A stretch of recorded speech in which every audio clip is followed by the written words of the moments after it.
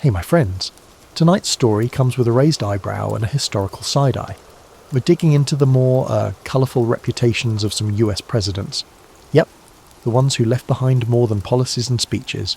Turns out, behind the curtains of power, a few commanders-in-chief had some very eyebrow-raising habits. So before you get comfortable, take a moment to subscribe and like the video if you support the content we provide for you daily. Also, please let us know what part of the world you're tuning in from and what time it is for you. Now, turn off those lights, get cozy, and let's learn about the strange and weirdest US presidents in history. Picture this. You're settling in for the night, maybe with a warm cup of tea, and someone asks you about the wildest stories from American presidential history. These stories aren't the ones you learned in a high school civics class, but rather the genuine human drama that transpired behind the marble columns and velvet curtains of power. When we think about presidents, we often envision these colossal figures carved from moral granite, standing nobly in oil paintings with their hands tucked into their waistcoats. But here's the kicker. These guys were just as messy, complicated, and human as the rest of us. Some of them were just better at hiding it than others. The presidency has always been this fascinating contradiction. On one hand, you've got the most powerful office in the world, demanding dignity, wisdom, and moral authority. On the other hand, you've got actual human beings with all their quirks, desires, and spectacular capacity for making questionable life choices. It's like expecting a teenager to behave perfectly at a house party when the parents are out of town. Technically possible, but historically unlikely. What makes presidential scandals so captivating isn't just the salacious details, though those certainly add flavour to the story. It's how these personal failings intersected with the massive responsibility of leading a nation.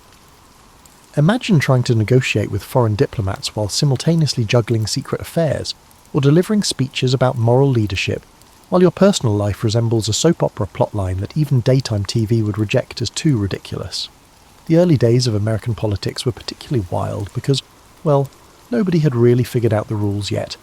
The Founding Fathers were brilliant at crafting a government structure, but they couldn't exactly include a handbook titled How Not to Embarrass Yourself and Your Country While in Office.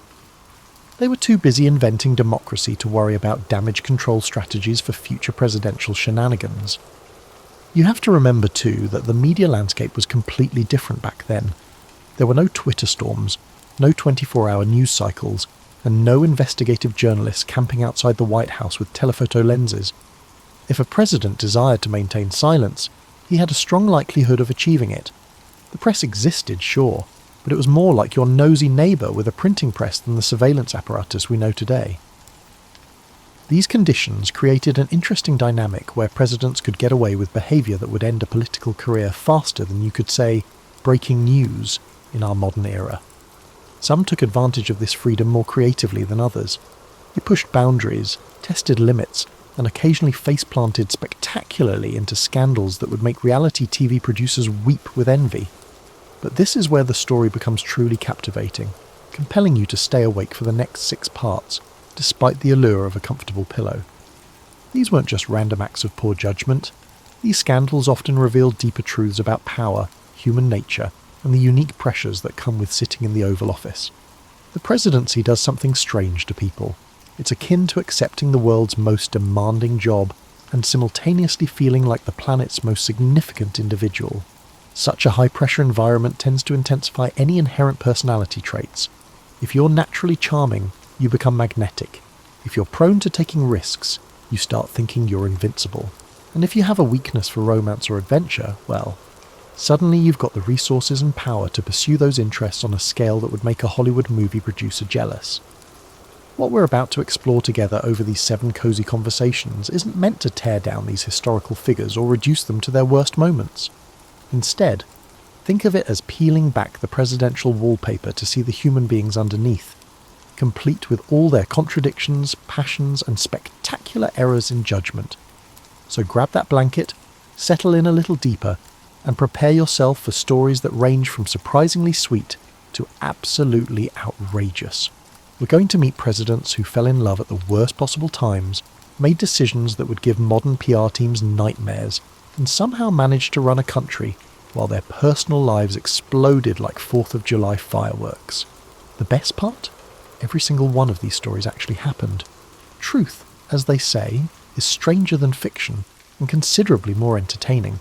Now that you're comfortable, let's start our journey with perhaps the most complex and controversial figure in American presidential history, Thomas Jefferson. You know him as the guy who wrote the Declaration of Independence and bought Louisiana for what amounts to pocket change in today's economy. However, Jefferson's personal life was a complex puzzle, with half the pieces concealed for over 2 centuries by the presidential administration. Imagine trying to reconcile the man who penned the immortal words "all men are created equal" with someone who owned over 600 enslaved people throughout his lifetime. It's like discovering your favourite philosopher, who writes beautiful treatises about freedom, keeps his neighbours locked in his basement. The cognitive dissonance is enough to give you mental whiplash, but the story that really keeps historians up at night involves Sally Hemings, an enslaved woman at Jefferson's Monticello estate. Sally wasn't just any enslaved person. She was the half-sister of Jefferson's deceased wife, Martha. Yes, you read that right. Martha's father had fathered Sally with one of his enslaved women, making the whole situation feel like a plot twist from a particularly dramatic historical novel. The relationship between Jefferson and Sally began when she was just a teenager, travelling with Jefferson's daughter to Paris, where he was serving as minister to France. Picture this. You're in the most romantic city in the world. You're a widower in your 40s who's sworn never to remarry, and you're accompanied by a young woman who bears a striking resemblance to your beloved late wife. It's like the universe conspired to create the most complicated possible scenario. What makes this story particularly fascinating and troubling is the power dynamic involved. Jefferson wasn't just Sally's owner. He was literally one of the most powerful men in America. Sally faced significant challenges in this relationship. She lived in a world where saying no to Thomas Jefferson wasn't really an option, which adds layers of complexity that make modern discussions about consent look simple by comparison. For nearly 200 years, Jefferson's defenders dismissed rumours about this relationship as political propaganda cooked up by his enemies. They painted anyone who suggested such a thing as scandal-mongers trying to destroy a founding father's reputation. It was like a very long, very academic game of he said, she said, except one side had access to all the history books and the other side had been systematically silenced. The truth started emerging through an unexpected source. Sally Hemings' descendants, who had been passing down the story through oral tradition for generations. They'd been saying, yes, Thomas Jefferson was our ancestor, for over a century, while historians patted them on the head and said, that's nice, dear, but we need documentation. It's a perfect example of how official history often ignores inconvenient voices, especially when those voices belong to people without power. Then DNA testing arrived on the scene in the 1990s like a scientific detective with a magnifying glass. The results were pretty conclusive. Jefferson had indeed fathered at least one, and probably several, of Sally Hemings' children.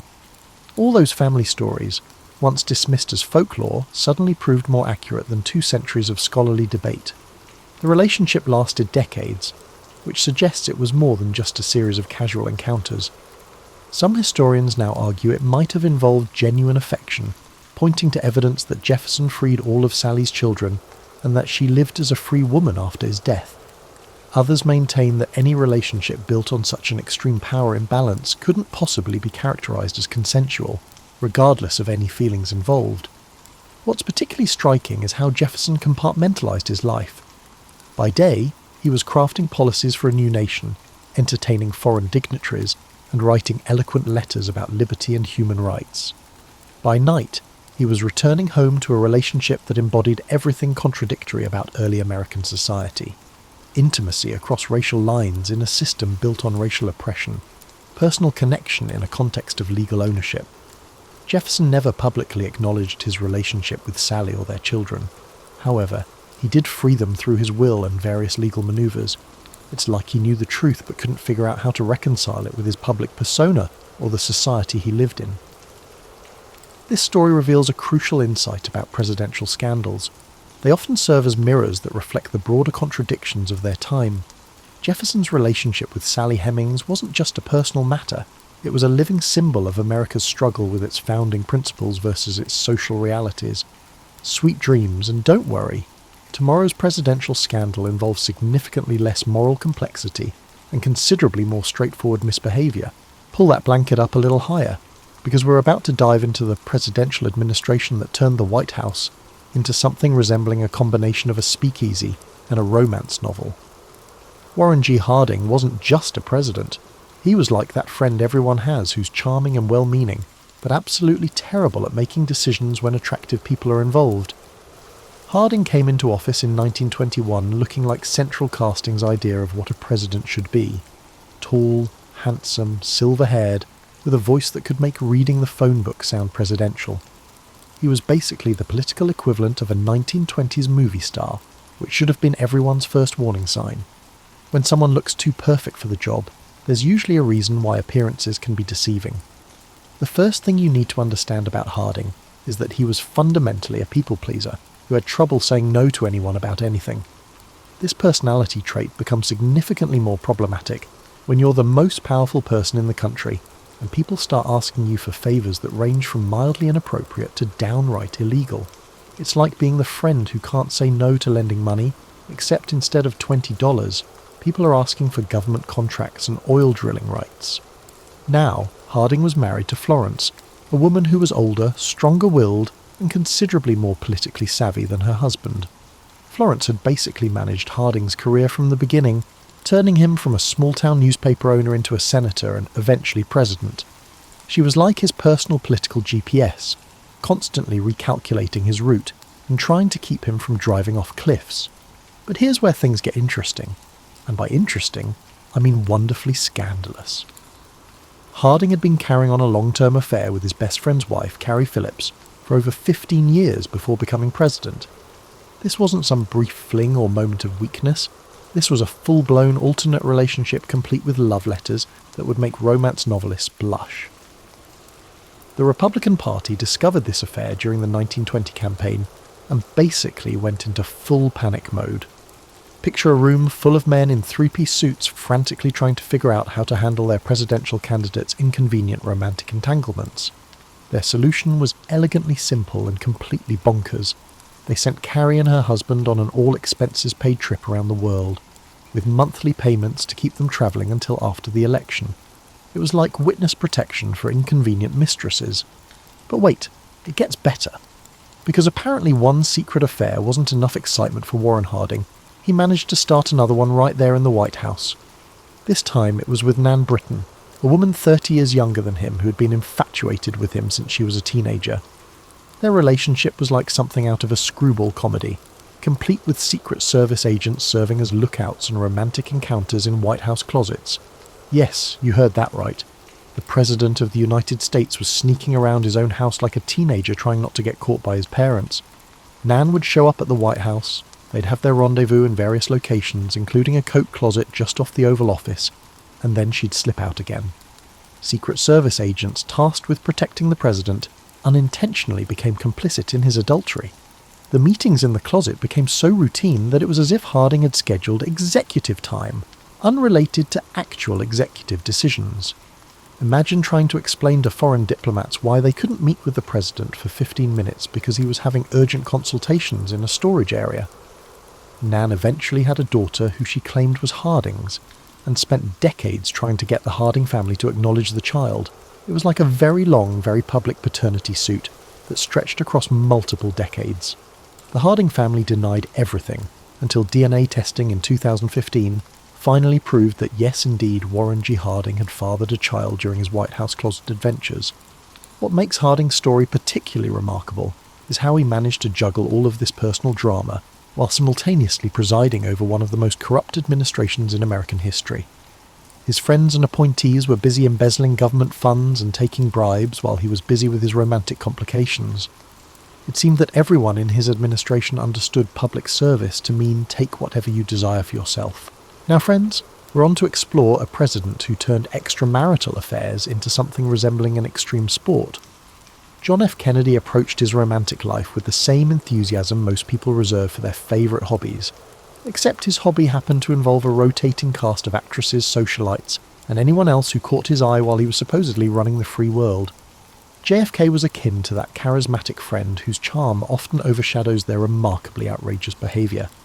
He had this magical combination of movie star looks, war hero credentials, and Irish wit that made people want to forgive him for things they'd never tolerate from anyone else.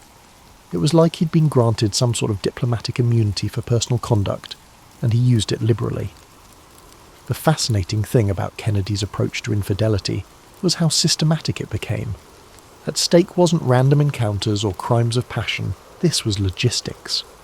His staff developed what amounted to a romantic scheduling system, coordinating secret visits, managing alibis, and ensuring that Jackie never accidentally walked in on anything that would require awkward explanations.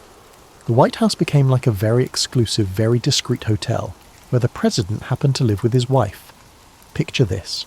You're a Secret Service agent whose job is to take a bullet for the president, but instead you find yourself playing elaborate games of hide-and-seek to help him avoid his wife. These agents were trained to handle international crises and assassination attempts, not to serve as relationship coordinators for a president who couldn't keep his calendar straight. It was like being a highly trained bodyguard who gets asked to help plan surprise parties, except the surprises were definitely not for the First Lady. The most famous relationship of Kennedy's was with Marilyn Monroe. Although referring to it as a relationship might be generous, it resembled two very famous individuals occasionally orbiting each other at parties and events. Marilyn was already the most photographed woman in America, and JFK was the most powerful man, so their connection was like mixing nitroglycerin with a lit cigarette. Everyone knew it was dangerous, but nobody could look away. The birthday serenade where Marilyn sang "Happy Birthday, Mr. President," in that breathy, sultry voice, while wearing a dress that looked like it had been painted on, became one of those cultural moments that defined an era. It was inappropriate that it became iconic. Jackie Kennedy reportedly referred to it as "that show," and made sure she was conveniently out of town that evening. Even presidential wives have their limits. But Monroe was just the most visible name on a very long list. There were actresses, socialites, White House staff members, and women whose names we'll probably never know because discretion was actually possible in 1962. Kennedy's approach to romance was like a collector pursuing rare artifacts, systematic, enthusiastic, and always looking for the next acquisition. It is crazy to me how Kennedy managed to compartmentalize his personal behavior from his presidential duties, because he could spend an afternoon juggling romantic intrigue and then deliver a speech about the space race, or handle the Cuban Missile Crisis as if nothing unusual had happened. It's like he had some sort of mental filing system where affairs of state and affairs of the heart were kept in completely separate drawers. The Kennedy administration developed what historians now call the culture of complicity. Everyone from staff members to journalists knew what was going on, but there was this unspoken agreement that presidential private life was off-limits for public consumption. It was like the entire Washington establishment had agreed to play a massive game of see no evil, hear no evil, speak no evil, except they were seeing and hearing plenty. This wasn't necessarily noble discretion either. It was more like mutual assured destruction. Everyone had secrets, so everyone kept quiet about everyone else's secrets. Washington in the early 1960s was like a very exclusive club where the membership fee was keeping your mouth shut about things that would make excellent gossip. The irony is that Kennedy's reputation as a devoted family man was carefully crafted and maintained, while this parallel romantic universe existed just out of public view. Photos of the president with Caroline and John Jr. would appear on magazine covers, while Hollywood actresses were being quietly ushered through back entrances of the White House. It was like living in two completely different movies simultaneously. One was a heartwarming family drama, and the other was a romantic comedy with very loose moral boundaries. Kennedy's story reveals something fascinating about the 1960s. It was a time when public image and private reality could exist in completely separate universes, at least for people with enough power and charm to maintain the illusion. Now we're getting into territory you probably remember from your own adult life. The moment when presidential scandals stopped being whispered about in history books and started playing out in real time on your television screen. Bill Clinton's presidency marked the end of the era when presidents could keep their personal lives reasonably private, and the beginning of the age when every presidential indiscretion becomes a national conversation topic. Clinton arrived in Washington like a political tornado, charming, brilliant, and carrying enough personal baggage to fill a cargo plane. He was the first president of the MTV generation, someone who could play saxophone on late-night TV and discuss policy details with equal enthusiasm. But he also brought a romantic history that made previous presidential scandals look like gentle breezes compared to his Category 5 hurricane of complications. The thing about Clinton was that he genuinely loved people, all people, but especially people who found him as fascinating as he found them. He had this rare ability to make whoever he was talking to feel like the most important person in the room, which is a tremendous political asset, and a significant personal liability when you're married and supposedly committed to monogamy. You have to understand the media landscape that Clinton walked into. The 1990s saw the emergence of the internet, the 24-hour emergence of cable news, and the rapid erosion of the traditional understanding of presidential privacy. Every reporter in Washington was looking for the story that would make their career, and Clinton's personal life was like a gold mine with a neon sign saying, "Dig here." The Paula Jones case was like watching a slow-motion avalanche.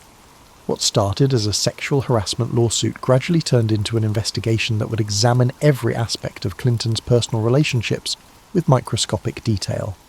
It was like being audited by accountants who were specifically looking for evidence of romantic bookkeeping errors, and Clinton had kept very sloppy records. Then came Monica Lewinsky, and suddenly the whole country was having conversations at dinner tables that parents never imagined they'd need to have with their children. The intern affair wasn't just a presidential scandal. It became a cultural phenomenon that turned legal terminology into household vocabulary and made cigar jokes a permanent part of American humour. What made the Clinton scandal particularly excruciating to watch was how it played out in real time on television. Previous presidents had the luxury of time. Their scandals could be discovered, processed, and contextualized by historians decades later. Clinton got to watch his marriage, his presidency, and his personal reputation dissected on live television while he was still trying to figure out how to explain things to his wife and daughter.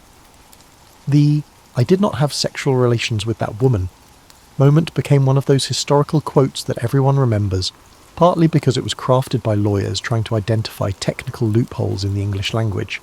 It was like watching someone try to argue that they didn't eat the cookies, because technically they only licked the frosting off, legally precise, but not particularly convincing to anyone with common sense. Hillary Clinton's response to the whole situation was fascinating to watch. The transformation from a supportive political wife standing by her husband to a political force in her own right was largely due to her need to establish her own independent credibility, while her husband's was rapidly diminishing. It was like watching someone learn to fly a plane while the original pilot was unconscious, and the plane was in a nosedive. The impeachment proceedings turned the scandal into a constitutional crisis, which had the peculiar effect of making Clinton's personal behaviour into a matter of national security and democratic governance.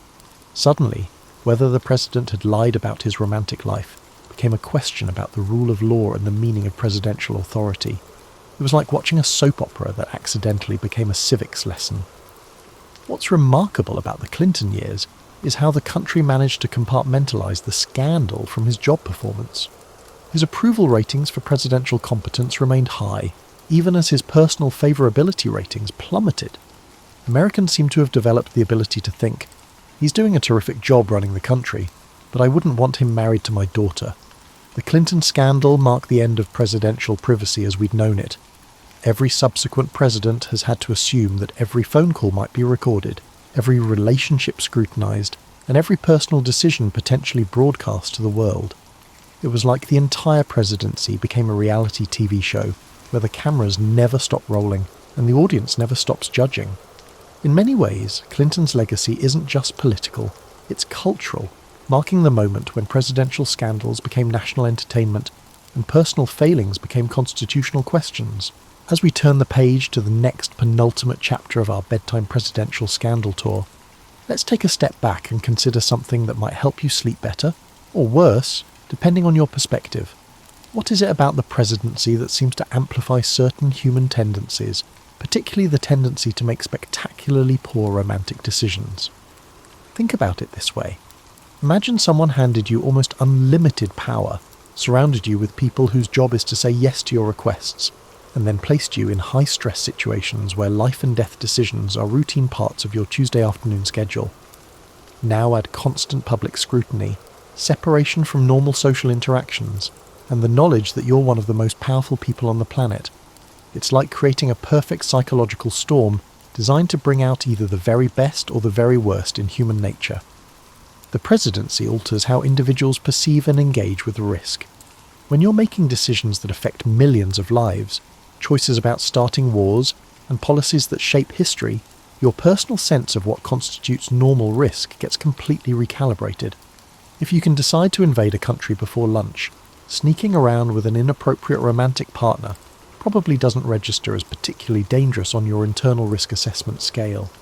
There's also what psychologists call the power paradox, the very traits that help someone become president, charisma, confidence, willingness to take risks, are also the traits that make them more likely to engage in behaviour that could destroy their presidency. It's like being selected for a job specifically because you're good at juggling flaming torches and then being surprised when occasionally you get burned.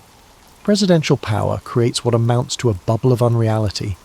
Everyone around you has been trained to facilitate your wishes, solve your problems, and shield you from consequences. If you want to meet someone, staffers will arrange it. If you want privacy, the Secret Service will create it. If you want to avoid awkward questions, communications teams will deflect them. It's like living in a world where the normal rules of cause and effect have been temporarily suspended for your convenience. This bubble effect extends to relationships in particularly problematic ways. Normal dating involves risk, rejection, awkwardness, having to win someone over through your own merits. Presidential dating involves none of these natural safeguards.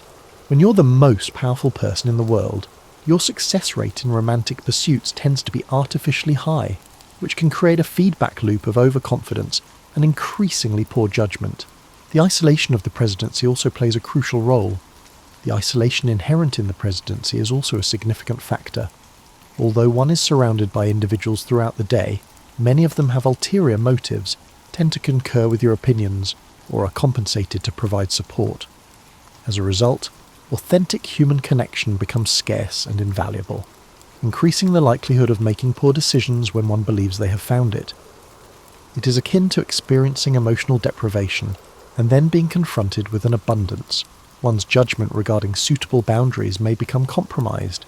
Genuine human connection becomes rare and precious, which makes it more likely that you'll make poor decisions when you think you've found it. It's like being emotionally starved and then being presented with a feast. Your judgment about appropriate portions goes out the window. There's also the historical factor that we've been exploring throughout these bedtime stories. Until very recently, presidents could reasonably expect that their personal lives would remain private. This created a moral hazard, where the natural consequences of poor personal decisions, public embarrassment, relationship damage, and career destruction were significantly diminished. It was like playing poker with house money. The stakes felt lower because the personal costs seemed manageable. The stress factor can't be underestimated either.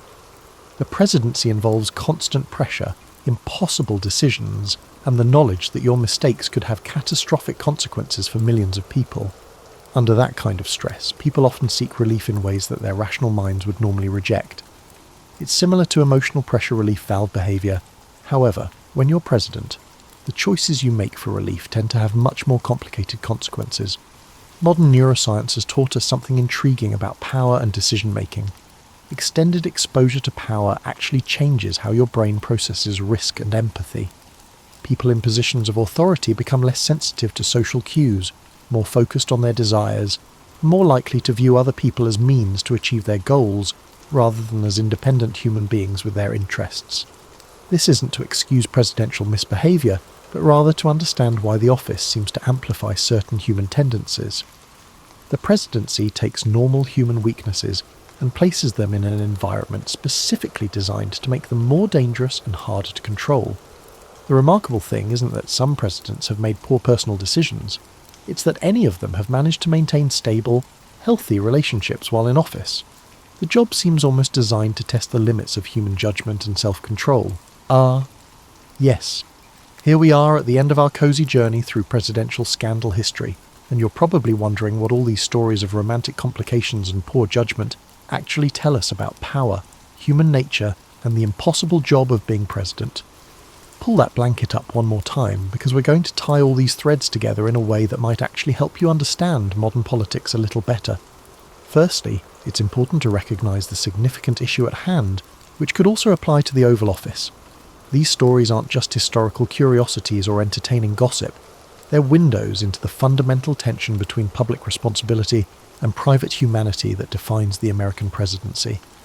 Every person who takes that oath is caught between being a symbol of national virtue and being an actual human being with all the messy complications that entails. The fascinating aspect lies in how the scandals of each era mirror the values and shortcomings of their respective eras. Jefferson's relationship with Sally Hemings revealed the contradictions of a nation founded on equality while practicing slavery. Harding's affairs reflected the freewheeling, rule-breaking spirit of the 1920s. Kennedy's romantic adventures mirrored the glamour and hidden complexities of Camelot-era America. Clinton's scandal played out in the emerging 24-hour media landscape that would define modern politics. The evolution of how we handle presidential scandals tells us as much about ourselves as it does about the presidents involved.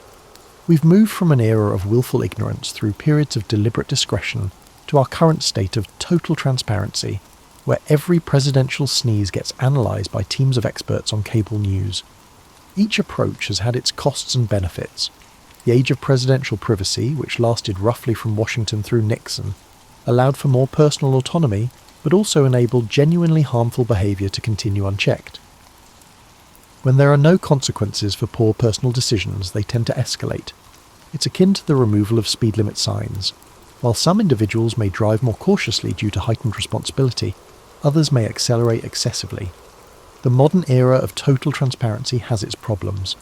When every personal interaction becomes potential scandal material, presidents become increasingly isolated and artificial.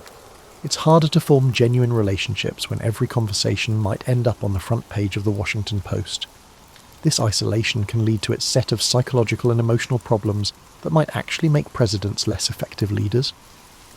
What these stories teach us about power is both sobering and strangely reassuring. These stories are sobering as they illustrate how power can taint judgment and magnify human weaknesses. These stories are reassuring because they demonstrate that individuals with significant flaws can still rise to occasions that demand greatness. Jefferson wrote the Declaration of Independence despite his personal contradictions. Kennedy handled the Cuban Missile Crisis despite his romantic complications. Human beings are wonderfully frustratingly complex. There's also something to be learned about the difference between personal character and professional competence. Some of our most effective presidents have been personally flawed, while some of our most genuinely virtuous presidents have been less successful in office. It's like discovering that your most talented surgeon has terrible taste in music, relevant to dinner party conversation, but not necessarily to their ability to save your life.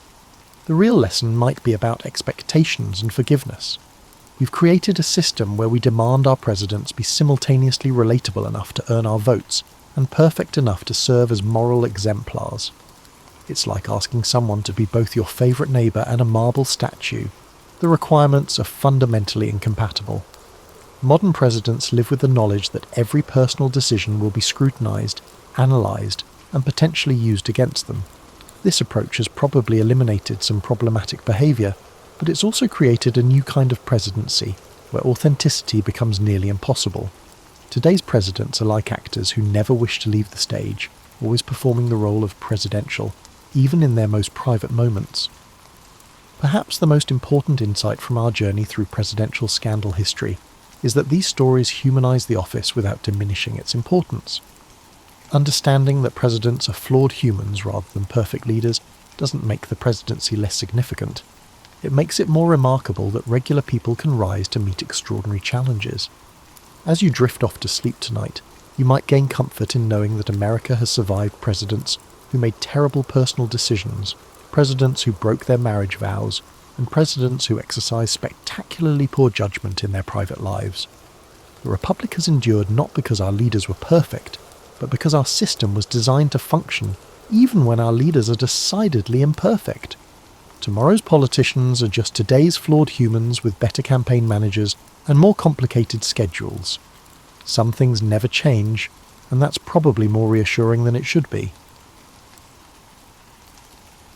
Picture, if you will, the year 1564 in Stratford-upon-Avon, where the River Avon meanders like a drunken playwright searching for his next line. Here, in a timber-framed house that creaks like old bones, young William Shakespeare draws his first breath into a world that will spend the next 4 centuries arguing about whether he actually existed. The irony, dear listeners, is that existing was precisely his problem. Born to John Shakespeare, a glover whose hands shaped leather, but whose dreams shaped disappointment, William inherited more than just his father's trade aspirations. He inherited the crushing weight of middle-class respectability in an age when stepping outside your designated social box was like performing Hamlet without a script. John, you see, wasn't content with merely crafting gloves. He harboured municipal ambitions, becoming an alderman and eventually bailiff of Stratford. Success, however, proved as slippery as wet leather, and by the time young Will reached adolescence, the family's fortunes had tumbled faster than a poorly rehearsed death scene. The Shakespeare household echoed with the peculiar tension of fallen gentility, that special kind of misery reserved for families who remember better times while counting their remaining coins. John's financial troubles weren't merely about money, they were about identity. In Elizabethan England, your worth was measured not just by your purse, but by your position, and John's declining fortunes meant the family name carried the particular stigma of ambitious failure. Young William, blessed with what we now recognise as genius but what his contemporaries might have called dangerous imagination, found himself trapped between his father's expectations and his own impossible dreams. Grammar school provided him with Latin, rhetoric, and a dangerous taste for stories that transported him far beyond Stratford's suffocating boundaries. However, the dual nature of education only served to stifle his provincial life, akin to attempting to encapsulate the vastness of the ocean within a tiny teacup. The boy who had become England's greatest writer spent his formative years watching his father's dreams crumble, while his own grew increasingly impossible. In a society where most people died within 20 miles of where they were born, William's imagination roamed freely through the ancient Rome, mythical Athens, and magical islands that existed nowhere but in his restless mind. This disconnect between inner vastness and outer limitation would haunt him throughout his life, the eternal struggle of the artist born into the wrong circumstances. But perhaps most cruelly, young Shakespeare possessed something that made his situation unbearable: talent. His talent was not the comfortable mediocrity that would have enabled him to follow his father's trade with contentment, but a blazing, undeniable gift that made ordinary life feel like wearing clothes several sizes too small. He could see the poetry in everyday speech, hear the music in casual conversation, and feel the dramatic potential in the mundane interactions of provincial life. This sensitivity, this capacity to elevate the ordinary to the extraordinary, served as both his greatest gift and his most enduring curse. The Stratford of Shakespeare's youth was a place where dreams were luxuries few could afford. Market days brought temporary excitement, travelling players occasionally provided glimpses of the wider world, but mostly life moved with the inexorable rhythm of seasonal agriculture and traditional expectations. For most residents, this predictability provided comfort. For young William, it felt like a gradual suffocation. He was born into a coop of contented chickens, and everyone wondered why he couldn't simply be satisfied with the available seeds. At 18, our future bard found himself ensnared in life's most common trap: biology. Anne Hathaway, 8 years his senior and already showing signs of their impending child, represented both salvation and imprisonment for young Shakespeare. Their marriage, hastily arranged in November 1582, solved one immediate problem while creating a dozen others, like using a beautiful bandage to cover a gaping wound. Anne, daughter of a prosperous Shottery farmer, brought to the union everything William lacked: maturity, practical knowledge, and the grounding influence of someone who understood that life required more than pretty words and soaring imagination. She also brought pregnancy, which in Elizabethan England meant marriage wasn't a choice but a moral imperative wrapped in social necessity. The wedding, conducted with unseemly haste, whispered of scandal in a society where reputation was currency and shame was bankruptcy. Within 2 years, the couple had 3 children, Susanna, followed by twins Hamlet and Judith. Suddenly, the dreamy young man who had spent his youth crafting sonnets in his head found himself responsible for 4 mouths to feed and a household to maintain. Fatherhood, that magnificent destroyer of artistic pretensions, descended upon Shakespeare like a plague of locusts, consuming his time, energy, and the luxury of self-contemplation. The irony was exquisite. The man who would write the most psychologically complex characters in literature found himself trapped in the most conventional of plots. Morning brought not inspiration, but the demands of crying babies. Evening arrived with exhaustion instead of creative energy, and the night hours that should have belonged to his muse were claimed by the basic requirements of survival.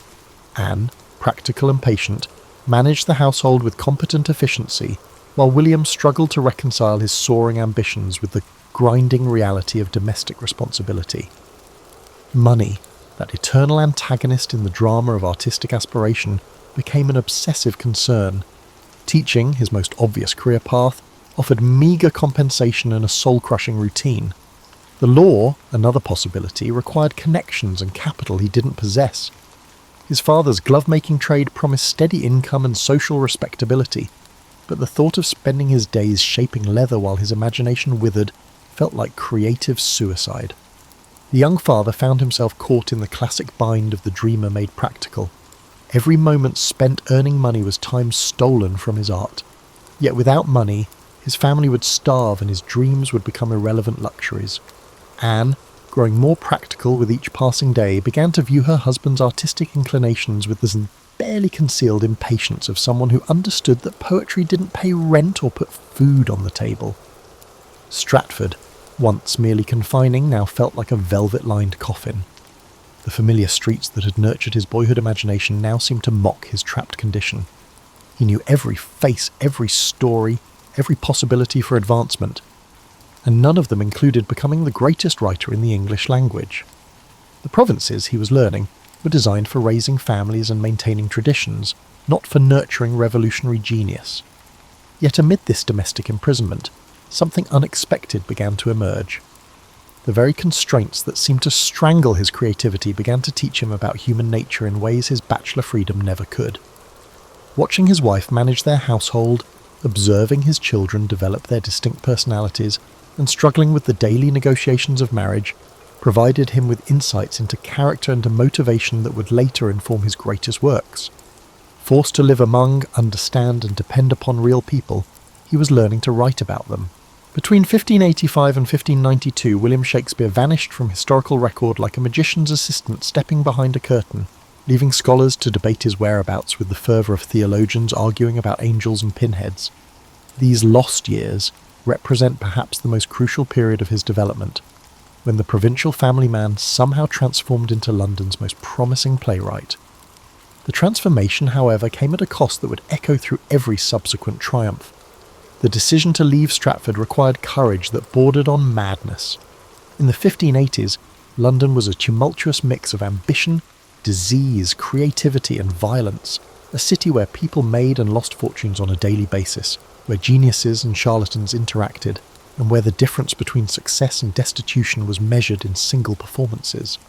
For a married man with 3 children, abandoning the security of provincial life for the uncertainties of the theatre world wasn't a romantic adventure, it was a potential catastrophe. Yet London's theatrical scene beckoned with irresistible allure. The playhouses, the theatre, the Curtain, and the Rose were revolutionising entertainment, transforming drama from religious instruction into popular art.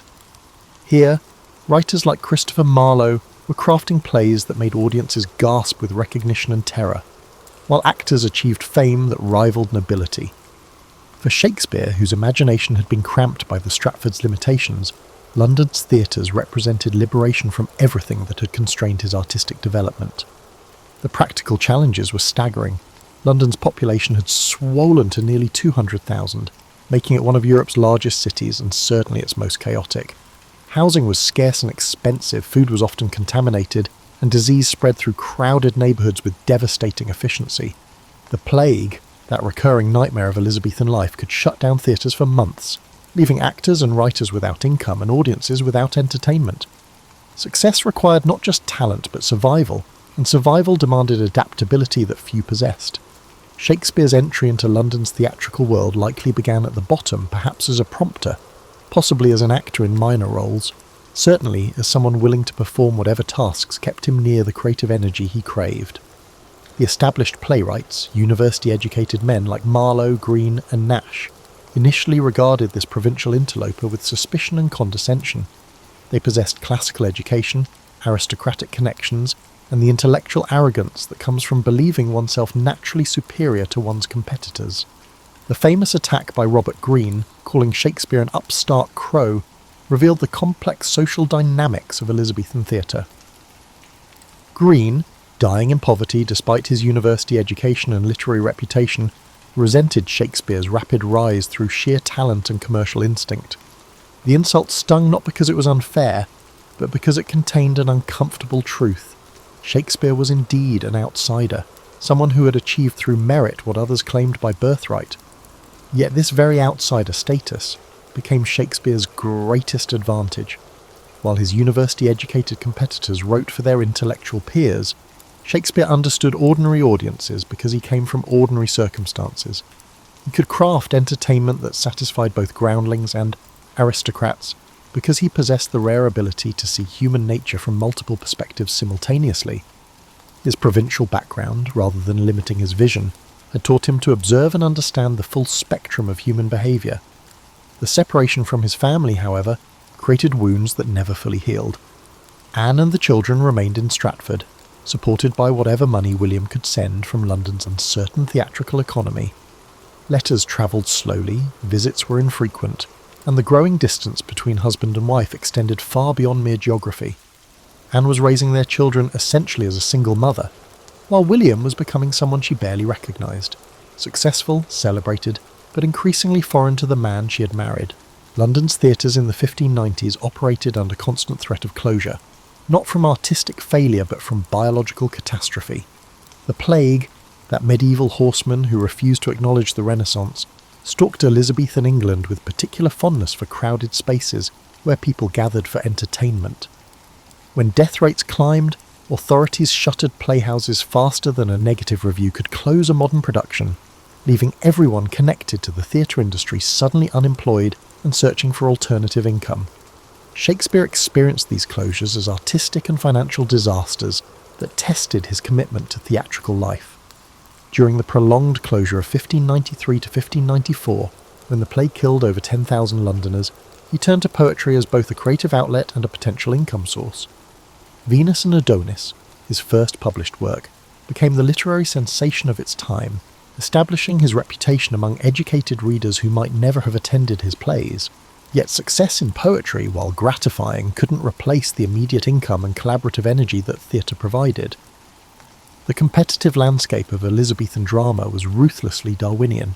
Playwrights stole plots, characters, and even entire speeches from each other with casual efficiency, creating an environment where originality was less important than effective adaptation.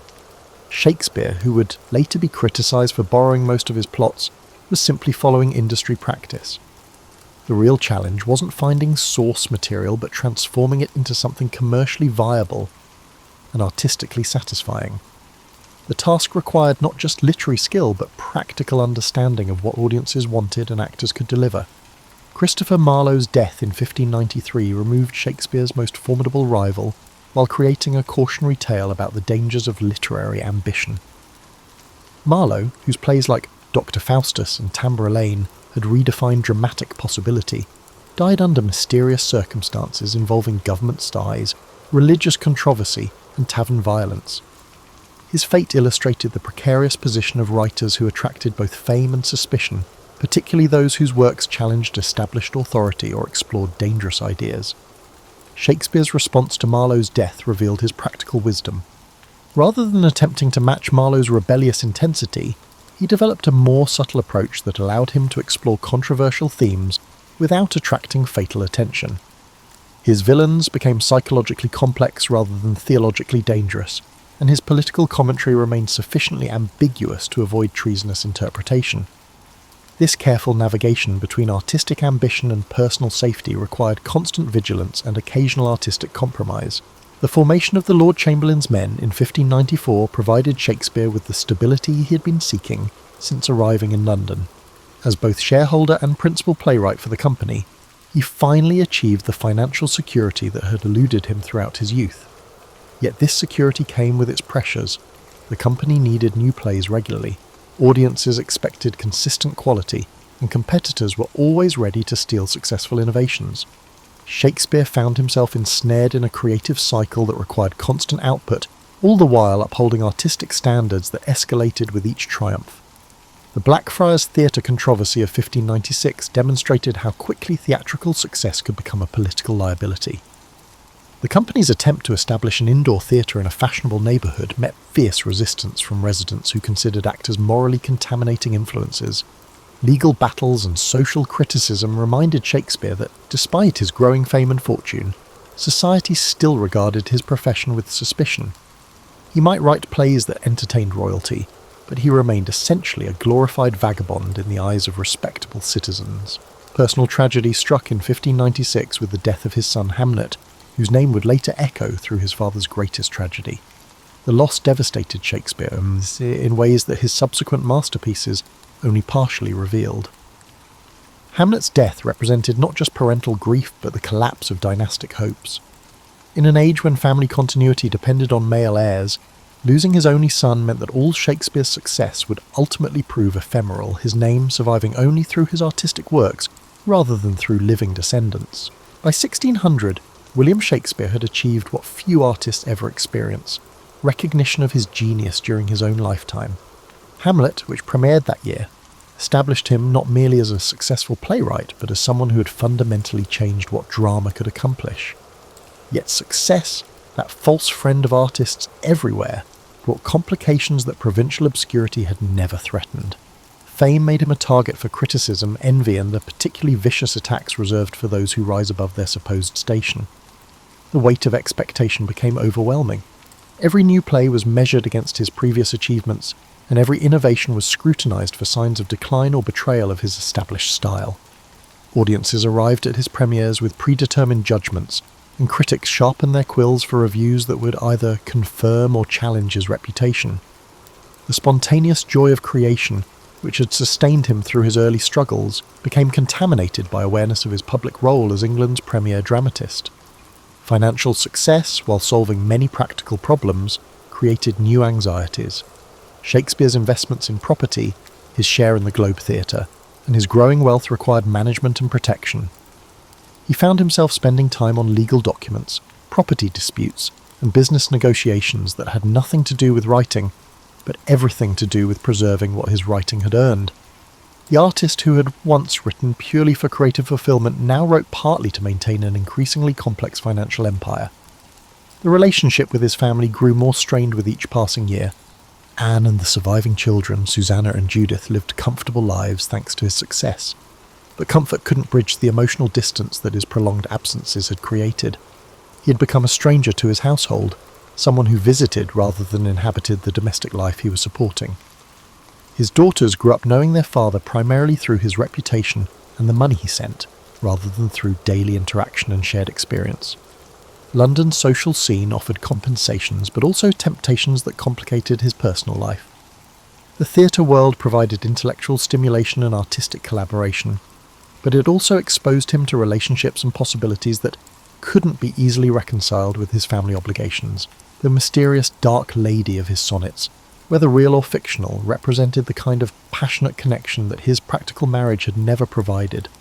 These relationships, whether consummated or merely imagined, created guilt and longing that enriched his art while complicating his life. The political climate under James I proved both more and less dangerous than under Elizabeth. The new king's fascination with witchcraft and Scottish history provided Shakespeare with material for Macbeth, while his interest in the theatre led to royal patronage that elevated the company's status.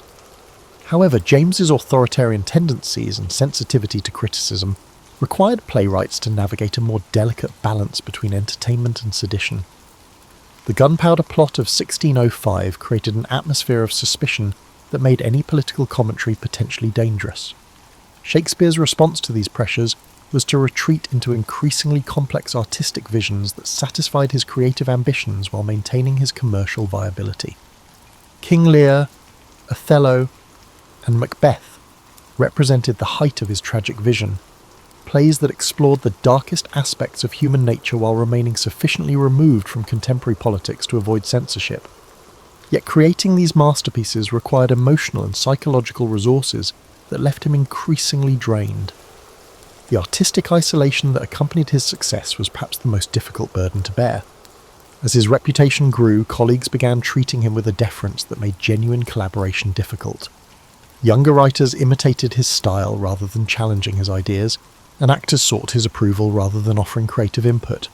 The lonely authority of acknowledged mastery was replacing the collaborative spirit that had made theatre exciting. Recognition of his genius, while gratifying, also brought unwanted attention to his personal life and background.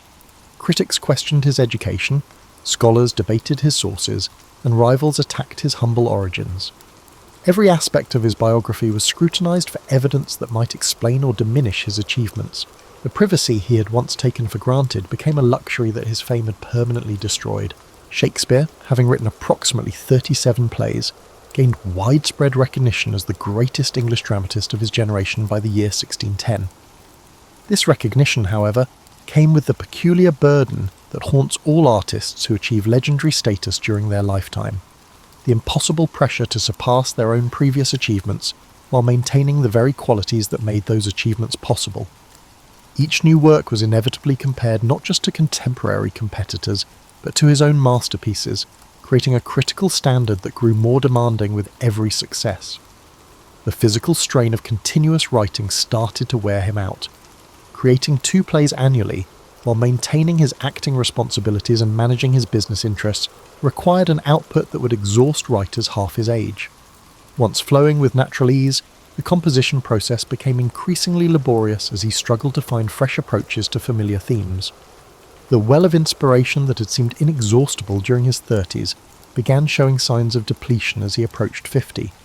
His later plays, The Winter's Tale, Cymbeline, and The Tempest, reflected this creative fatigue while simultaneously representing new artistic directions. These works, often called romances, combined elements of comedy and tragedy in ways that suggested either experimental boldness or diminished certainty about dramatic form. Contemporary audiences, expecting the clear generic boundaries of his earlier work, often responded with confusion rather than appreciation.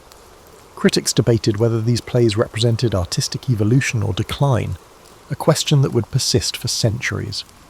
The relationship with his acting company grew increasingly complicated as younger performers and writers challenged his authority.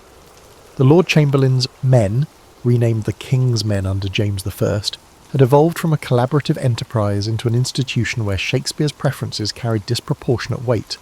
This power, while professionally advantageous, isolated him from the creative friction that had previously stimulated his best work.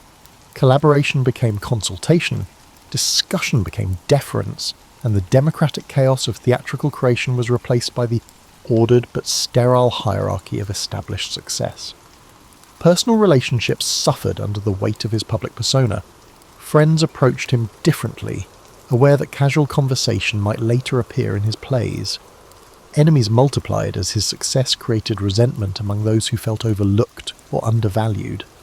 Even his closest relationships became complicated by awareness of his fame and the potential benefits or dangers of association with him.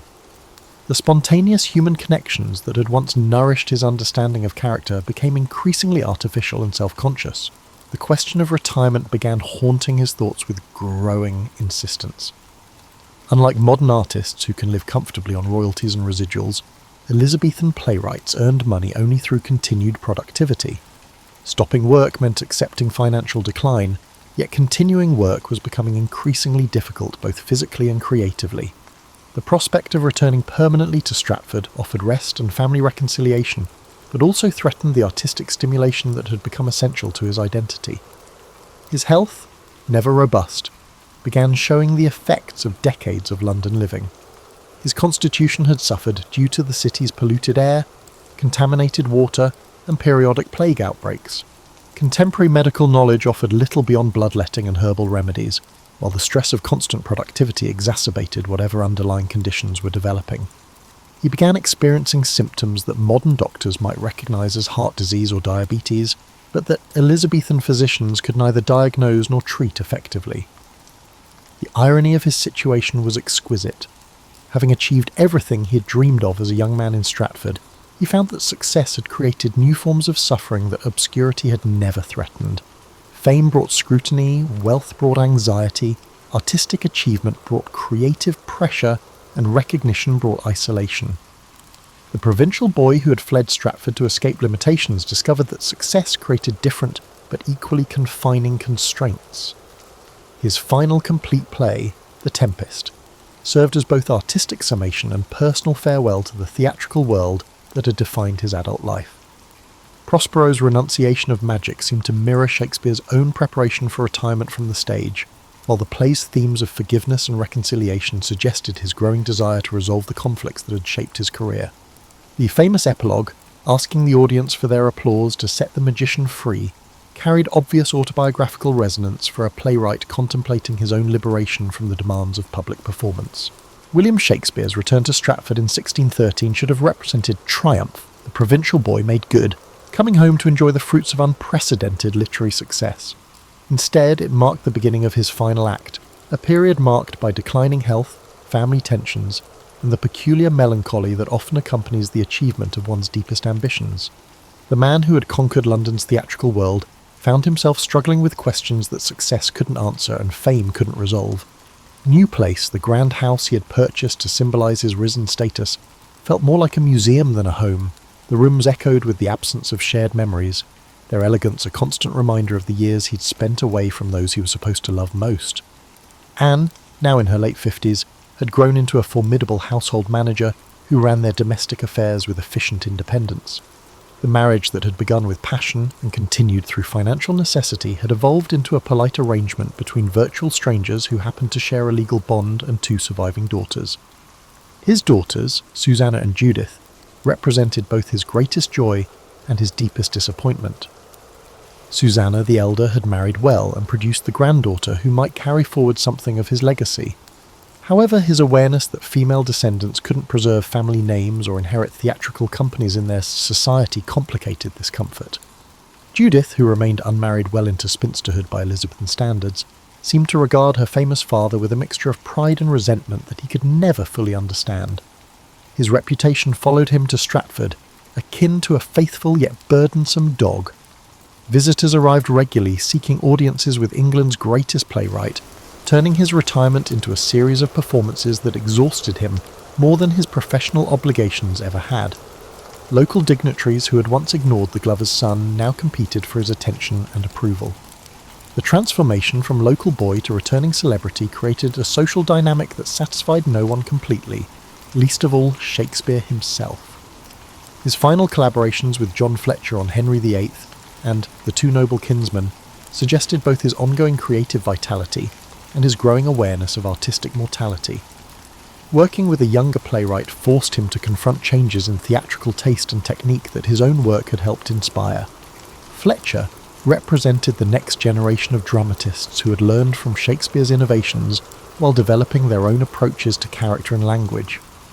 The collaboration was professionally successful but personally difficult, reminding Shakespeare that even his artistic authority was ultimately temporary. The legal complications surrounding his will revealed the complex web of relationships and resentments that success had created. Decisions about property distribution became tests of family loyalty and social obligation. The famous bequest of his second-best bed to Anne has puzzled scholars for centuries, but it perfectly captured the mixture of affection, duty and distance that characterized their long partnership. Whether intended as insult or intimate gesture, the legacy reflected the ambiguous nature of their relationship and the impossibility of reducing complex human connections to simple legal formulas. His health deteriorated rapidly during the winter of 1615 to 1616, though the exact nature of his illness remains mysterious. Contemporary accounts suggest fever and weakness, symptoms that could indicate anything from influenza to heart disease to the various infections that regularly claimed Elizabethan lives. Modern medical speculation has proposed everything from syphilis to brain tumours, but the diagnosis matters less than the irony of England's greatest writer dying, while still at the height of his creative powers. The final weeks brought visitors seeking wisdom, benedictions, or simply the bragging rights of having spoken with the famous playwright. Shakespeare received them with diminishing energy but characteristic grace, offering insights into his craft while carefully avoiding the kind of personal revelations that might compromise his meticulously constructed public image. Even approaching death, he remained conscious of his reputation and concerned about how his legacy would be interpreted by future generations. He died on April 23, 1616, possibly on his 52nd birthday, though Elizabethan record-keeping makes precise dating impossible. The date itself appeared appropriate, for a man whose life had been characterized by dramatic timing and poetic coincidence. His passing prompted immediate elegies from fellow writers who recognized that English literature had lost its greatest practitioner, while also creating space for new voices to emerge from his enormous shadow. The inscription on his tomb in Stratford's Holy Trinity Church, "Good friend, for Jesus' sake, forbear to dig the dust enclosed here," reflected his final concern about privacy and posthumous dignity. The curse against grave robbers, whether composed by Shakespeare himself or by someone who knew his fears, proved remarkably effective. His remains stayed undisturbed while his reputation grew to proportions that would have astonished and possibly horrified the man who had simply wanted to write good plays and support his family. The true tragedy of William Shakespeare's life wasn't that he failed to achieve his dreams, but that achieving them revealed how insufficient even the greatest success could be when measured against human longing for connection, understanding and lasting meaning. He became immortal through his words while remaining painfully mortal in his need for love, recognition, and the simple satisfactions of domestic happiness. His genius elevated him above his contemporaries while isolating him from the very human experiences that had inspired his greatest works. In the end, Shakespeare's life embodied the central paradox of artistic achievement. The qualities that made him a brilliant writer, sensitivity, imagination, emotional depth, and intellectual curiosity, also made ordinary life extraordinarily difficult. He achieved success beyond all reasonable expectations, yet the consequences of his success haunted him. His plays have outlived the civilization that produced them, but the man who wrote them, experienced the same struggles with love, death, ambition, and disappointment that define human experience across all centuries. The boy from Stratford, who dreamed of escaping provincial limitations, succeeded beyond his wildest imagination, only to discover that success created its own forms of imprisonment. His victory over obscurity was complete, but the triumph, as his tragedies consistently demonstrated, often proves indistinguishable from defeat. William Shakespeare achieved his aspirations and discovered, regrettably, that achieving what he desired often marked the beginning rather than the conclusion of life's most challenging issues. Perhaps that's why his works continue to resonate. Not because he found answers to life's essential questions, but because he lived those questions so completely that his art became an eternal meditation on the beautiful impossibility of human satisfaction. He sucked at being William Shakespeare precisely because he turned out to be humanly impossible, and in that impossibility, he created something genuinely immortal. You know how sometimes the most ridiculous moments in history happen when powerful people try to do something perfectly normal? Well, settle in, because you're about to hear about the time Napoleon Bonaparte, conqueror of Europe, Emperor of France, the man who redrew the map of the world, got completely overwhelmed by a bunch of fluffy rabbits. Imagine Napoleon in July 1807, when his power was at its peak. He has just signed the Treaty of Tilsit with Russia, which essentially divides Europe between him and Tsar Alexander the Hun as if they are splitting a pizza. The treaty negotiations took place on a raft in the middle of the Niemen River, which sounds uncomfortable, but was apparently the fashionable way to conduct international diplomacy back then. Napoleon is feeling pretty good about himself. He's 37 years old, ruler of an empire that stretches from Spain to Poland, and he's just convinced one of Europe's most powerful rulers to be his friend instead of his enemy. In his mind, the occasion calls for a celebration. This is not just any celebration, but one that is fittingly imperial and manly. So what does the Emperor of France decide to do? He wants to go hunting. Specifically, he wants to go rabbit hunting. Now, this may seem like a perfectly reasonable way for a powerful man to decompress. After all, hunting was the traditional pastime of European nobility. It showed you had leisure time, excellent aim, and weren't afraid to get a little dirt under your fingernails. This is where Napoleon's personality begins to emerge. Napoleon cannot simply go hunting like any other individual. Everything has to be grand, everything has to be perfect, and everything has to make a statement. He doesn't want to wander through the woods hoping to spot a rabbit or two. He desires a hunt that is not only grand but also spectacular, a hunt that will leave a lasting impression. He turns to his chief of staff, Alexandre Berthier, and tells him to organise a rabbit hunt. This is not just any rabbit hunt, but a hunt fit for an emperor. Berthier, who has dealt with Napoleon's grandiose ideas for years, probably sighs internally, but immediately gets to work. After all, if your boss has just conquered most of Europe, You don't argue with him about party planning. The location chosen is the grounds around Malmaison, Napoleon's country estate. It's a beautiful property with rolling hills, scattered woods, and plenty of open space, perfect for a hunting party. The plan is simple. Invite all the important military officers and government officials, release hundreds of rabbits into the countryside, and then have a grand time chasing them down. You can imagine Napoleon's excitement as the plans come together. He's probably pacing around his study, hands clasped behind his back in that famous pose, detailing exactly how he wants everything arranged. The weapons must be cleaned and prepared, the refreshments must be perfect, and there must be many rabbits. This phase is where Berthier starts to earn his reputation as one of history's most competent staff officers. He understands that his emperor doesn't just want a hunting party. He wants a hunting party that will become a legend. Berthier starts the planning process with the same meticulousness he would apply to a military campaign. First, he needs to secure the hunting grounds. The estate must be properly prepared, with beaters positioned to drive the rabbits toward the hunters. Then there's the matter of weapons. Fine hunting rifles for all the guests, properly maintained and sighted.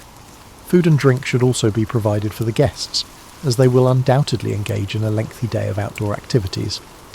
They need to arrange transportation to and from the hunting grounds. It's starting to sound less like a casual afternoon and more like a logistical operation.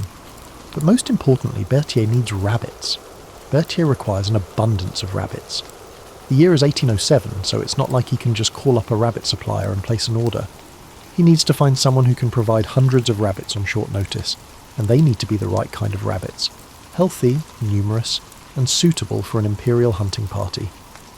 As you drift off tonight, picture Napoleon in his study, completely absorbed in planning what he thinks will be a perfect day of hunting, with no idea that he's about to face one of the most embarrassing moments of his career. So there's Berthier, Napoleon's most trusted organiser, facing what might seem like a simple task: get some rabbits for the emperor's hunting party. But you know how it is when your boss wants something done perfectly. Suddenly even the simplest job becomes complicated. Berthier starts by doing what any sensible person would do. He asks around. Where does one acquire several hundred rabbits for a hunting party? It's not exactly the kind of question that comes up in normal conversation. Oh, by the way, do you know anyone who has a few hundred rabbits lying around, asking for an emperor? The answer, it turns out, is local farmers and rabbit breeders. In early 19th century France, rabbit farming was actually quite common. Rabbits were a reliable source of meat and fur. They reproduced quickly, and they didn't require much space or expensive feed. Your average French farmer probably had a dozen or so rabbits in hutches behind his house. But Berthier doesn't need a dozen rabbits. He needs hundreds. So he starts sending out his assistants to every farm and rabbit breeder within a day's travel of Malmaison. The message is simple. The emperor needs rabbits, and he needs them by a specific date. Money is no object. Now you can imagine the conversations this must have sparked in French farmhouses. The emperor wants our rabbits. Does the emperor want them all? For hunting? Well, if Bonaparte wants rabbits, Bonaparte gets rabbits. It probably seemed like the most patriotic thing a rabbit farmer could do for France. Word spreads quickly through the farming communities. Imperial agents soon contact every rabbit breeder in the region. The demand is so high that people start bringing rabbits from farther and farther away. Carts full of rabbit cages start rolling toward Malmaison from all directions. But here's where things get intriguing, and where Berthier makes what historians now recognise as a crucial error. He's so focused on getting enough rabbits that he doesn't pay close attention to what kind he's getting. You see, there are basically two types of rabbits you might encounter in this situation. There are wild rabbits, the kind that live in the woods and fields, that are naturally wary of humans and will run away the moment they are released. These are the rabbits that would make for proper hunting, skittish, swift, and inclined to scatter in all directions the moment they sense danger. Then there are domestic rabbits, the kind that farmers raise for meat and fur. These rabbits have been bred for generations to be docile, well-fed and comfortable around humans. They're used to being handled and used to being fed by people, and they associate humans with food and safety rather than danger. Berthier, in his rush to fulfill Napoleon's order, ends up with a mix of both types. But here's the problem. The domestic rabbits vastly outnumber the wild ones. Most local farmers and breeders are supplying domestic rabbits because they have a larger quantity of them. And domestic rabbits, it turns out, behave very differently from wild rabbits when released into the countryside. As the day of the hunt approaches, hundreds of rabbits in wooden cages are being transported to Malmaison. The logistics alone are impressive. You've got dozens of carts, each loaded with rabbit cages converging on Napoleon's estate. The rabbits are fed and watered, kept in the shade, and generally treated better than many soldiers in Napoleon's army. The staff at Malmaison is probably a bit bewildered by the whole operation. The stable boys are suddenly dealing with hundreds of rabbits instead of horses. The groundskeepers are being asked to help prepare release points for the rabbits. The kitchen staff is also involved, as they must provide food for all the rabbits until the hunt day. Meanwhile, Napoleon is getting more and more excited about his upcoming hunting party. Napoleon is likely examining his hunting rifle, strategizing with his officers, and envisioning the tales that will unfold from this magnificent hunt. In his mind, it's going to be a perfect day. Good weather, good company, and plenty of rabbits to provide exciting sport. Berthier, meanwhile, is dealing with the practical details. Could you please advise on the optimal location for releasing the rabbits? How many should be released at once? Should they be released all at the same time or in waves to keep the hunting interesting throughout the day? These are the kinds of questions that don't come up in military planning, but they're crucial for a successful hunting party. The decision is made to release all the rabbits at once from several different points around the hunting grounds. The move should provide plenty of targets and ensure that the rabbits scatter in all directions, giving everyone a good chance at some hunting. It seems like a perfectly reasonable plan. As you go to bed, imagine the rabbits in their cages, unaware that they are about to make history in the most unexpected way. The morning of the great rabbit hunt dawns clear and bright, the kind of summer day that makes you want to be outside doing something active. Napoleon wakes up in an excellent mood, probably humming to himself as he gets dressed in his hunting outfit. He's chosen his clothes carefully, elegant but practical, befitting an emperor who's about to demonstrate his prowess in the field. You can picture him standing in front of his mirror, adjusting his coat, making sure everything is perfect. This isn't just a hunting trip, it's a performance. Napoleon wants to present himself as a masterful huntsman to all the important people in his government and military who will be present. The guests start arriving at Malmaison in the late morning. These aren't just casual friends invited for a day of sport. These are the power brokers of the French Empire, military officers who've helped Napoleon conquer Europe, government officials who run his administration, and diplomats who negotiate his treaties. Everyone's dressed in their finest hunting attire, carrying beautiful rifles, looking forward to a day of imperial entertainment. The atmosphere is festive and relaxed. After years of constant warfare, everyone's ready for a break. The Treaty of Tilsit has brought a temporary peace to Europe, and for the first time in years, Napoleon's inner circle can gather without discussing military campaigns or political crises. It's just going to be a pleasant day of hunting, tasty food, and masculine camaraderie. Berthier, meanwhile, is running around making sure everything is perfect. He's coordinating with the beaters who will drive the rabbits toward the hunters, checking that the refreshment stations are properly stocked, and making sure all the rifles are in excellent working order. He's also supervising the final preparations for the rabbit release. Throughout the hunting grounds, the rabbits themselves are placed in key locations. Hundreds of cages are scattered through the woods and fields, each one containing several rabbits ready to be released on signal. The plan is beautifully simple. When Napoleon gives the word, all the cages will be opened simultaneously, releasing a small army of rabbits into the countryside. The hunters will then fan out and begin their sport. What nobody realises is that the majority of these rabbits have spent their entire lives in captivity. They've been hand-fed by farmers, handled by humans, and generally treated as livestock rather than wild animals. They don't have the instincts that would make them good hunting targets. They don't know they're supposed to be afraid of humans. The hunting party gathers in the main field, and Napoleon gives a little speech about the day's activities. He's in his element, commanding attention, setting the tone for what he expects to be a memorable day. The rifles are loaded, the beaters are in position, and everyone's ready for the grand release. Berthier gives the signal, and all across the hunting grounds, cage doors swing open. Hundreds of rabbits hop out into the sunshine, probably blinking in the sudden brightness, and looking around to get their bearings.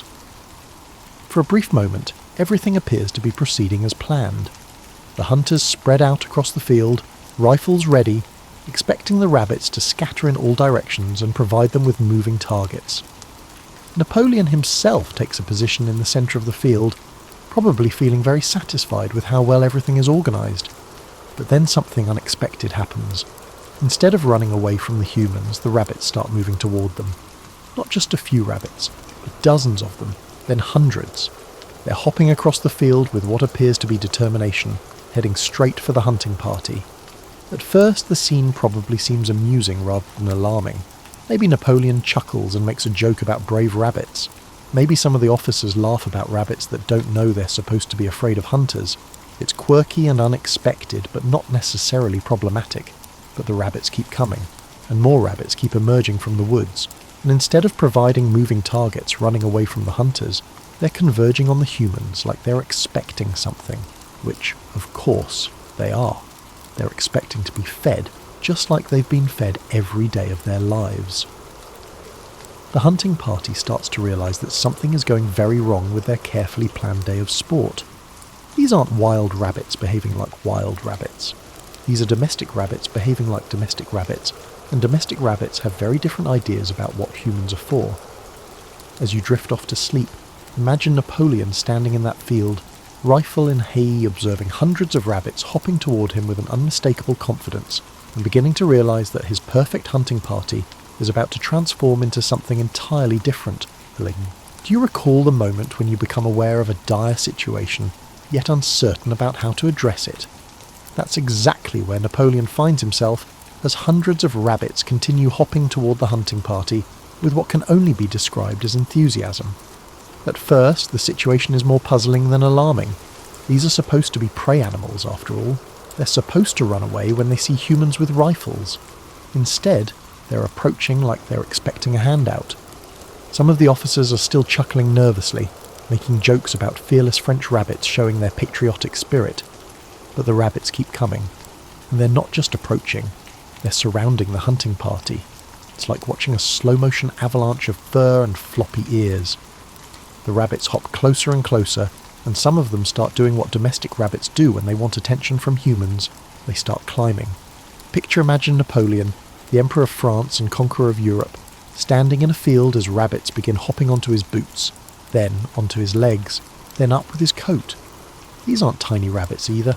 These are well-fed farm rabbits, some of them weighing several pounds each, and they're treating Napoleon like he's their favourite farmer coming to feed them. The other hunters are experiencing the same problem. Rabbits are climbing all over them, getting tangled in their hunting gear, and generally behaving like overly friendly pets rather than wild game. Some of the officers are trying to gently push the rabbits away, but there are too many of them, and they keep coming. Napoleon's initial amusement is rapidly turning to irritation. This is not how an imperial hunting party is supposed to go. He's supposed to be demonstrating his marksmanship, enjoying civilized sport with his colleagues, and creating stories that will enhance his reputation. Instead, he's being overwhelmed by affectionate rabbits. The situation gets worse when the rabbits start exhibiting more aggressive behaviour. They are not aggressive in the sense of attacking, but aggressive in the sense of relentlessly pursuing their desires. And what they want, having been trained by a lifetime of human interaction, is food and attention from these humans who have appeared in their territory. Some of the larger rabbits begin to exhibit bolder behaviour. They're not just climbing on the hunters, they're exploring pockets, chewing on clothing, and generally treating the hunting party like a mobile petting zoo. Napoleon finds himself with rabbits in his coat pockets, rabbits tugging at his buttons, and rabbits that seem determined to climb all the way up to his shoulders. The rifles, intended for hunting, turn into completely useless tools. You can't shoot at rabbits that are climbing all over you without risking injury to yourself or your fellow hunters. And even if you could get a clear shot, these rabbits are so tame and friendly that shooting them would feel less like hunting and more like massacre. Berthier, watching this disaster unfold, probably realises exactly what went wrong. Instead of encountering wild rabbits, Berthier has encountered domestic rabbits, who view humans as sources of food and comfort, rather than as potential predators. But realising the problem and fixing it are two different things, especially when you're dealing with hundreds of determined rabbits. The hunters try various strategies to deal with their situation. Some attempt to walk away from the rabbits, but the rabbits simply follow them, treating the scenario as a fun game. Others try to shoo the rabbits away, but the rabbits interpret this as playful interaction and become even more enthusiastic. Napoleon, meanwhile, is getting genuinely frustrated. He's trying to maintain his imperial dignity while literally covered in rabbits. Every time he manages to remove one rabbit from his person, Two more take its place. His carefully planned hunting outfit is getting covered in rabbit fur and possibly other things that rabbits leave behind. The other members of the hunting party are having their struggles. These men, important government officials and military officers, are accustomed to receiving respect and deference. Instead, they're being treated like walking rabbit toys by an army of overly friendly farm animals. The beaters, who are supposed to drive the rabbits toward the hunters, are standing around looking confused. Their job was to make sure the rabbits ran in the right direction, but these rabbits don't need to be driven anywhere. The rabbits are precisely where they should be, swarming all over the humans they believe are there to feed them. As the situation continues to deteriorate, Napoleon starts giving orders. He's a military commander after all, and his instinct when faced with a crisis is to take charge and start issuing commands. What exactly do you instruct when you're being surrounded by amiable rabbits?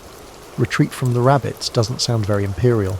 Tonight, as you settle in, picture Napoleon standing in that field, his imperial composure beginning to crack as he realises that he's about to suffer one of the most ridiculous defeats of his career, at the hands of creatures that weigh less than his boots. Every disaster culminates in a realisation that maintaining dignity is no longer a luxury. For Napoleon, that moment arrives when a particularly large rabbit manages to climb all the way up his coat and perch on his shoulder like some kind of furry, floppy-eared parrot. The Emperor of France, the man who has stared down the armies of Austria, Prussia and Russia, finds himself in the utterly ridiculous position of being unable to dislodge a single rabbit from his person without losing his balance and potentially falling over. Naturally, dozens of other rabbits surround his feet, hopping back and forth, rendering any abrupt movement hazardous. You can imagine the thoughts going through Napoleon's head at this moment. This is supposed to be a relaxing day of sport, a chance to unwind with his closest associates and enjoy some traditional aristocratic entertainment. Instead, an army of overly affectionate farm animals is treating him like a jungle gym. The other hunters are faring no better. The creatures that eat lettuce are defeating these seasoned military officers who have charged into battle without flinching. Some of them are trying to maintain their composure, but it's hard to look dignified when you're covered in rabbit fur and there's a rabbit trying to nest in your hat. The situation reaches its peak when someone, history doesn't record who, makes the fatal mistake of trying to run away from the rabbits. Perhaps it's one of the younger officers, someone who thinks he can simply outrun the problem, but running turns out to be exactly the wrong strategy, because it triggers every rabbit's instinct to chase after something that's moving. Suddenly, instead of just climbing on the stationary humans, the rabbits start hopping after the running humans. And rabbits, it turns out, are surprisingly fast when they want to be.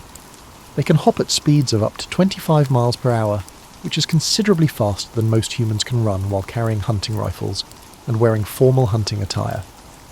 Napoleon, seeing one of his officers being chased across the field by a horde of bouncing rabbits, probably realises that the situation has moved beyond embarrassing and into the realm of the completely absurd. This is the kind of scene that would be funny if it were happening to someone else, but is absolutely mortifying when it's happening to you. The decision is reached, though it is not entirely clear who made it, that the hunting party should retreat. It's not a tactical repositioning or a strategic withdrawal, but a genuine retreat from an army of rabbits. Napoleon, who has never retreated from a human enemy, is about to retreat from a bunch of farm animals. But retreating from rabbits turns out to be more complicated than retreating from, say, Austrian cavalry.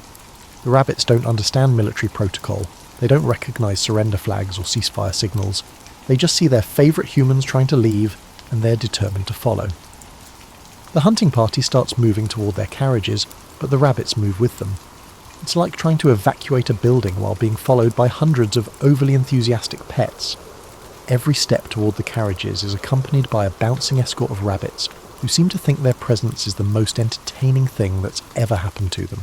Napoleon, trying to maintain some semblance of imperial dignity, walks as calmly as he can toward his carriage.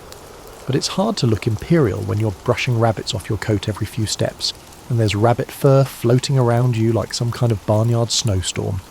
The carriages, when they finally reach them, present their problems. The rabbits completely terrify the horses. Horses and rabbits don't normally interact, and the horses aren't sure what to make of these small bouncing creatures that keep hopping around their hooves. Some of the horses are dancing nervously, others are trying to back away, and the coachmen are struggling to keep them under control. Getting into the carriages becomes an operation in itself. The moment someone opens a carriage door, rabbits start trying to hop inside. They're not being malicious. They just want to continue their interaction with these fascinating humans. But having a carriage full of rabbits is not exactly what Napoleon had in mind for his dignified departure. The scene becomes increasingly chaotic as the hunting party tries to separate themselves from their rabbit admirers. Some of the officers are literally having to pick rabbits off themselves and set them down before climbing into carriages. Others are trying to create barriers to keep the rabbits from following them. Napoleon finally makes it to his carriage, probably with less grace than he's used to displaying in public. The coachman, who's never dealt with a rabbit siege before, is doing his best to keep the rabbits from climbing onto the carriage itself. Some of the more athletic rabbits are actually managing to hop onto the running boards and peer into the windows. As you drift off tonight, imagine Napoleon sitting in his carriage, looking out at a field full of rabbits, who are probably wondering why their new human friends are leaving, and trying to figure out how he's going to explain the matter to anyone. The carriage ride back to Malmaison is probably one of the most awkward journeys in Napoleon's life. Here he is, the Emperor of France, fresh from one of the most embarrassing defeats in military history, and he has to sit there with rabbit fur still clinging to his coat while pretending that what just happened was somehow normal. You can imagine the silence in that carriage. How do you address the situation after being unexpectedly overrun by a group of domestic rabbits? How might one present that in a way that appears impressive rather than absurd?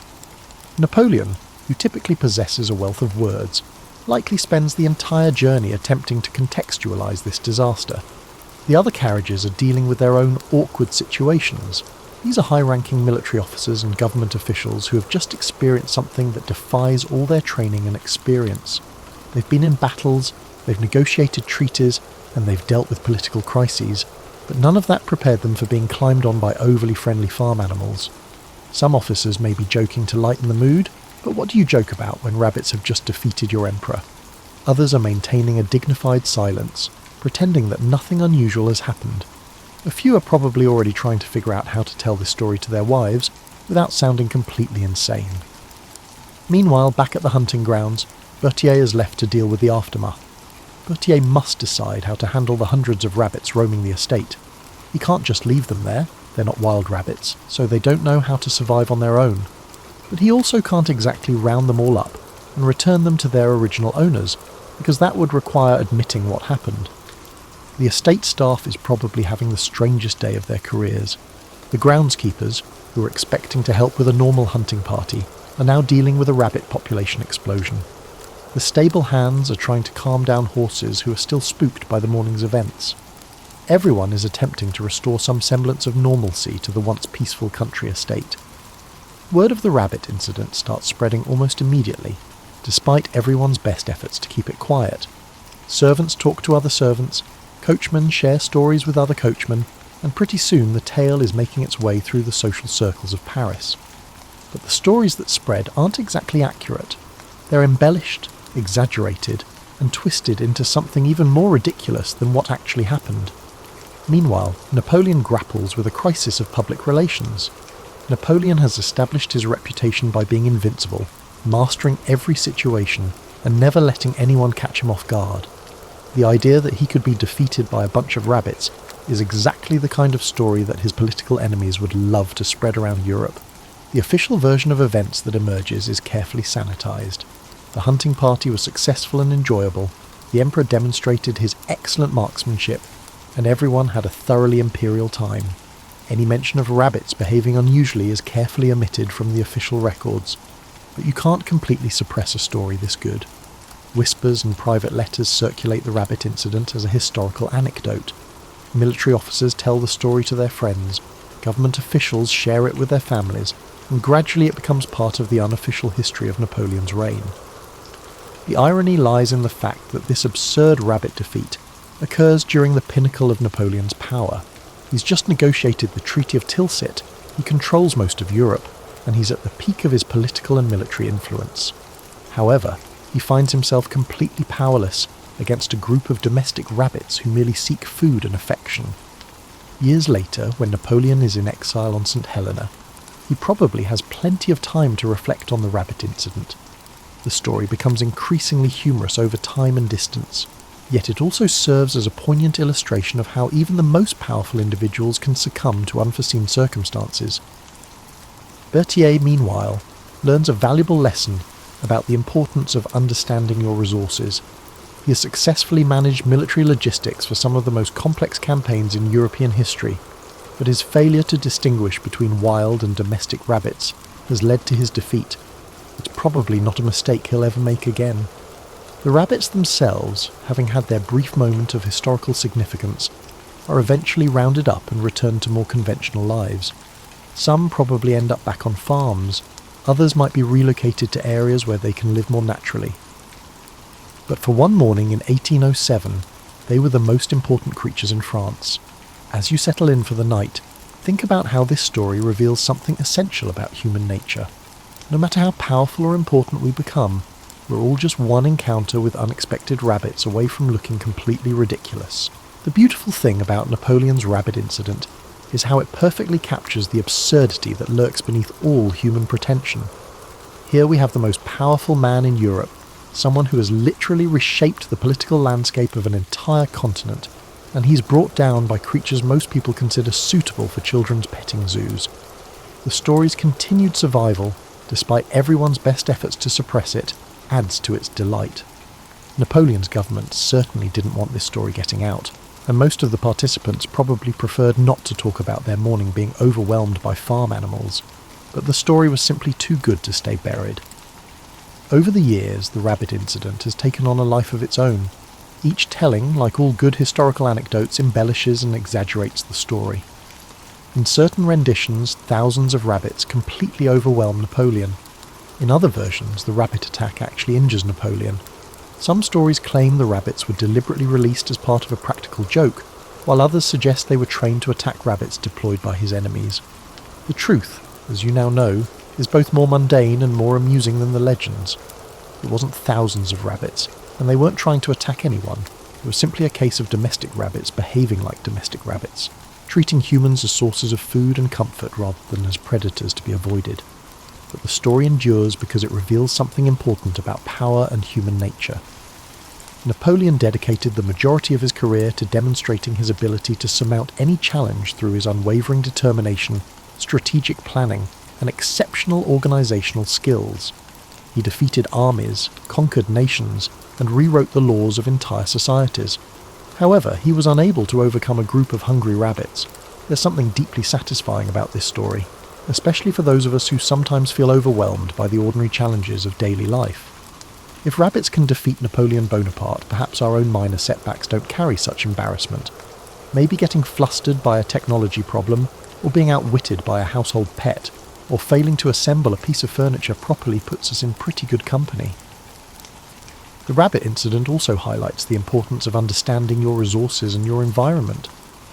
Berthier was an excellent organiser, but he failed to ask the right questions about the rabbits he was acquiring. He focused on quantity rather than quality, and he didn't consider how the rabbits' background might affect their behaviour. It's a lesson that applies to everything from military campaigns to dinner parties. The details matter, and assumptions can be dangerous. Modern historians have used the rabbit story as an example of how even the most carefully planned events can go wrong in unexpected ways.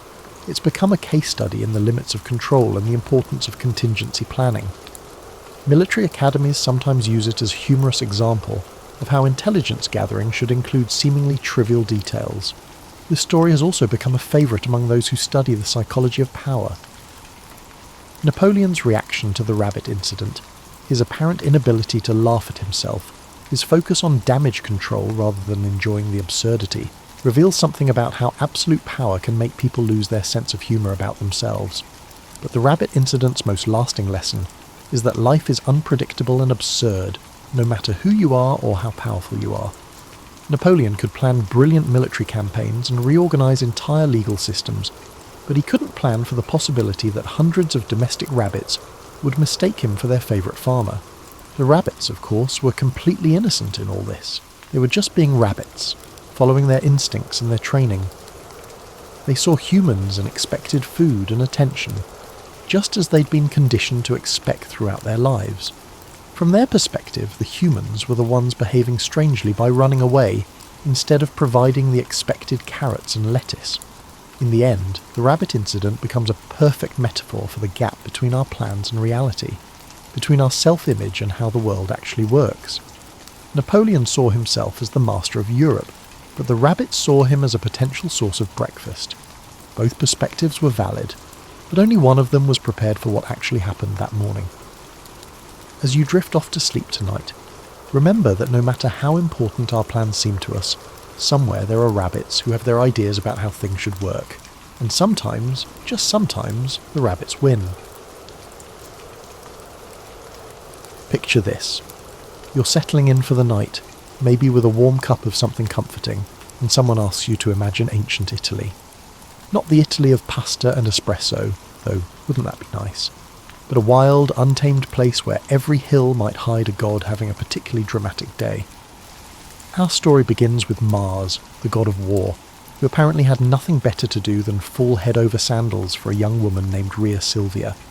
Now, Rhea wasn't just anyone, she was a Vestal virgin, which meant she'd taken a sacred vow to stay single and tend the eternal flame in the temple. Imagine it as the most stringent employment agreement in the ancient world, where violating it could result in death rather than mere termination. But gods, as you've probably noticed if you've ever read mythology, aren't particularly good at respecting human rules. Mars swept down from his celestial perch like a divine hurricane, and before you could say, workplace harassment complaint, Rhea found herself pregnant with twins. The event created what ancient Romans might have called a situation, though they probably used more colourful language. King Julius, Rhea's uncle and the current ruler, was understandably pleased. He'd already stolen the throne from his brother and wasn't keen on potential heirs popping up to complicate his retirement plans. When the twins were born, two healthy boys who would someday be called Romulus and Remus, Julius made the kind of executive decision that makes modern corporate restructuring look gentle. He ordered the babies to be thrown into the Tiber River. Now, if this were a modern story, we'd call Child Protective Services, but the setting was ancient Rome, where rivers were apparently considered acceptable babysitters, and wolves had better parenting skills than most humans. The servant tasked with this grim duty, let's call him reluctant middle management, placed the babies in a basket and set them afloat, probably hoping someone upriver would fish them out and wondering if his job description had always included infanticide. The Tiber, swollen with spring rains, carried the basket downstream like nature's own lazy river, except considerably less fun and with much higher stakes. You can imagine the babies bobbing along, probably thinking this wasn't quite the welcome to the world they'd been expecting, though at their age their concerns were likely limited to warmth, food, and dry diapers, none of which a river provides particularly well. The basket eventually washed ashore near the base of the Palatine Hill, in a spot where a fig tree cast dappled shadows on the muddy bank. This is the pivotal moment in our story, as it seems the gods were not yet done intervening. A she-wolf, probably out for her morning constitutional, discovered the crying infants and made a decision that would echo through history. Instead of seeing breakfast, she saw babies in need. This wolf, and you have to admire her maternal instincts, began nursing the twins as if they were her cubs. Picture this scene. Two human babies being raised by a wolf under a fig tree, like some sort of ancient daycare centre run by wildlife. It's the kind of image that makes you wonder if maybe we've been overthinking childcare all these centuries. The twins thrived under their unconventional upbringing, growing strong on wolf's milk and whatever else their adoptive mother could provide. They learned to crawl among the roots of the fig tree, to understand the language of the wild, and to see the world through eyes that knew no fear of beast or storm. In many ways, they were getting an education no Roman school could provide, though it was probably lacking in mathematics and rhetoric. This arrangement could have persisted indefinitely, establishing the world's first truly alternative family structure, but destiny had other intentions, as often happens in the best stories. Just when you think you know where things are heading, a shepherd appears over the hill, and everything changes once again. Faustulus was the kind of shepherd who paid attention to things that weren't strictly his concern, which is either admirable curiosity or professional nosiness, depending on your perspective. On this particular morning, as he guided his flock toward better grazing, he spotted something that made him stop dead in his tracks. And in the shepherd business, stopping when you should be moving usually means you've seen something worth investigating, or you're about to become something else's breakfast. What he saw was a she-wolf nursing two human babies under a fig tree, which even by ancient Roman standards was unusual enough to warrant a second look. Most people, finding themselves witness to such a scene, might have backed away slowly and reconsidered their breakfast choices. But Faustulus possessed that particular mixture of courage and poor judgment that drives people to adopt stray animals and investigate strange noises in the basement. He approached carefully, not because he was afraid of the wolf, mind you, but because interrupting a nursing mother of any species tends to end badly for all involved. The wolf, perhaps sensing that her unconventional childcare arrangement was about to be discovered, looked up at Faustulus with the kind of steady gaze that suggested she was evaluating whether he represented help or hindrance. What happened next depends on which version of the story you prefer. Some say the wolf simply walked away, her duty done, like a divine babysitter whose shift had ended. Others claim she adopted Faustulus too, which would have made for interesting dinner conversations.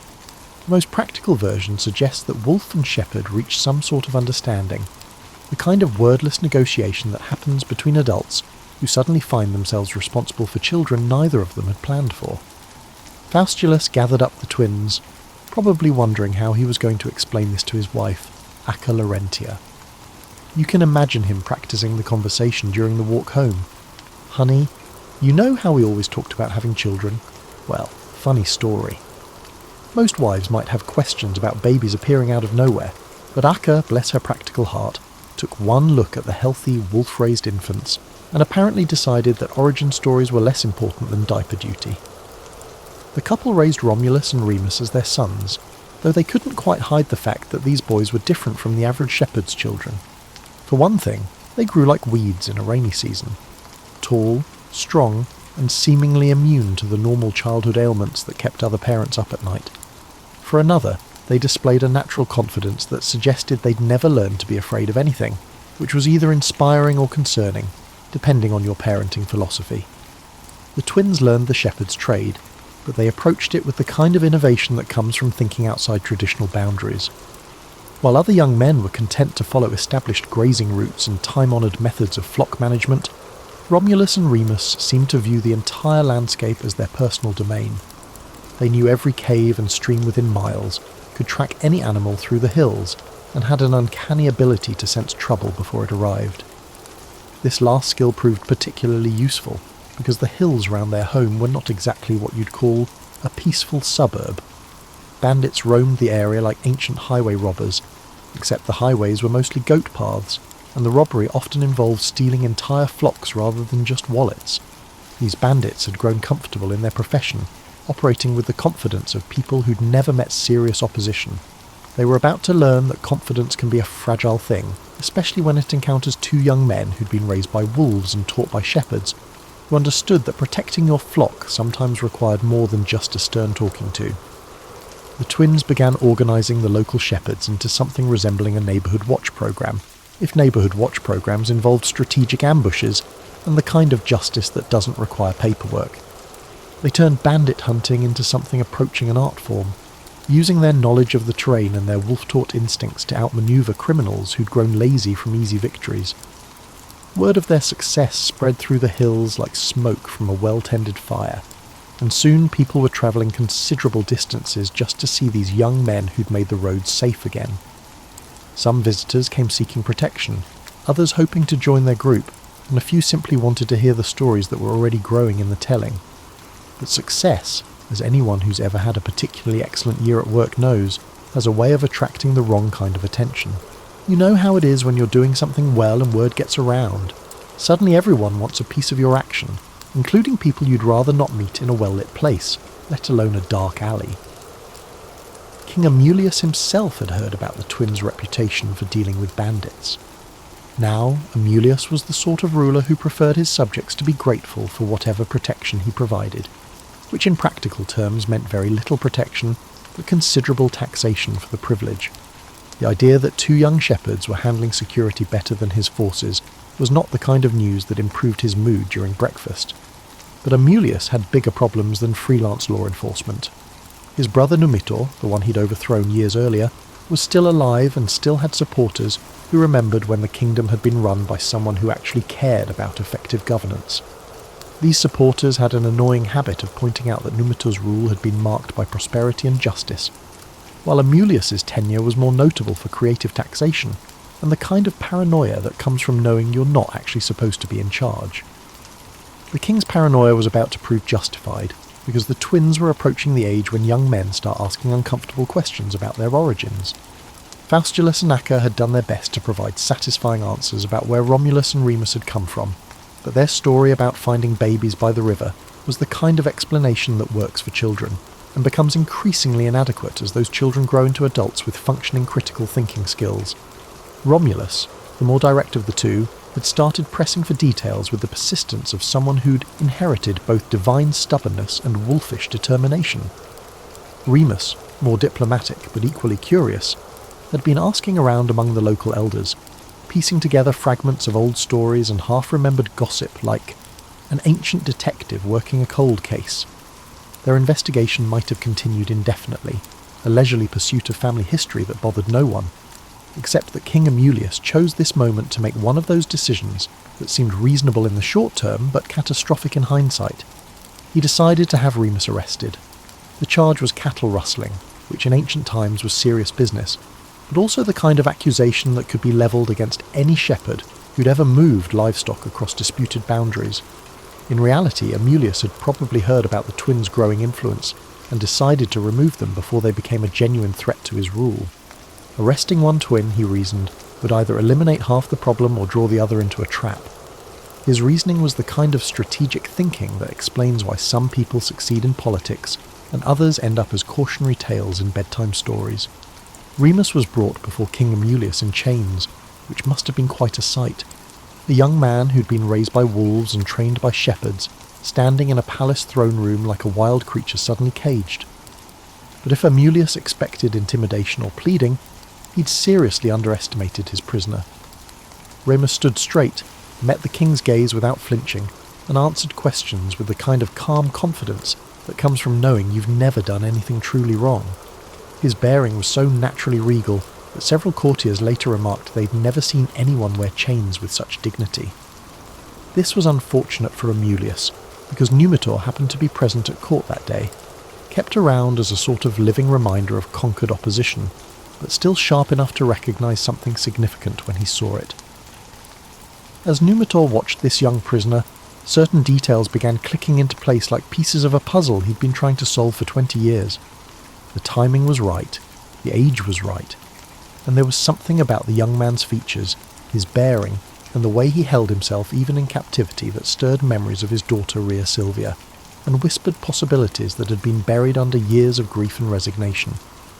Meanwhile, Romulus was discovering that his brother's arrest had triggered something in him that felt less like worry and more like controlled fury.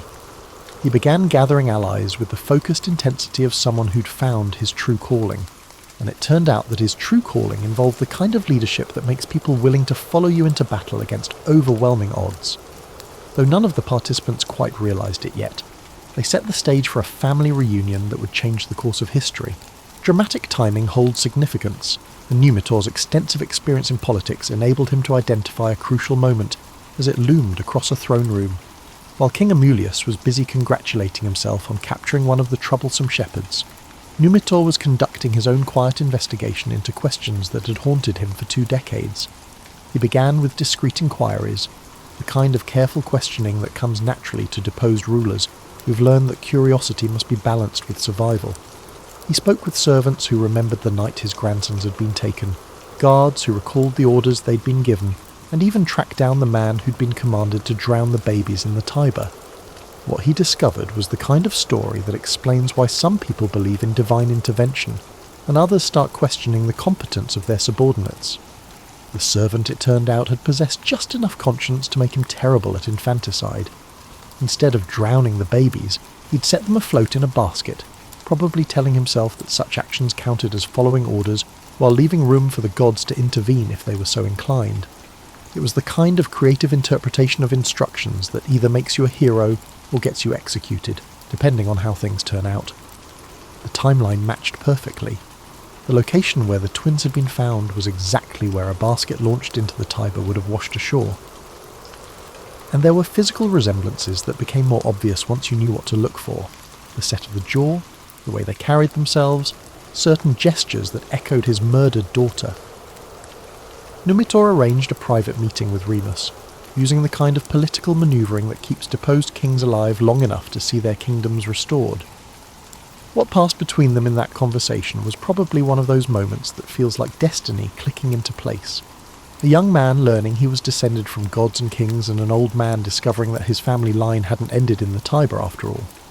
However, understanding one's identity and taking action to change it present entirely different challenges. Remus was still in chains, Romulus still held the throne, and Romulus was somewhere in the hills gathering what amounted to a shepherd's army.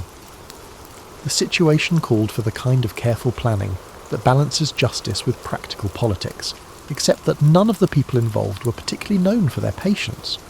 Romulus, meanwhile, was discovering that leadership came to him as naturally as breathing.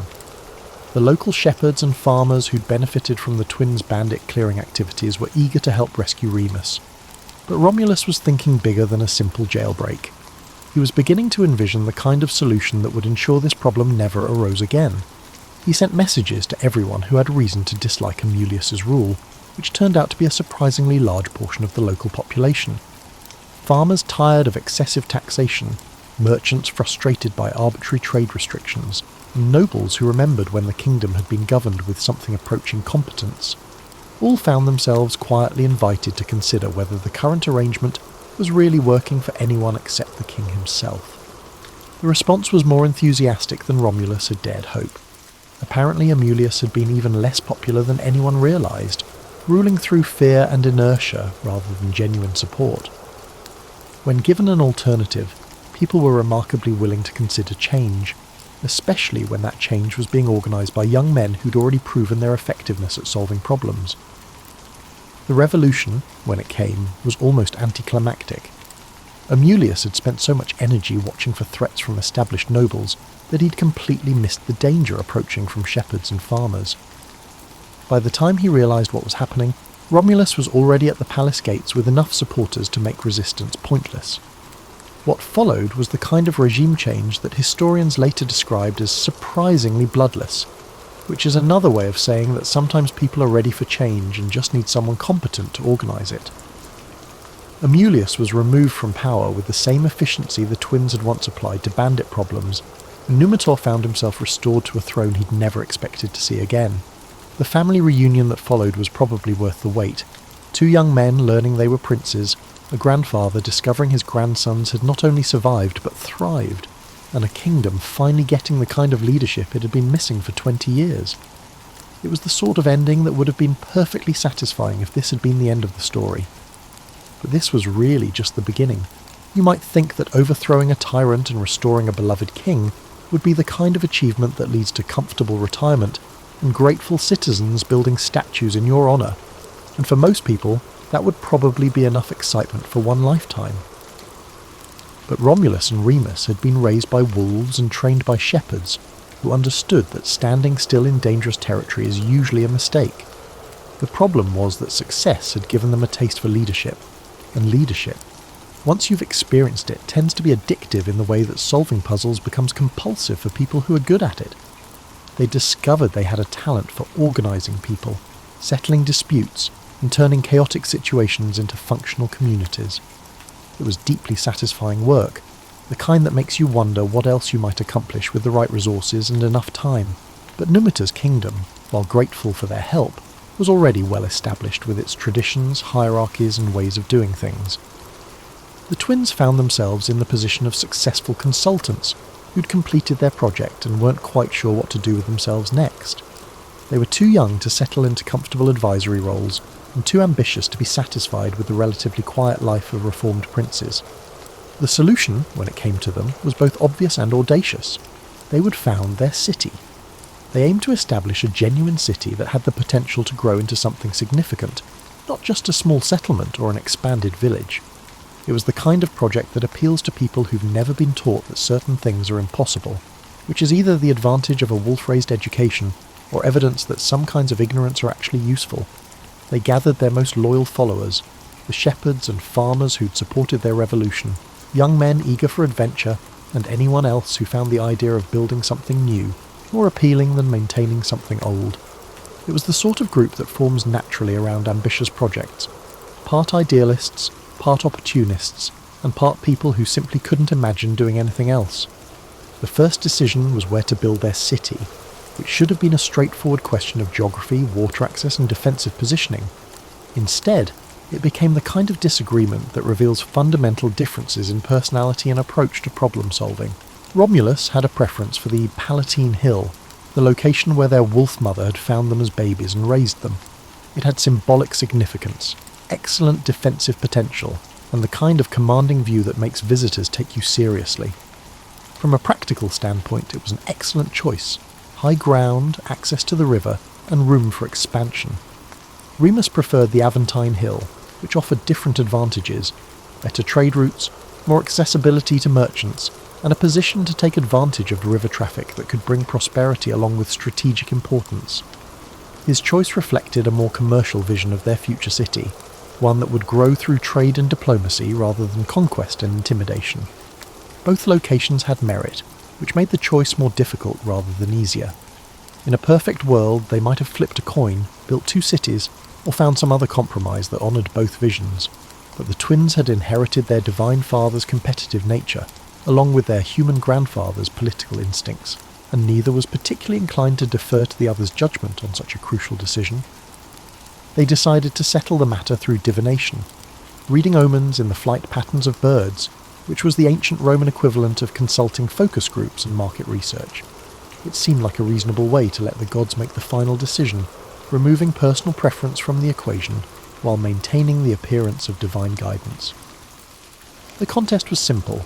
Each brother would stand on his chosen hill and count the birds that flew overhead within a specified time. The brother who saw more birds would receive divine approval for his site selection, while the other brother would gracefully accept the decision. The solution was flawless until it came to reality. Remus saw 6 vultures circling over the Aventine Hill, which he took as a strong sign of divine favour. Vultures, after all, were associated with Mars, who was considered their divine father, and the number 6 was respectable, suggesting serious celestial attention. He was probably already planning the layout of streets and public buildings when messengers arrived with news from the Palatine Hill. Romulus had seen 12 vultures, which was either twice as good as his brother's result, or the kind of divine joke that gods find amusing and mortals consider troubling.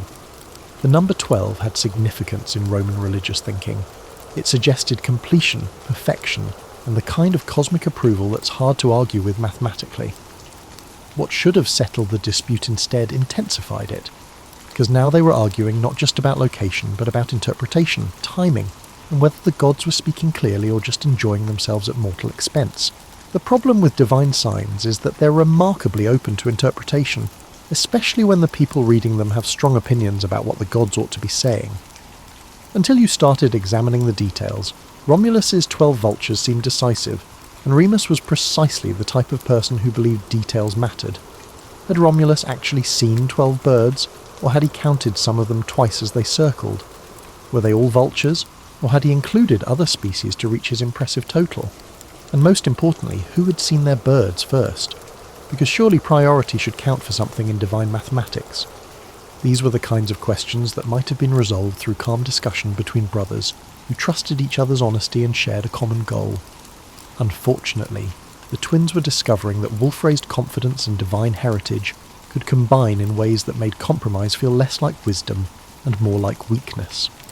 The argument escalated in the way that disagreements do when both parties are absolutely certain they're right, and neither is particularly skilled at backing down gracefully. What had started as a practical discussion about city planning was becoming a fundamental clash over leadership, authority, and who had the right to make decisions that would affect thousands of future citizens. Romulus initiated construction on the Palatine Hill, arguing that the superiority of 12 vultures over 6 was reasonable, and that taking action was preferable to an endless debate. He marked out the boundaries of his future city with a plough, creating the sacred furrow that would define the limits of what he was already calling Rome. It was the kind of bold move that either demonstrates decisive leadership or forces everyone else to choose sides. Remus, feeling his perfectly valid concerns ignored, watched his brother's preparations with growing frustration. The Aventine Hill remained unbroken ground, but more importantly, the principle of shared decision-making was being abandoned in favour of what looked suspiciously like dictatorship. The pivotal moment occurred when Remus chose to challenge the arbitrary nature of boundaries and the dubious legitimacy of his brother's authority. He jumped over the freshly ploughed furrow that marked Rome's border, probably intending it as a gesture of contempt, a way of demonstrating that imaginary lines in the dirt don't automatically deserve respect just because someone claims divine approval for drawing them. If the ancient world hadn't taken symbols so seriously, this symbolic protest could have been effective, but Romulus had just spent considerable effort establishing that this particular line in the dirt represented something sacred and inviolable, the boundary of a city blessed by the gods and protected by divine will. What happened next was the kind of moment that demonstrates why family disputes are often the most dangerous kind. Romulus killed his brother, either in a fit of rage or as a calculated decision to not allow a challenge to his authority. The exact details were probably lost in the shock and grief that followed, but the result was unmistakable. The twin who had shared everything from wolf's milk to revolution was dead by his brother's hand. The killing might have been impulsive, driven by anger and competitive pride rather than calculated malice, but intention mattered less than consequence, and the consequence was that Rome's foundation story would forever be marked by fratricide. Brother killing brother over questions of power and precedence. Romulus was left to found his city alone, carrying the weight of what he'd done along with the responsibility of leadership. He'd gotten his way about the location and the authority, but at a cost that would haunt him and define his city's character for centuries to come. Rome would grow to become the greatest city in the ancient world, the centre of an empire that stretched across continents and influenced civilization for millennia. But it would always bear the mark of its violent beginning, the knowledge that its first law had been written in a brother's blood, and its first lesson had been that power often comes through the elimination of those who challenge it. The tragic irony was that both brothers had been right about their visions for the city. Rome's success would ultimately depend on both military strength, Romulus's specialty, and commercial prosperity, Remus's preference. The city would need the defensive advantages of the Palatine Hill and the trade opportunities that connected it to the wider world. But that understanding would come later, built on the foundation of one brother's ambition and another's death. There's something particularly sobering about getting everything you thought you wanted and discovering it tastes like ashes in your mouth. Romulus stood on his chosen hill, surrounded by loyal followers and blessed by divine signs, with the authority to build whatever kind of city he could envision. He should have been triumphant. Instead, he was learning that some victories cost more than defeat ever could. The city that rose on the Palatine Hill grew with remarkable speed, as if Romulus was trying to build something large enough to contain his grief, or impressive enough to justify what he'd done to achieve it. His followers worked with the zeal of those who knew they were part of something historic, but also with the quiet efficiency of those who'd seen their leader's decisiveness and didn't want to test his patience. Rome attracted people the way successful projects always do: refugees seeking safety, traders drawn by opportunity, young men looking for adventure, and families hoping for a fresh start in a place that wasn't burdened by old grudges and established hierarchies. Romulus welcomed them all with the kind of inclusive policies that suggested he'd learned something from his brother's vision of a commercially successful city. But the rapid growth created new problems that required the kind of pragmatic solutions that don't appear in heroic songs or romantic histories. Most of the early settlers were men, which meant Rome had a promising economic future, but a questionable demographic one. You can't build a lasting civilization without families, and you can't have families without women willing to participate in the project. Romulus approached this challenge with the same systematic thinking he'd applied to bandit elimination and political revolution. He organised festivals and trade gatherings, invited neighbouring communities to participate in religious ceremonies, and generally did everything possible to create opportunities for social interaction between Rome's male-heavy population and the daughters of nearby settlements. The results were mixed. Some marriages occurred naturally through these events, creating the kind of alliances that strengthened Rome's position while addressing its population concerns. However, many neighbouring communities continued to harbour suspicions towards this rapidly expanding city due to its reputation for drawing individuals who could be described as adventurous and, less charitably, as fugitives seeking justice elsewhere. The solution Romulus eventually implemented was the kind of strategy that works in the short term, while creating long-term complications that future generations have to manage. During a particularly well-attended festival, Roman men systematically abducted women from the visiting Sabine tribe. Not random violence, but organised recruitment that Rome's leaders presented as emergency matrimony rather than kidnapping. This event, known to history as the Rape of the Sabine Women, was probably less brutal than the name suggests, but more coercive than modern sensibilities would tolerate. The Roman version emphasised that the women were treated with respect, offered genuine marriages rather than temporary arrangements, and given the opportunity to become founding mothers of a great city rather than just wives in traditional communities.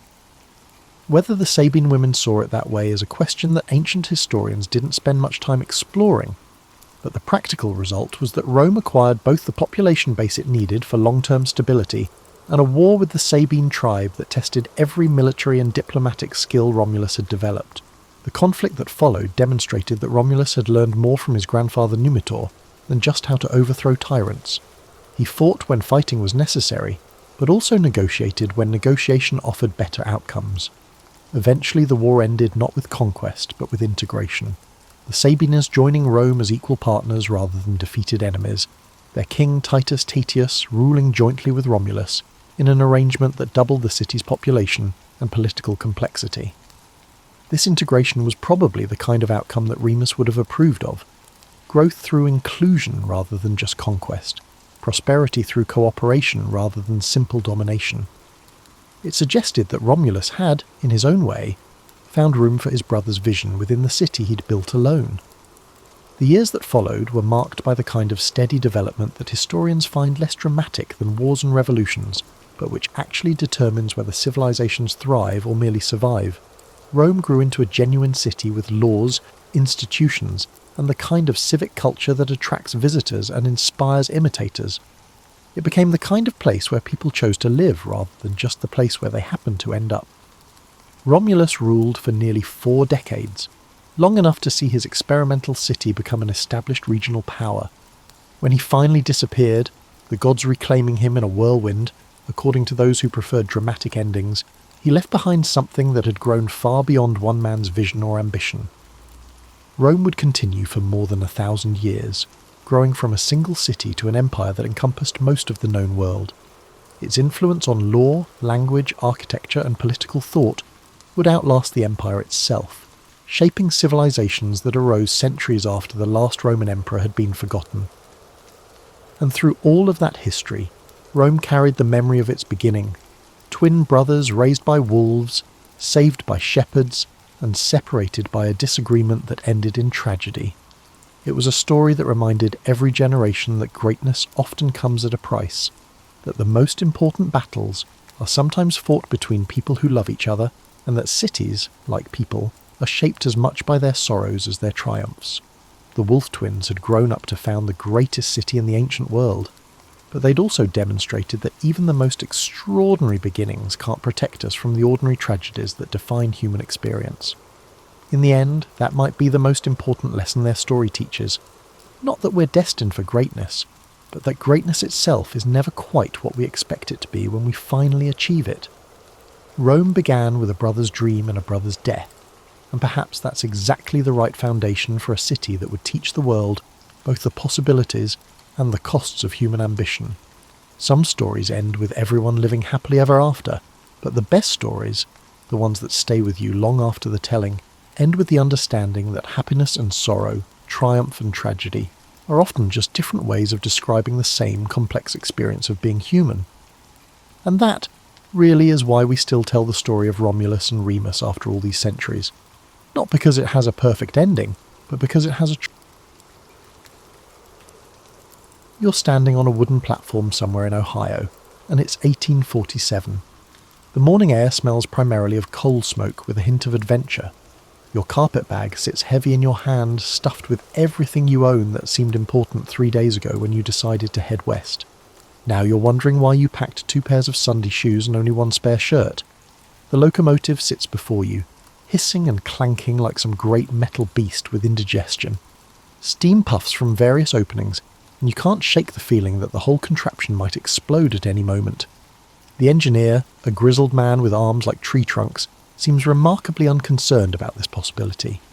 He's probably seen enough boiler explosions to know what one looks like before it happens. This thought doesn't comfort you as much as you'd hoped. You climb aboard the passenger car, which is essentially a wooden box on wheels with windows. The seats are arranged in rows facing forward, though seats is perhaps too generous a term. They're more like church pews with backs, upholstered in horsehair that prickles through your clothes. The aisle between them is narrow enough that two people can't pass without one of them sucking in their stomach and doing a little sideways shuffle. Your fellow passengers are settling in around you. There's a woman in a severe black dress who's already claimed the window seat and looks like she'd defend it with her life. Behind her, a travelling salesman arranges his sample cases with the precision of a military operation. Across the aisle, a young mother tries to convince her toddler that the train isn't actually a monster, though the child seems sceptical, and frankly, you don't blame him. The conductor appears, a man whose moustache has its own postal code. He's wearing a uniform that's seen better decades and carries a pocket watch he consults with religious devotion. "All aboard," he calls, though you're already aboard, so you're not sure if the request applies to you or if you should get off and get back on again. You choose to remain where you are. With a tremendous jolt that nearly sends you into the lap of the stern woman by the window, the train begins to move.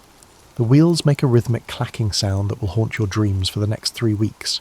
Clackety-clack, clackety-clack, clackety-clack. It's almost musical, if your taste in music runs to repetitive percussion, performed by iron wheels on iron rails. The scenery outside starts to crawl past. At this speed, you could probably hop off, pick some wildflowers and hop back on again, though the conductor's moustache suggests the idea wouldn't be appreciated. Fields roll by, dotted with cows who seem mildly interested in this mechanical intrusion into their pastoral day. A farmer waves from his plough and you wave back, feeling very cosmopolitan and modern. The car rocks gently from side to side, not entirely unlike being in a cradle, if cradles were made of wood and iron and pulled by steam engines. The motion is soothing once you get used to it, though it takes about the same amount of time as a mild case of seasickness. You close your eyes and try to imagine you're on a ship sailing across prairies instead of oceans. Your carpet bag slides around on the floor with each curve and bump. Everybody's luggage performs a small dance, and every now and then someone's hatbox tries to escape, only to have its embarrassed owner restrain it. The woman next to you has tied her reticule to her wrist with what appears to be a shoelace. Clearly she's travelled by train before. Outside, the world passes by at the breathtaking speed of about 15 miles per hour. The present is the future, you think to yourself. The present is what progress looks like. People travel across vast distances on iron horses, reaching speeds that would have been unthinkable for your grandparents. However, at this moment, as I watch a particularly energetic squirrel keep pace with the train for a solid 30 seconds, the entire experience feels less revolutionary and more quaint. The whistle blows, a long, mournful sound that somehow manages to be both exciting and lonely at the same time. You're moving now, carried forward by steam and steel into whatever adventure awaits down the line. After your first hour aboard, you're beginning to understand that train travel comes with its peculiar social rules, most of which nobody bothered to write down anywhere. It's like being invited to a party where everyone knows the secret handshake except you. Take the window seat situation, for instance. The woman beside you has established squatters' rights on the window view, and she guards it jealously. When you lean slightly toward the glass to catch a glimpse of a particularly captivating cow, she shifts her considerable bulk to block your view entirely. It seems like she's following proper train etiquette, but you suspect she's making it up as she goes. The art of eating aboard a moving train proves to be more challenging than you'd anticipated. The railroad has thoughtfully provided a dining car, though dining is perhaps too elegant a term for what transpires there. You make your way down the aisle, grabbing seat backs and fellow passengers for support as the car sways and lurches. The dining car attendant, a man who's clearly made peace with the chaos of his profession, serves up plates of food that seem determined to slide into your lap. Your beef stew sloshes from side to side with each train rock. You quickly learn to time your spoonfuls with the motion of the car, scooping up stew when it slides toward you, and waiting patiently when it migrates to the far side of the bowl. It resembles a fishing experience, albeit with gravy and vegetables as the catch, and a constantly shifting pond. The other diners have developed various strategies for dealing with mobile meals. One gentleman has wedged his plate between 2 coffee cups, creating a little edible fortress. A lady at the next table has given up entirely on utensils, and is politely nibbling her dinner roll while watching her suit perform acrobatics. The travelling salesman from your car has somehow managed to balance his entire meal on his knees while continuing to work on his correspondence. You suspect he's part circus performer. Coffee service presents its own unique challenges. The attendant approaches with a large pot and the confident air of someone who's done the job 1,000 times before. He pours the coffee in a smooth arc that somehow accounts for the train's motion, the cup's movement, and the likelihood that you'll jerk your hand at the crucial moment. Most of the coffee actually makes it into the cup, which feels like a small miracle. Between meals, you discover that privacy is a negotiable concept aboard a train. Your fellow passengers seem to view your personal business as legitimate entertainment. The stern woman by the window has taken to commenting on your reading material, despite the fact that you haven't asked for her literary opinions. When you pull out a penny novel, she sniffs disapprovingly and mutters something about the decline of modern morals. You consider pointing out that her own reading material appears to be a temperance tract, but decide that discretion is the better part of not getting into an argument with someone you'll be sitting next to for the next 2 days. The travelling salesman has appointed himself the car's unofficial social director. He knows everyone's destination, occupation, and life story within the first 50 miles. By mile 75, he's offering unsolicited advice about everything from the best hotels in Chicago to the proper treatment of bunions. You learn more about bunion care than any reasonable person should know. However, you must admit that his enthusiasm is endearing. The bathroom facilities on the train deserve special mention, although they may not be ideal to use during dinner time. Embracing nature's call while travelling at 15 miles per hour over questionable track demands a certain level of athletic ability and a willingness to embrace adventure. The facilities themselves are about the size of a broom closet, furnished with a seat that seems designed by someone who'd never actually sat down before. The whole experience teaches you new levels of appreciation for stationary plumbing. Nightfall brings its set of social challenges. The seats don't recline exactly, but you can achieve a sort of semi-slumped position that passes for comfort if you're not particular about your spine's alignment. The stern woman has produced a pillow from somewhere and has claimed both armrests with the authority of a territorial squirrel. You fold your coat into a makeshift pillow and settle in for what promises to be a very educational night in the art of sleeping while sitting up. The sounds of the train take on a different quality in the darkness. The clacking of wheels becomes more pronounced, almost rhythmic. Someone several seats back has begun snoring in counterpoint to the train's rhythm, creating an odd sort of mobile lullaby. Morning arrives with the subtlety of a brass band, announced by the conductor's voice calling out the next station stop. You've managed about 3 hours of actual sleep, scattered throughout the night in 20-minute intervals, between the train's more enthusiastic lurches and the creative snoring symphony that developed around midnight. Your fellow passengers are stirring with various degrees of success. The travelling salesman appears to have slept like a baby, if babies typically woke up perfectly groomed and ready to discuss the virtues of their latest patent medicine. The stern woman looks exactly as severe as she did yesterday, leading you to suspect she may not actually sleep, but simply powers down like some sort of Victorian automaton. A new passenger boards at this stop, and he's the kind of character that makes train travel memorable. He's clearly a frontier type, dressed in buckskins that have seen more adventure than a penny novel. His beard appears to have been styled by a windstorm, and he carries himself with the easy confidence of someone who's wrestled bears and lived to tell about it, probably over dinner. He settles into a seat across the aisle and immediately begins regaling anyone within earshot with tales of his exploits. According to his stories, he's been a trapper, a scout, a gold prospector, and briefly, a circus performer. You suspect some embellishment, particularly regarding the story about training a wild mustang to fetch his morning coffee, but his enthusiasm is infectious. Even the stern woman seems grudgingly interested, though she maintains her disapproving expression as a matter of principle. The young mother with the toddler has given up any pretense of controlling her child, who has discovered that the aisle makes an excellent racetrack. The boy careens from seat to seat, using passengers' knees as turning posts in his Grand Prix. Most travellers accept this with resigned good humour, though the travelling salesman looks nervous about his carefully arranged sample cases. At the next stop, a preacher boards, recognisable by his severe black coat and the way he surveys the car, as if calculating everyone's likelihood of salvation. He takes a seat near the back and immediately begins reading from what you assume is a Bible. though at this distance it could be a cookbook for all you know. The frontier character catches sight of him and grins, and you sense that philosophical discussions may be in your future. A group of immigrants fills several seats near the front of the car. They speak in a language you don't recognise, gesturing animatedly and pointing out the windows at the passing landscape.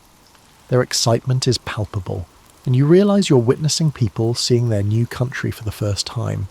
It provides perspective on your own journey, although you're still not entirely sure why you chose to head west initially. The dining car attendant makes his rounds, announcing breakfast with the air of someone who's given up hoping anyone will be surprised by the menu. There's hardtack, coffee as strong as a horseshoe, and a dish that could easily pass for eggs if you don't scrutinise it too closely. The frontier character claims that the food is the finest cuisine he has experienced since leaving civilization. However, considering his stories about eating bark and prairie grass, this may not be a significant compliment. Conversation flows easily around the car, resembling the interactions of people who have been brought together by circumstance. The preacher and the frontiersman have indeed struck up a debate about the nature of civilization versus the wilderness. The preacher argues for the moral benefits of settled society, while the frontiersman counters with stories about the corrupting influence of cities. You find yourself nodding along to both sides, which probably makes you either very wise or very confused. The stern woman has appointed herself the moral guardian of the car, offering unsolicited commentary on everyone's behaviour, reading material, and general deportment. When the travelling salesman produces a deck of cards, she launches into a lecture about the evils of gambling that would make the preacher proud. The salesman explains that he was merely planning to demonstrate a card trick for the toddler, but she remains unconvinced. By afternoon, the various personalities have settled into a comfortable routine. The frontiersman entertains the group with his stories, the preacher offers moral advice, the travelling salesman provides solutions to unidentified problems, and the stern woman upholds order with her disapproval. The immigrants continue their animated discussions, occasionally breaking into what sounds like folk songs. You've become the unofficial mediator, the neutral party everyone feels comfortable talking to. You may not have strong opinions, or your carpet bag may contain the only good whiskey on the train, hidden under your spare shirts. Either way, you're learning more about human nature than you ever expected. The toddler has worn himself out and finally fallen asleep in his mother's arms, providing the first quiet moment since dawn. Even the train seems to be running more smoothly, as if it too appreciates the brief respite from chaos. The dinner service that evening proves to be an adventure worthy of the frontier itself. You've learned from your lunch experience and approach the dining car with a strategy. Secure your food, find something to brace against, and accept that dignity is optional when travelling at 15 miles per hour over tracks laid by optimistic railroad workers. The menu hasn't changed since breakfast, which isn't particularly surprising given that the dining car's pantry is roughly the size of your grandmother's pie safe. The attendant, whose name you've learned is Frank, has developed a philosophical approach to his work that involves accepting the limitations of cooking aboard a moving train while maintaining unreasonable optimism about the results. Tonight's mystery meat is chicken, but it bounces around your plate like it never got used to being dead. The vegetables have achieved that perfect mushy consistency where you can't quite tell if you're eating carrots or turnips, and frankly it doesn't matter because they both taste like the inside of a coal bin. Your dining companions this evening include a banker from Philadelphia who keeps checking his pocket watch as if he can somehow make the train arrive faster through sheer temporal willpower. Across from him sits a schoolmarm heading to a teaching position in Kansas, armed with enough moral fibre to build a small church and the kind of determined cheerfulness that suggests she's prepared to educate the frontier into submission. The frontiersman has joined your table, bringing with him tales of dining on roasted prairie dog and something he calls mountain oysters, which you suspect aren't actually oysters, and definitely aren't from any mountain you'd care to visit. His stories make the mysterious train chickens seem downright gourmet by comparison. Halfway through the meal, the train hits a particularly ambitious curve, and chaos ensues. Your chicken breaks free, sliding across the table towards the banker, whose reflexes suggest he has successfully avoided flying food in the past.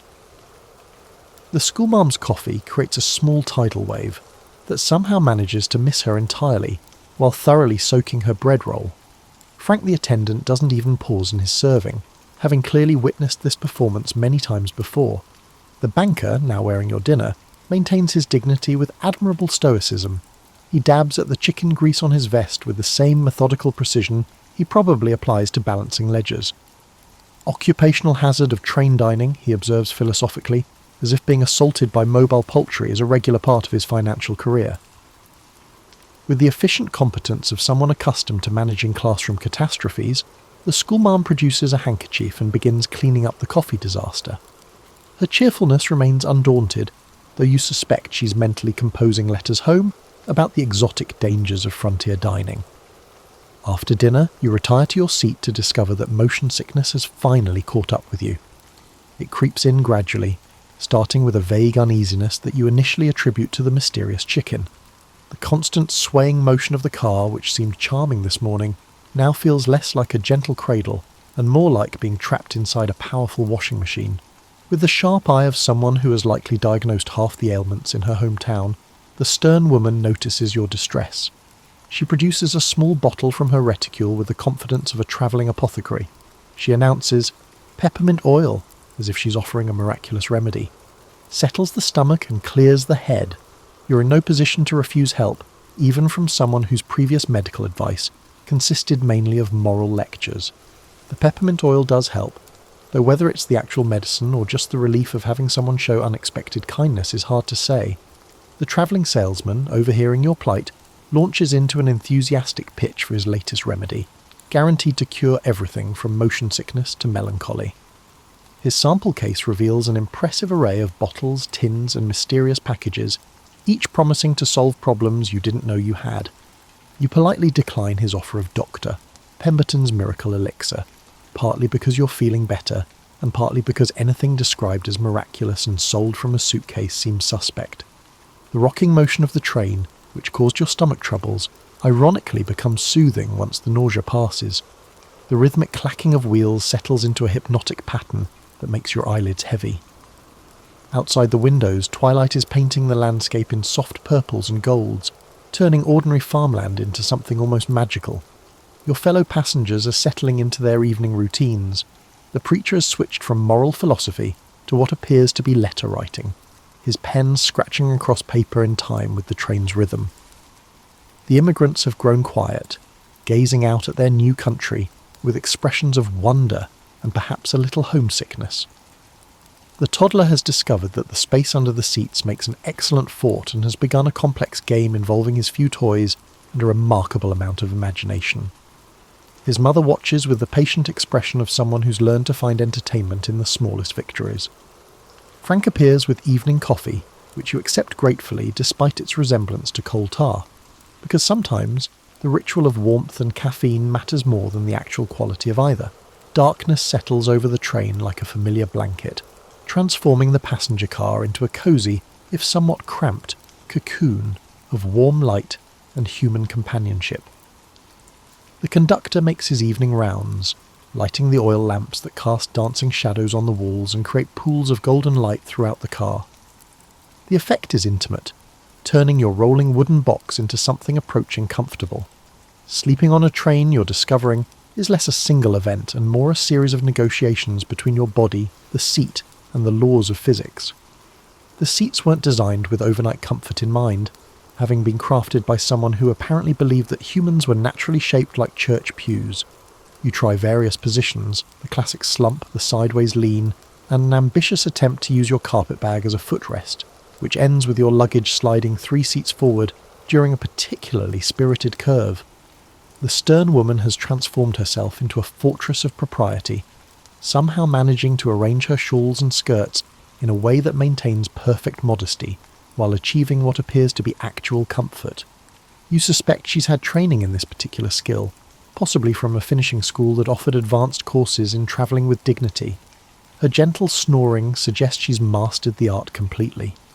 The frontiersman has claimed 2 seats by virtue of simply being too large for one, and he sleeps with the easy confidence of someone accustomed to bedding down under the open sky. Occasionally he mutters in his sleep, fragments of adventures that may or may not have actually happened. You catch references to ornery mules and the biggest catfish in Missouri, delivered with the same conviction he brings to his waking stories. The travelling salesman has somehow arranged his sample cases into a makeshift bed that looks more comfortable than your seat, though you suspect it violates several unspoken rules about train etiquette. He's covered himself with what appears to be a tarp advertising his patent medicines, turning himself into a human billboard even in sleep. At midnight, the train abruptly stops, startling everyone awake. Through the windows you can see lanterns moving in the darkness, and voices carry the tone of men dealing with some sort of mechanical crisis. The conductor appears, his moustache looking less authoritative than usual, to explain that they're having a small difficulty with the locomotive's enthusiasm, which you take to mean the engine has broken down again. This sort of thing, you're learning, is considered perfectly normal in 1847. Trains break down the way horses throw shoes, or wagon wheels come loose. It's not a crisis, merely an inconvenience that requires patience and possibly some creative engineering. Frank appears with more coffee, as if caffeine is the universal solution to mechanical problems. The delay gives everyone a chance to stretch, walk around, and engage in the kind of philosophical discussions that only happen at midnight when you're stranded beside railroad tracks in the middle of Ohio.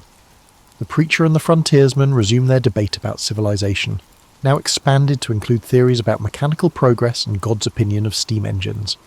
The banker produces a flask from his coat and offers it around with the generosity of someone who's given up worrying about propriety at this hour.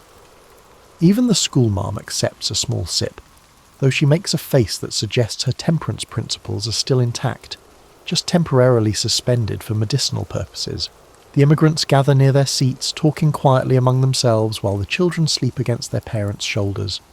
Their patience appears boundless, as if they've grown accustomed to patiently awaiting the start of their lives. You wonder what they're leaving behind and what they hope to find at the end of their journey. Outside, the repair work continues with the steady rhythm of men who know their business.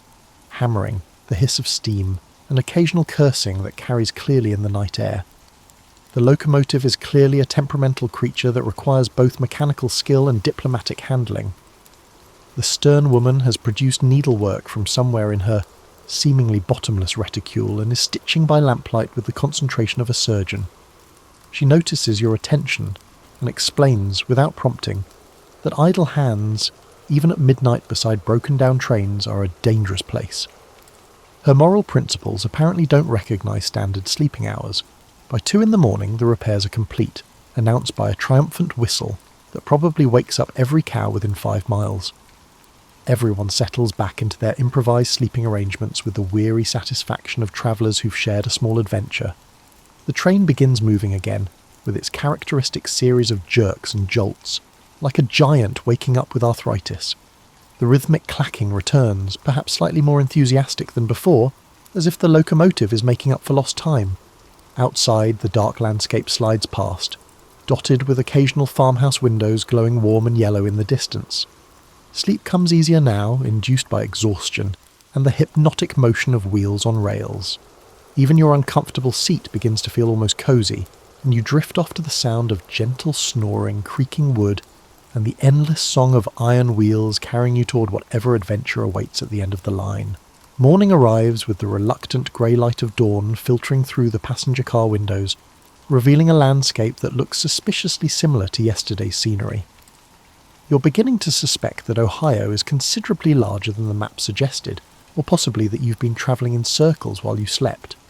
The latter seems unlikely, given the determined forward motion of the locomotive, but after 36 hours on rails, your sense of geography has become somewhat negotiable. Your body has achieved a sort of détente with the train seat, accepting discomfort as the natural state of existence, while maintaining hope that sensation will eventually return to your legs. The stern woman is already awake and somehow perfectly groomed, leading you to wonder if she's actually human, or perhaps some sort of travelling automaton designed to make the rest of humanity feel inadequate. Frank begins his morning rounds with coffee that has the consistency of warm tar and twice the potency. The travelling salesman greets the new day with enthusiasm that would be admirable if it weren't quite so early and loud. He's already reorganised his sample cases and is preparing to demonstrate his patent medicines to anyone unfortunate enough to make eye contact. The frontier character awakens from his slumber, akin to a bear emerging from hibernation, accompanied by sound effects capable of frightening small children and possibly even larger ones. His morning routine involves spectacular stretching, creative cursing and the production of what appears to be hardtack from his coat pocket. He gnaws on this breakfast with the satisfaction of a man accustomed to food that fights back. Outside the windows, the landscape has begun to change subtly. The neat farmsteads of settled Ohio are giving way to wider spaces, more scattered buildings, and longer stretches where civilization seems to have given up entirely. You're approaching the real frontier now, where the map gets vague and adventure becomes less theoretical. The banker consults his pocket watch with increasing frequency, as if he can somehow accelerate the train through sheer temporal anxiety. His destination is Chicago, where he has important business that apparently cannot wait for the normal pace of steam locomotion. He's begun muttering calculations under his breath, working out arrival times with the desperate precision of a man who's promised to be somewhere specific, at a time that's looking increasingly unlikely. Around mid-morning, the train develops what Frank diplomatically calls a case of the slows. The locomotive begins chugging with less enthusiasm, like an aging horse that's decided it's covered enough ground for one day. Your 15-mile-per-hour pace drops to something closer to a brisk walk, which means the energetic squirrels are once again keeping pace outside your window. This mechanical reluctance creates what the conductor announces as a brief delay for locomotive encouragement, which sounds much more dignified than the engine is having another breakdown. You're learning that railroad terminology exists primarily to make mechanical failures sound like deliberate scheduling decisions. The delay provides an opportunity for extended socializing, which by now resembles a mobile town hall meeting. The preacher has begun holding informal services for anyone interested, although his congregation mainly consists of immigrants who may not understand his words but seem to appreciate the familiar rhythm of religious ceremonies. The schoolmarm has started an impromptu geography lesson, using the passing landscape to explain the settlement patterns of the American frontier. Her enthusiasm for education remains undaunted by her audience's mixed interest in learning about soil types and river systems. The toddler seems particularly fascinated by her chalk, which she's somehow produced from her seemingly magical carpet bag. Your fellow passengers have developed the easy familiarity of people who've shared close quarters and minor adventures. Personal space has become a quaint memory, and everyone's life story is now common knowledge. You know about the banker's 3 daughters, the preacher's mission to bring salvation to Kansas, the schoolmarm's correspondence with her sister in Boston, and approximately 47 of the frontiersman's most unlikely adventures. The stern woman has revealed herself to be well-travelled, offering commentary on railroad systems she's experienced from Baltimore to St. Louis. Her disapproval, you realise, comes from extensive experience with the gap between what train travel promises and what it actually delivers. She's less morally outraged than practically disappointed, which somehow makes her criticism more endearing. Lunch consists of the same mysterious substances as yesterday, though Frank has managed to arrange them differently on the plate, creating the illusion of variety. The dining car conversation centres on destination fever, that peculiar condition that affects long-distance travellers as they approach their journey's end. Everyone has begun talking faster, planning more enthusiastically, and checking their belongings with increasing frequency. This anticipation appears to have a particularly strong impact on immigrants. Their excitement is palpable as they recognise that the landscape outside is becoming their new home. They point at farms and towns with the intensity of people claiming territory with their eyes, already beginning the psychological process of belonging somewhere new. By afternoon, even the locomotive seems to have caught destination fever, picking up pace with renewed mechanical enthusiasm. The clacking of wheels takes on a more urgent rhythm, as if the train itself is eager to reach the end of the line and rest its iron bones. The final hours of your train journey unfold with the bittersweet quality of all endings, tinged with both relief and an unexpected nostalgia for the rolling community you've temporarily joined. Your destination appears on the horizon as a smudge of smoke and scattered buildings, growing larger with each rhythmic clack of the wheels. After 3 days of wondering if you'd ever arrive anywhere, the reality of actually reaching the end of the line feels almost surreal. The locomotive seems to sense its approaching rest, developing a more eager chuff that suggests it's as ready as you are to stop moving for a while. Your body has adapted to constant motion so thoroughly that you suspect you'll spend the next week swaying slightly while standing still, like a sailor who's been too long at sea. The stern woman has begun the complex process of reassembling herself into travelling order, folding shawls and securing belongings with the precision of a general preparing for battle. Her transformation from rumpled passenger back into the picture of Victorian propriety is fascinating to watch, involving more pins and strategic tucking than you thought humanly possible. The travelling salesman is conducting a final inventory of his sample cases, probably calculating profits and losses from his mobile pharmacy. He's sold several bottles of his mysterious elixir to fellow passengers, though whether from genuine belief in his products or simply cabin fever-induced purchasing decisions remains unclear. The frontiersman bought 3 bottles, claiming they'd be perfect for trading with Indians, though you suspect he plans to drink them himself. Your fellow travellers begin the ritual of exchanging addresses and promises to write, though you all know that once you step off this train, you'll scatter to your separate destinies and probably never cross paths again. Still, the ritual matters. These people have become your temporary family, bound together by shared discomfort, and the peculiar intimacy that develops when strangers are trapped in close quarters for days at a time.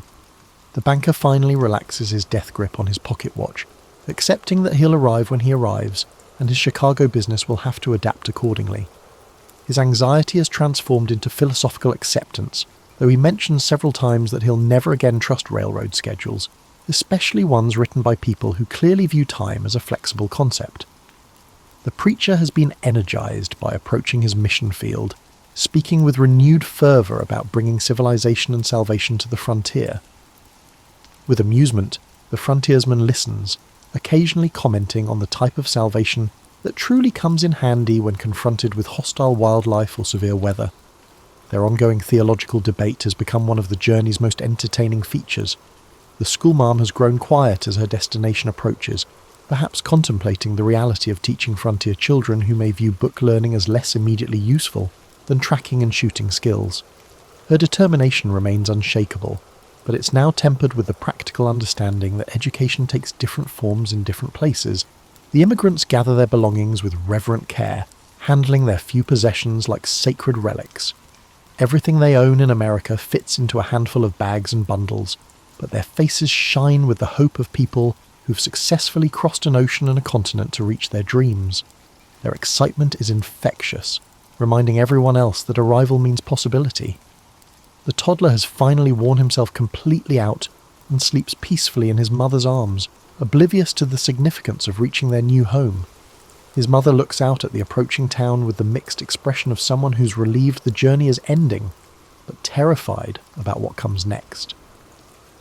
As the train begins its final approach, slowing with a series of gentle jerks and extended whistle blasts that announce your arrival to the waiting town, you realise that this journey has been about more than simply getting from one place to another. You've experienced a slice of America in transition, a country building itself 1 mile of track at a time.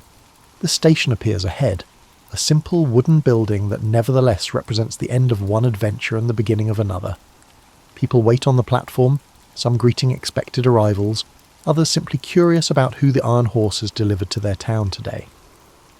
The final stop arrives with a ceremony befitting the completion of an epic journey. A tremendous hiss of steam, the squeal of brakes, and one last authoritative jolt that sends everyone reaching for something solid to grab. Frank appears in the doorway, announcing your arrival with the satisfaction of a man who successfully delivered another load of hopeful humanity to their chosen destination. You gather your carpet bag, which somehow feels heavier than when you started, though it contains exactly the same items. Perhaps it's weighted down with memories now, or maybe you've just grown weaker from 3 days of train food and improvised sleeping. Either way, you're ready to feel solid ground beneath your feet again. As you step down onto the platform, the absence of constant motion feels strange and wonderful. The world has stopped rocking, stopped clacking, and stopped hissing steam at irregular intervals. The silence is almost overwhelming after days of mechanical conversation.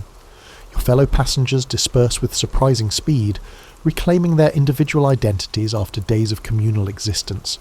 They exchange final handshakes, make last-minute address exchanges, and make promises to write that they may or may not keep. As if you've passed some sort of endurance test she's been administering, the stern woman nods approvingly at your survival of the journey. The locomotive sits steaming quietly, looking somehow smaller now that it's not in motion. The mighty Iron Horse that's been your world for 3 days is just a machine again, waiting for its next load of passengers and their dreams. You shoulder your carpet bag and walk toward the town, your legs still slightly unsteady from days of swaying motion. Behind you, the train whistle blows one last time, a farewell that somehow manages to sound both mournful and hopeful. The frontier stretches ahead, full of possibility and uncertainty in equal measure. You've arrived, carried here by steam and steel and the peculiar magic of American optimism made manifest in iron rails. Whatever happens next, you'll always remember these 3 days when you travelled into the future at 15 miles per hour, accompanied by the most fascinating collection of humanity you've ever had the pleasure to meet. The adventure, you realise, is just beginning. Julius Caesar wasn't always the towering figure we picture, draped in a bright red cloak and commanding the world's greatest empire. Before he was that legend, he was simply Gaius Julius, born into a patrician family with fading clout in a Rome that seemed to change every week. In those early days, the city itself wasn't the polished marble wonder of later centuries. With curving streets that spread gossip more quickly than chariots, it was a noisy, crowded centre of ambition and politics. People lived on top of each other in shabby apartments, while aristocrats planned lavish feasts in their villa courtyards, hoping to lure allies for the next election. Gaius Julius was shaped by it all. The noise of street vendors hawking figs and fish, the heated oratory in the forum, and the whispers behind every statue's column. Even as a child, Caesar had a curiosity that led him to corners of Rome others avoided, dimly lit taverns, the muddy banks of the Tiber River, and rows of cramped bookshops where scribes copied scrolls for hours on end. These experiences seasoned him with a knowledge of everyday life that most upper-class Romans rarely bothered with. He'd watch workers at the docks, fascinated by the different languages from traders coming in from the east. It gave him an early taste for the diversity that existed beyond Rome's walls, and no matter how chaotic it got, he never seemed overwhelmed. Instead, he'd carefully absorb how each piece of society functioned and file the information away. In his early teens, while many aristocratic boys took lessons in rhetoric under famed tutors, Caesar did too, but he did more than rehearse speeches from ancient Greek texts. He peppered his teachers with questions about how words could shift emotions. He realized that to command respect in Rome, you needed to shape minds and hearts, not just bodies on a battlefield. This flair for oratory would become one of his trademarks. Before he wore the laurel wreath, Caesar was already making a name for himself in smaller legal cases. He wowed the courts with a perfect blend of reason, passion, and style that made older, more experienced pleaders look foolish. His household wasn't exactly a fortress of tranquility. Tensions brewed under its roof, fed by old feuds and expectations that could suffocate a young man. If you were a patrician, tradition dictated you climb certain ladders, hold a few offices, curry favour with the Senate, play by Rome's unwritten rules. Yet Caesar's mother, Aurelia, sensed something different in him. His eyes sparked with ambition beyond the norm. Quietly, she encouraged him to break moulds, but do so intelligently. She knew that living like a chameleon in Rome's political ecosystem, switching shades when necessary, was the path to real power. Of course, Caesar's early journey wasn't smooth. He found himself ensnared in the civil disputes between Marius, his uncle by marriage, and Sulla, which tore Rome into factions. As a teenager, Caesar had to flee or risk execution when the dictatorial Sulla took over. But even on the run, he refused to remain hidden in a corner of Italy. Instead, he travelled discreetly, learning about local communities, forging bonds with minor officials and gaining a sense for the shifting alliances that propped up Roman government. Ever cunning, he avoided Sulla's men by staying a step ahead of them, sometimes disguising himself or travelling in the company of improbable companions, like foreign traders or even wandering performers. Eventually, Caesar returned to Rome after Sulla's death, but he'd learned that when power is on the table, trust is a fragile commodity. He had seen men switch loyalties for a promise of gold or turn in a friend to keep their own head. That lesson never left him. Upon coming home, he immediately set about re-establishing his social ties, attending banquets and forging friendships with men who had once eyed him with suspicion. Yet Caesar was adept at reading faces. If he caught even a flicker of duplicity, he dodged that bond elegantly, perhaps with an extravagant greeting followed by a subtle distancing. One could never be too careful in Rome's swirling politics. A remarkable moment came when he took on the role of priest to Jupiter, only to lose it during Sulla's purges. It was a blow, public piety, after all, was a stepping stone for an aspiring politician, but Caesar's resilience was already in full bloom. He picked himself up, found a new path, and ventured into the world of politics from a different angle, securing lesser offices that would eventually open bigger doors. He also began building a personal brand of generosity. Soon people whispered about the banquets he held and the funds he provided for public works. Senators wondered how he managed to gather such deep pockets. It wasn't old family wealth alone. Caesar had a network of supporters, and many believed in him precisely because of his willingness to think outside the conventional lines of patronage and nepotism. By his mid-20s, Caesar had cultivated a reputation for being both bold and adaptable. He hadn't yet reshaped Rome, but the seeds were there. His path wasn't about simple heroics or the typical childhood prophecy that he was destined for greatness. Rather, it was a quieter accumulation of experiences that prepared him for the challenges ahead. Each piece, his exposure to everyday Romans, his brush with danger during Sulla's regime, his love of rhetoric, lined up perfectly to form a foundation. Rome, full of swirling rivalries and unspoken rules, had no idea that this relatively unremarkable young man with a quick tongue and quick mind was about to upend everything.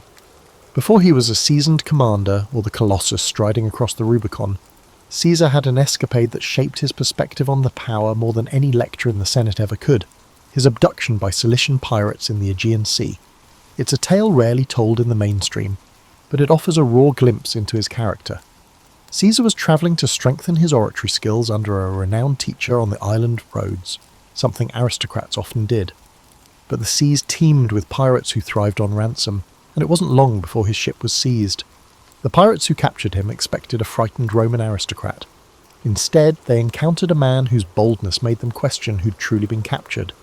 When they demanded a ransom of 20 talents of silver, Caesar reportedly scoffed that they were underselling him. He insisted they ask for 50. The pirates, bemused yet intrigued, took his suggestion. For several weeks, Caesar lived among them, waiting for friends to gather the sum. During that time, he treated them as if he were the one in charge, ordering them to keep quiet when he slept, even reciting poems and speeches and telling them to appreciate the artistry, or else. To the pirates' credit, they indulged him, perhaps wondering if they had accidentally kidnapped a lunatic. He wasn't simply being arrogant, he was displaying confidence and unpredictability. In a precarious situation, fear can be an exploitable weakness. By acting as if he were the authority figure, Caesar forced the pirates to respect him, or at least treat him carefully.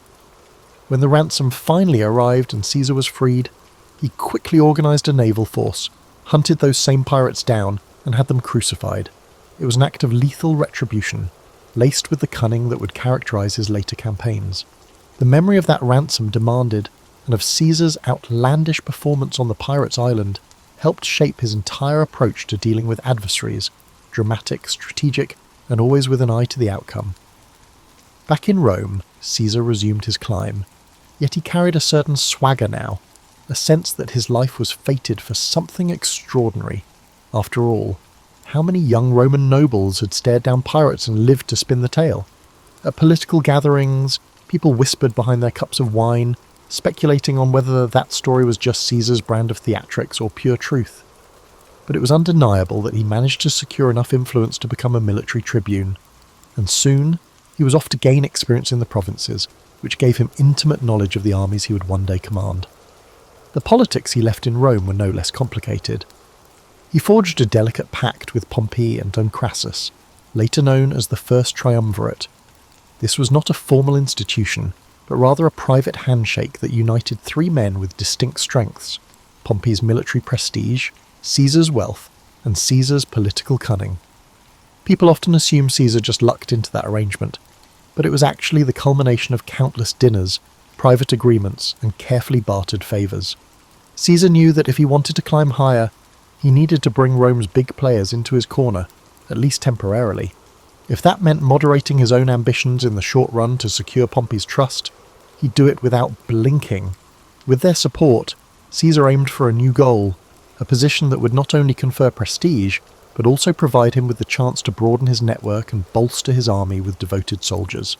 The governorship of Hispania Ulterior or Gaul, where fortunes could be made and reputation cemented, seemed ideal. Not only would it allow him to command armies, it would offer a stage to showcase his genius in both administration and warfare. In time, he secured the proconsulship of Gaul. Gaul was vast, populated by diverse tribes, each with its own traditions, alliances and grudges, where lesser men might see only a frontier to exploit. Caesar saw a chessboard with dozens of moving pieces. He relished the challenge. This was, after all, the man who once calmly dined with kidnappers. Gathering legions known for their discipline and grit, he departed north, determined to do more than just play caretaker. He wanted to knit those tribes into Rome's sphere of influence, forging new roads and alliances while showcasing Roman supremacy. Before he launched significant campaigns, Caesar did his homework. He arranged meetings with tribal chiefs, listening carefully to their rivalries and hearing their pleas for Roman protection. Was it genuine concern or a ploy? Caesar would weigh each statement, reading not just the words but the shifts in tone and eye contact. If he sensed an opportunity, like a tribe longing for revenge on its neighbour, he'd promise support, extracting pledges of loyalty. In many ways, his tactics mirrored the hush-hush political dealings he'd honed back in Rome, only now the stakes were measured in thousands of soldiers and entire territories. Yet, throughout these manoeuvres, Caesar never lost sight of the persona he'd cultivated. He was no mere bureaucrat. He was that daring aristocrat who'd outwitted pirates, the dynamic orator who electrified the courts, and the cunning negotiator who'd found common ground with Pompey and Caesar. Each success in Gaul was reported back to Rome via sensational dispatches, commentarii, so written with clarity and flair. People in the city devoured them as if they were tabloid headlines. He dramatized his victories just enough to capture the public's imagination. The Senate, reading the official versions, found themselves both impressed and wary. Caesar was quickly becoming too big to ignore.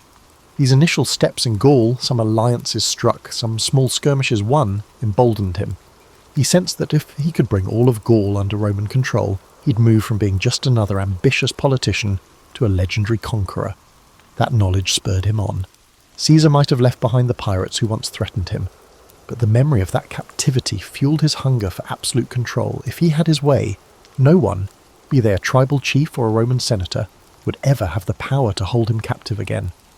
The Gallic Wars, as Caesar's campaigns would come to be called, weren't just about marching legions across fields and building wooden palisades. They were about psychological warfare, diplomacy, and the cunning exploitation of intertribal rivalries. Rome's dominance always hung on its ability to divide and conquer. With Caesar at the helm, that strategy took on fresh nuance. In the early phases, Caesar consolidated Roman gains by constructing a network of roads and fortifications. This was hardly glamorous labour. Roman soldiers would spend weeks hacking through forests and bogs to erect outposts, sometimes under the threat of ambush. Yet each new Roman-style fort, complete with straight lines and carefully measured intervals, sent a message of permanence. These weren't just makeshift garrisons, they were statements that Rome had come to stay. People often remember Caesar's brilliance on the battlefield, but his true strength lay in methodical organisation. He considered logistics as vital as sword and shield. The various Gallic tribes watched uneasily, some rushing to Caesar's side, others forming alliances against him. Caesar capitalised on the smallest seeds of division. If one tribe feuded with another, he'd arrive as a peace broker, offering Roman friendship and military aid against a rival. Soon enough, the tribe would find itself bound to Caesar by mutual benefit and shackled by Roman expectations. The brilliance lay in making it seem as if the tribe had chosen this path freely. Not that Caesar's campaign was devoid of bloodshed. Certain tribes resisted fiercely, resentful of foreign occupation. The Belgae in the north, for instance, marshalled huge forces that tested Roman discipline. Caesar, never squeamish, deployed tactics to crush resistance decisively, destroying crops, capturing strategic points, and sometimes resorting to brutal reprisals that sent a chill through neighbouring tribes. He didn't revel in cruelty for its own sake, but he understood the Roman tradition of deterrence.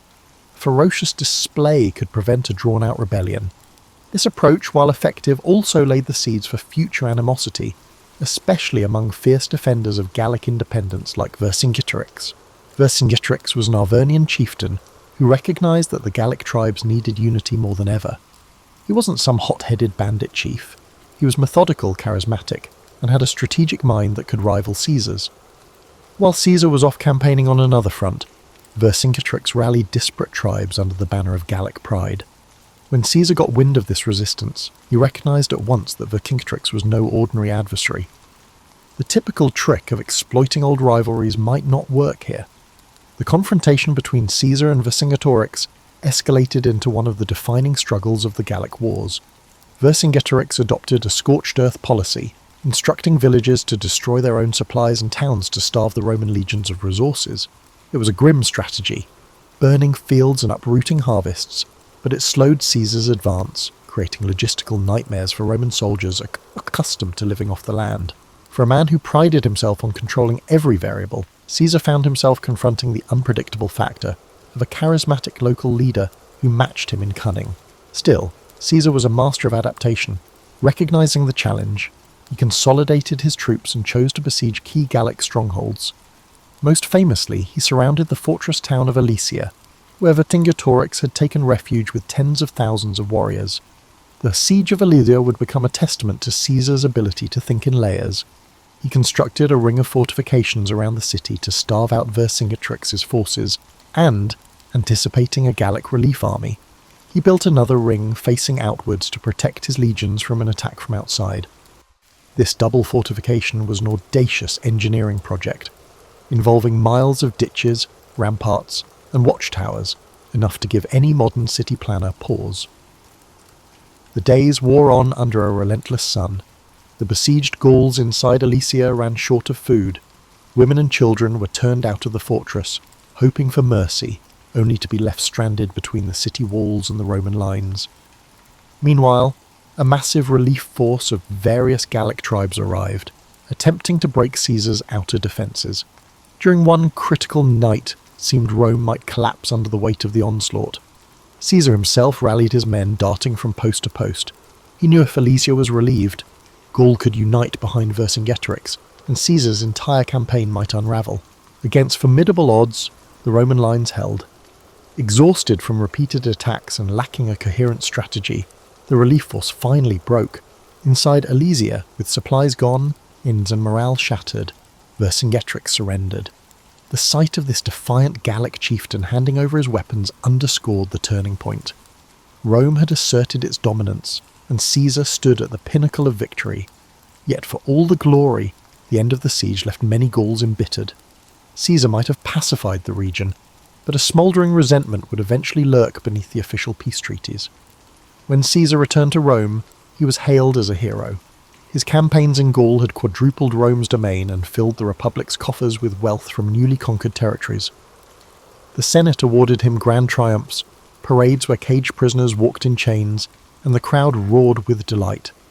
In these processions, Caesar's name became synonymous with military genius and Roman might.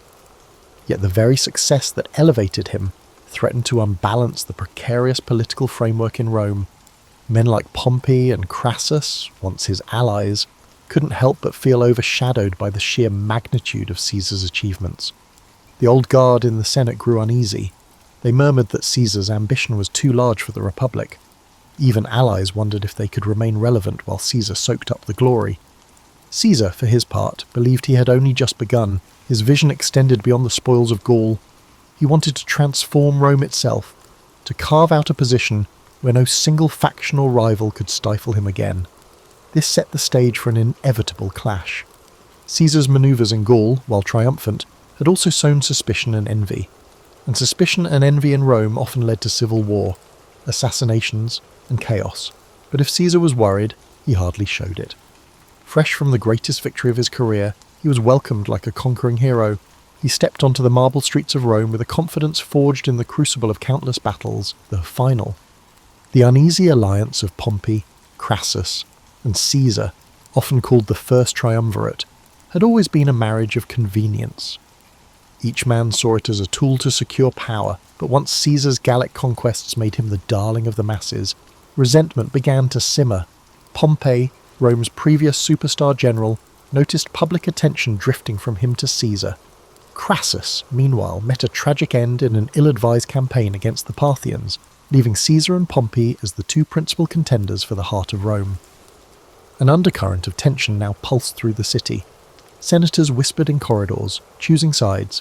Pompey cozied up to conservative factions in the Senate who viewed Caesar as a threat to the old republican system.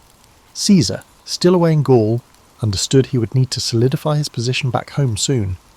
The term of his governorship was drawing to a close, and if he returned to Rome merely as a private citizen, his enemies could bring him to trial for various alleged misdeeds and effectively end his political career. His solution? He demanded to run for consul in absentia, seeking an extension of the immunity and power he held as proconsul. The Senate refused, with Pompey supporting that refusal. This was the point of no return. Caesar stood at the banks of the Rubicon River, the boundary beyond which lay Italy proper. Roman law was crystal clear. No general was allowed to bring his army into Italy. To do so amounted to a declaration of war. On a winter's night in 49 BCE, Caesar made his choice. He marched across the Rubicon, uttering the phrase, "Alea iacta est," the die is cast, if the anecdotes hold any truth. Overnight, Rome's system of alliances shattered. The civil war had begun. Pompey and many senators fled Rome to gather forces in the east, confident they'd muster armies far greater than Caesar's. They had the backing of traditional elites, wealthy provinces, and, they believed, time on their side. Caesar, however, wasn't known for cautious delay. He pressed forward at breakneck speed. Towns and cities along the way opened their gates, some out of admiration for Caesar, others out of fear. The unstoppable momentum took Pompey by surprise, forcing him to evacuate Italy altogether. Caesar entered Rome unopposed. But taking Rome was just the beginning. The real challenge was confronting Pompey's legions, which were regrouping in Greece. Caesar, leaving a minimal garrison behind, sailed across the Adriatic to chase down his rival. It was a frantic race, both men vying for resources and key strategic points. Caesar's forces were often outnumbered. Pompey's alliances spanned vast portions of the Republic. Yet Caesar leveraged speed, surprise, and the loyalty he'd earned from legions who'd fought alongside him in Gaul. Battles erupted across multiple theatres: Spain, Africa, and ultimately the plains of Pharsalus in Greece. The Battle of Pharsalus in 48 BCE became a defining moment. Pompey, confident in his superior numbers, formed a traditional line, anticipating a swift victory. Caesar, outmanned, arranged a reserve line of cohorts behind his cavalry on the right flank, anticipating Pompey's horsemen would try to envelop him. When the cavalry clash began, Caesar's hidden cohorts surged forward, routing Pompey's cavalry. This triggered a domino effect. Pompey's infantry, once they saw the cavalry in flight, lost cohesion. Caesar's legions, hardened by years of frontier warfare, exploited every gap. It was a massacre. Pompey escaped, but the psychological damage was done. Men who had once sworn loyalty to Pompey began to slip away or switch sides, sensing the tides of fate had turned. Pompey fled to Egypt, hoping to regroup, but the Ptolemaic officials, keen to appease Caesar, betrayed him. On his arrival, Pompey was assassinated. His head presented to Caesar as a perverse gift. Caesar was horrified. Despite their rivalry, Pompey had once been his son-in-law. Caesar's daughter Julia had been married to Pompey. Caesar publicly wept at the sight of Pompey's severed head, then ordered the execution of the men responsible for the betrayal. This act conveyed a message. Caesar might be ruthless, but he upheld the dignity of Roman nobility and detested dishonour. Egypt, however, offered its own labyrinth of politics. Cleopatra and her brother Ptolemy were locked in a power struggle. Caesar, now the most influential Roman in the region, found himself arbitrating their dispute. Cleopatra saw an opportunity. She smuggled herself into Caesar's presence, wrapped in a carpet, so the story goes, and charmed him with her intellect, wit, and grand vision for Egypt. Caesar, never one to resist audacity or intelligence, sided with Cleopatra. The pair consolidated power in Alexandria, defeating Ptolemy's forces and installing Cleopatra as queen. Their liaison was more than romantic. It was a strategic alliance that gave Caesar access to Egypt's wealth while securing Cleopatra's throne. Rome watched these events with fascination and growing anxiety. Caesar was off forging alliances and fathering a child with a foreign queen, Caesarion, while Italy braced for whatever came next. Though Pompey was dead, segments of the Roman Republic still resisted Caesar's rule.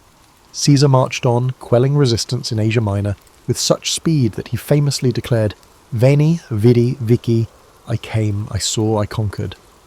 Then he headed to Africa, clashing with remaining Pompeian forces and eventually subduing them. By 45 BCE, Caesar stood unchallenged as Rome's paramount leader. The Senate, most of whose members owed him their lives or careers, filled his hands with powers that stretched the limits of Rome's traditions. He was named dictator for 10 years, eventually dictator for life. Some called it a tyranny. Caesar, for his part, claimed he was trying to restore order. He enacted sweeping reforms, revising the calendar into the Julian model, restructuring debts, expanding the Senate, granting citizenship to loyal allies in distant provinces, and planning massive building projects that aimed to beautify the city. He also introduced social measures, like distributing land to veterans. In these moves, Caesar walked a tightrope, consolidating power while giving just enough to the masses and Senate to keep them largely compliant. But something in the Roman psyche chafed at one-man rule. Rome prided itself on hating kings. Their entire identity was built around a republic, even if that republic was often manipulated by the powerful. Caesar's acceptance of lavish honours and his centralisation of power made some worry that he sought to crown himself. Others found him dangerously modern, someone who might change Rome beyond recognition. And behind Caesar's unstoppable force lay a silent question. Was the Republic just a stage for one man's ambition, or could it endure? When Caesar finally returned to Rome in triumph, the city was abuzz with rumours and festivals. Though war still simmered in the distant corners of the Republic, Caesar's personal magnetism and the promise of stability temporarily silenced most discontent. He orchestrated spectacular public games and feasts, showering the populace with free grain. Statues and monuments sprang up in his honour. Yet beneath the gleaming facade, the core of Roman tradition, those unwritten rules guarding the Republic from monarchy, felt under siege. One example of Caesar's larger-than-life persona was his attempt to reshape the calendar, which was no small matter in Rome. The old lunar calendar had become hopelessly misaligned with the seasons, creating confusion in festivals and civic life. Caesar, advised by astronomers including Sosigenes of Alexandria, introduced the Julian calendar, a solar-based system with a leap year cycle. This was a major administrative reform that didn't just tidy up dates. It demonstrated Caesar's willingness to override centuries of practice if he believed he had a better way. People marvelled at the clarity the new calendar offered, but they also sensed that if Caesar could reorder time itself, what else might he feel entitled to reorder? He poured money into construction. Under Caesar's direction, new buildings, temples, and public spaces sprouted, symbolising a Rome reborn. The Forum grew more magnificent. He commissioned grand projects that not only beautified the city but gave work to thousands of labourers, elevating Caesar's popularity among the common folk. At the same time, he expanded the Senate from roughly 600 to as many as 900 members, adding allies from the provinces and diluting the power of the old aristocratic families. Some saw this as an inclusive move broadening representation within the Roman state. Others viewed it as an egregious power play, a way for Caesar to stack the Senate with loyalists who owed their positions to him alone. All these changes stirred the question, was Caesar still just a leading citizen, or was he inching toward kingship? Rome had a cultural aversion to the very word rex, king. Generations were taught that their ancestors had exiled the last Roman king and vowed never to kneel before another. So when statues of Caesar began appearing in public places, crowned with diadems, some citizens felt a chill. Caesar claimed these were tokens of respect from admirers, not declarations of monarchy, but doubts lingered. At a public festival, Marcus Antonius, a favoured lieutenant, attempted to place a diadem on Caesar's head. Caesar dramatically refused, stating, "Only Jupiter is king of the Romans." But the crowd's reaction was mixed. Some cheered his refusal, others suspected a theatrical performance designed to test public opinion on a monarchy. The dissonance grew sharper as Caesar took on the title dictator for life. In theory, a dictator in Roman history was an emergency measure, appointed for 6 months in times of dire threat, and then required to relinquish power. By extending this temporary position indefinitely, Caesar strained the very definitions of Roman governance. His supporters insisted Rome needed strong leadership given all the unrest, but his critics argued that Caesar was snuffing out the Republican flame. The seeds of conspiracy began to sprout.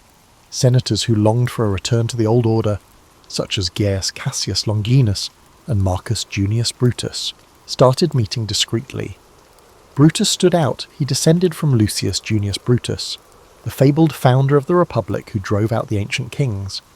Caesar had shown Brutus remarkable favour, even rumoured to have paternal affection for him. Yet this complicated bond didn't stifle Brutus's conviction that Caesar's power threatened the Republic's core values. Cassius, a cunning figure with a far darker edge, fanned the flames, reminding Brutus of his ancestors' legacy and the sacred duty to protect Rome from a tyrant. Meanwhile, Caesar seemed to sense an undercurrent of danger. He went about with guards, but he also believed that living in constant fear would diminish his stature. On the surface, he continued orchestrating elaborate plans. He was preparing a massive campaign against Parthia in the east, intending to surpass even Pompey's conquests. Returning to Rome from that victory, Caesar likely envisioned a final consolidation of power, an unassailable legacy. His mind overflowed with new ideas for governance, law codes and expansions of citizen rights. He confided in close allies that his rule would transform Rome into a cohesive empire rather than a loose confederation of territories. Yet those grand visions collided with the simmering resentment of the senatorial class. Many of them had gone along with Caesar out of pragmatism, biding their time, waiting for a chance to assert the old ways. They resented how Caesar's reforms undermined their prestige, how his populist measures made the people less reliant on senatorial patrons. Some conspirators hoped to reinstate a pure republic with limited terms of office and carefully balanced powers. Others simply wanted Caesar gone, viewing him as an existential threat to their personal standing. So as Caesar walked the marble floors of the Curia, conferring with senators, not all who greeted him warmly were true allies. The facade of unity was just that, a facade. Whispers circulated about the Ides of March, a date the conspirators had marked as pivotal. Caesar, distracted by preparations for upcoming campaigns, either dismissed or downplayed the signs of looming treachery. He was, after all, Julius Caesar, the man who escaped pirates, conquered Gaul, and overcame Pompey. To him, fear was a cage he refused to live in. To the conspirators, his confidence was both an insult and an opportunity. The stage was set, and all of Rome felt the tension in the air. The days leading up to the Ides of March had a strange energy in Rome. Senators bustled about with forced smiles, while scribes noted a flurry of edicts and proposals Caesar aimed to finalise before departing on campaign. Craftsmen laboured on newly commissioned statues and inscriptions praising Caesar's achievements. Meanwhile, anxious whispers seeped through the city, swirling in the smoky corners of taverns and the hush of aristocratic dinner parties. Caesar himself oscillated between excitement for his Parthian expedition and vague apprehension. Omens were a big deal in Roman society, and several odd occurrences had stoked superstitions, reports of strange lights in the sky, or a soothsayer who warned Caesar to beware the Ides of March. Caesar, rational yet not entirely dismissive of command auguries, seemed torn between curiosity and disbelief. He joked about the warnings, telling friends the Ides of March had arrived and nothing had happened yet. But behind the levity, hints of caution surfaced. He was known to have shared concerns with Calpurnia, his wife, who begged him on to be vigilant. The conspiracy gained momentum. Cassius worked tirelessly, approaching senators who felt displaced by Caesar's sweeping reforms or who bore personal grudges. Persuading Brutus had been the linchpin. Brutus's moral standing and family legacy offered a veneer of honour to what might otherwise look like a naked power grab. With Brutus on board, recruiting others became easier. Each conspirator had different reasons. Some claimed to fight for the Republic's freedom, others sought personal gain or revenge, yet they united under a single, dramatic resolution: Caesar must be removed. One version of their plan involved attacking Caesar during a Senate session, when he would be relatively unguarded. In theory, the presence of so many senators served as a public shield. Caesar wouldn't expect a mass attack in the heart of Roman governance. The conspirators also believed that once the deed was done, they could proclaim themselves defenders of liberty, summoning the people to restore republican ideals. Despite the risk, none could deny the plan's audacious simplicity. The Senate meeting on the Ides of March beckoned like a grim appointment. The morning of the Ides arrived. Calpurnia, shaken by nightmares, implored Caesar not to go. Some historians claim she dreamed of a statue of Caesar spouting blood, or of him lying slain in her arms. Moved by her distress, Caesar initially decided to stay home, possibly rescheduling the Senate session. That alone could have altered history. But the conspirators panicked when they heard Caesar might not come. They dispatched Decimus Brutus, no relation to Marcus Brutus, but another close ally, to persuade Caesar. Decimus feigned concern that Caesar would insult the Senate by his absence, diminishing his standing right before his grand campaign. So, despite Calpurnia's pleas, Caesar relented. He donned his ceremonial toga and left for the Curia. Inside the Senate meeting, the atmosphere was thick with tension, though it started off with formalities. Caesar took his seat. A group of conspirators approached, pretending to ask a favour on behalf of a political exile. They surrounded him as if to press their case more passionately. Then, as the story goes, at a signal, daggers appeared. The first strike came from Casca, and others joined. Accounts vary. Some say Caesar tried to defend himself, others that he was too overwhelmed. He was stabbed multiple times, the final blow from Brutus, prompting Caesar's legendary and possibly apocryphal utterance, "Et tu, Brute?" In moments, it was over. Caesar lay dead at the foot of Pompey's statue, a cruel twist of fate for the man who had once wept for Pompey's demise. The senators, spattered with blood, proclaimed they had liberated Rome from tyranny. They expected the city to greet them as heroes, yet the immediate reaction was shock, not jubilation. Citizens fled the Curia, unsure whether more violence would follow. The conspirators had planned for Caesar's death, but they hadn't planned for the emotional vacuum it would create among the Roman populace. The question remained, had they truly saved the Republic, or just unleashed chaos? Brutus and Cassius tried to calm the city with speeches, invoking the memory of their ancestor Lucius Junius Brutus, who banished Rome's last king centuries before. They insisted they had restored the Republic, but the people had witnessed Caesar's generosity, his banquets, land distributions, public games. Many commoners revered him. Anger and sorrow brewed in the streets. Word spread of the savage butchery in the Senate. Far from celebrating the conspirators, many citizens demanded vengeance. Mark Antony, who had not participated in the conspiracy, seized this public sentiment. He delivered a funeral oration for Caesar that became legendary. Antony spoke with passion, displaying Caesar's blood-stained toga, stirring the crowd into a frenzy against the conspirators. Some historians say Caesar's body was burned in the Forum itself, with the flames fed by citizens who tossed in furniture and items as offerings. The conspirators, realizing the tide had turned, fled the city. Outrage soared, and the once proud Senate found itself overshadowed by the populist fury that Caesar had so skillfully harnessed in life. Thus, the killing that was intended to save the Republic actually accelerated its decline. Power soon consolidated not around a restored Senate, but around new strongmen, Mark Antony, Octavian, Caesar's young heir and adopted son, and others who would jockey for command in the following years. In death, Caesar had transcended mortality to become an icon, some would say a martyr, while the vision of a renewed republic, ironically, slipped further away. The aftermath of Caesar's assassination was as turbulent as any period Rome had ever seen. The city, already tense from years of civil conflict, discovered that removing one towering figure didn't automatically restore the old republic.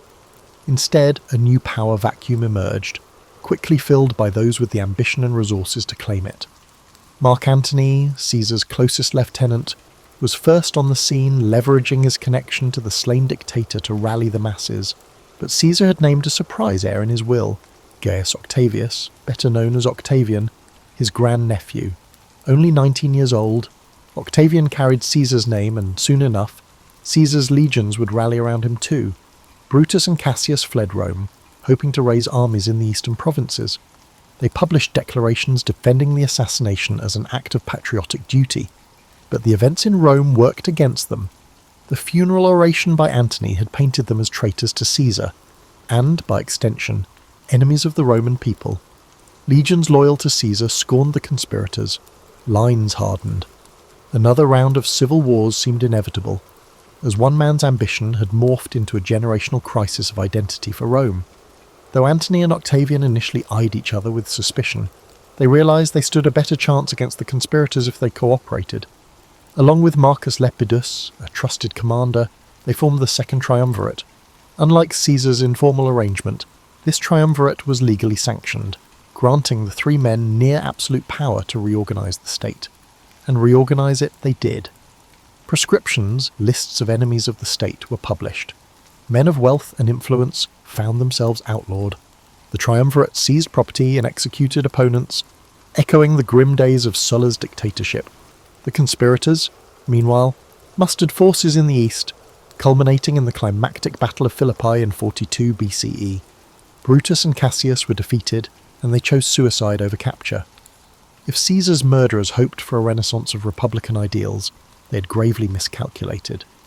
Rome was now torn between competing strongmen. After Philippi, tensions rose between Antony and Octavian. Antony headed east, forming an alliance, and famously a romance, with Cleopatra in Egypt. Octavian solidified his base in Rome, ensuring the Senate recognized him as the principal heir to Caesar's legacy. By 31 BCE, the rivalry exploded into another civil war, culminating in the naval battle of Actium. Octavian prevailed.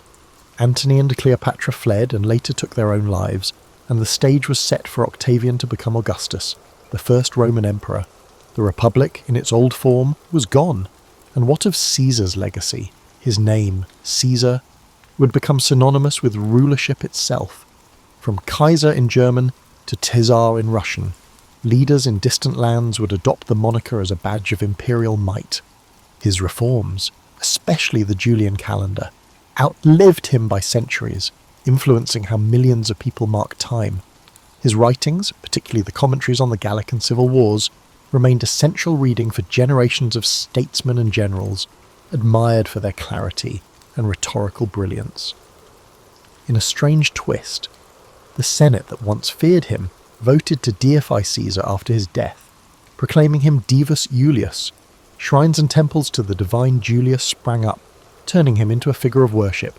This posthumous deification gave Octavian an added aura of legitimacy. He was now Divi Filius, the son of a god.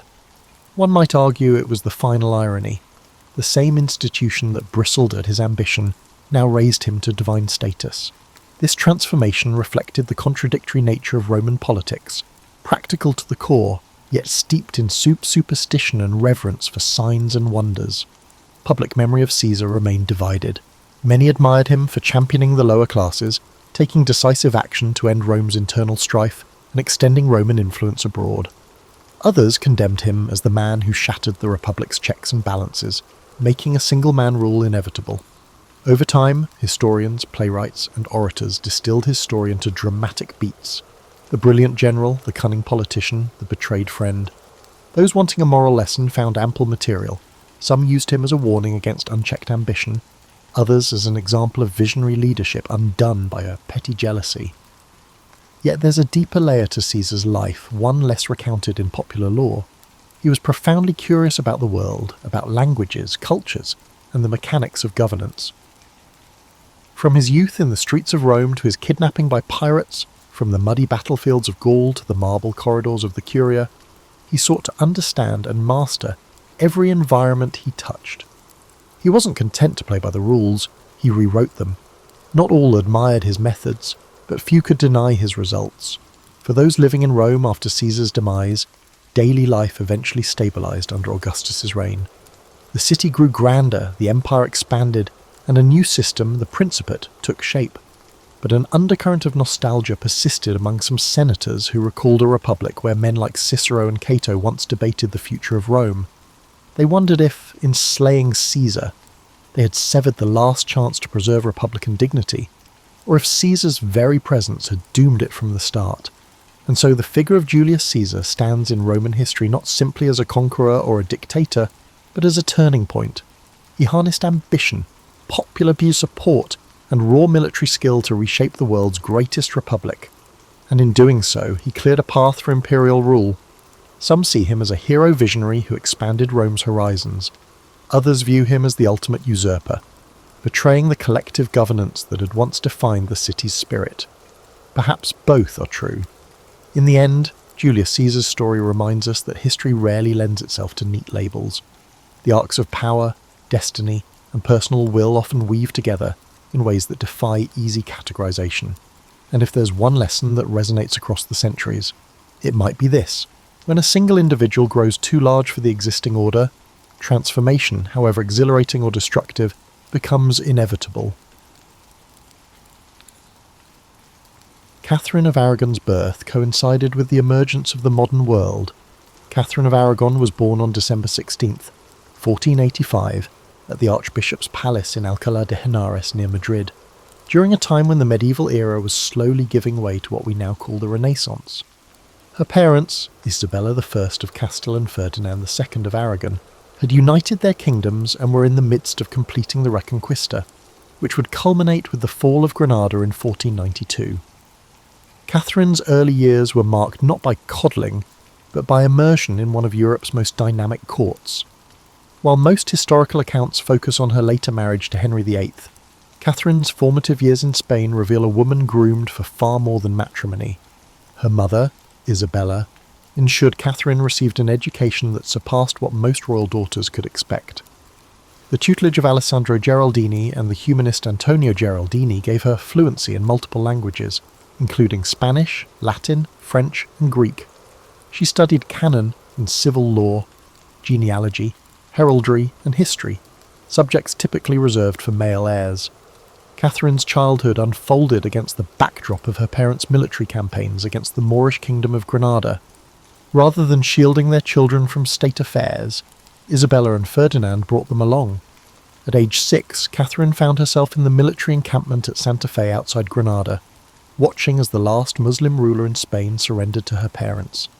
The same year, a Genoese explorer named Christopher Columbus secured funding from her parents for a westward expedition that would forever change world history.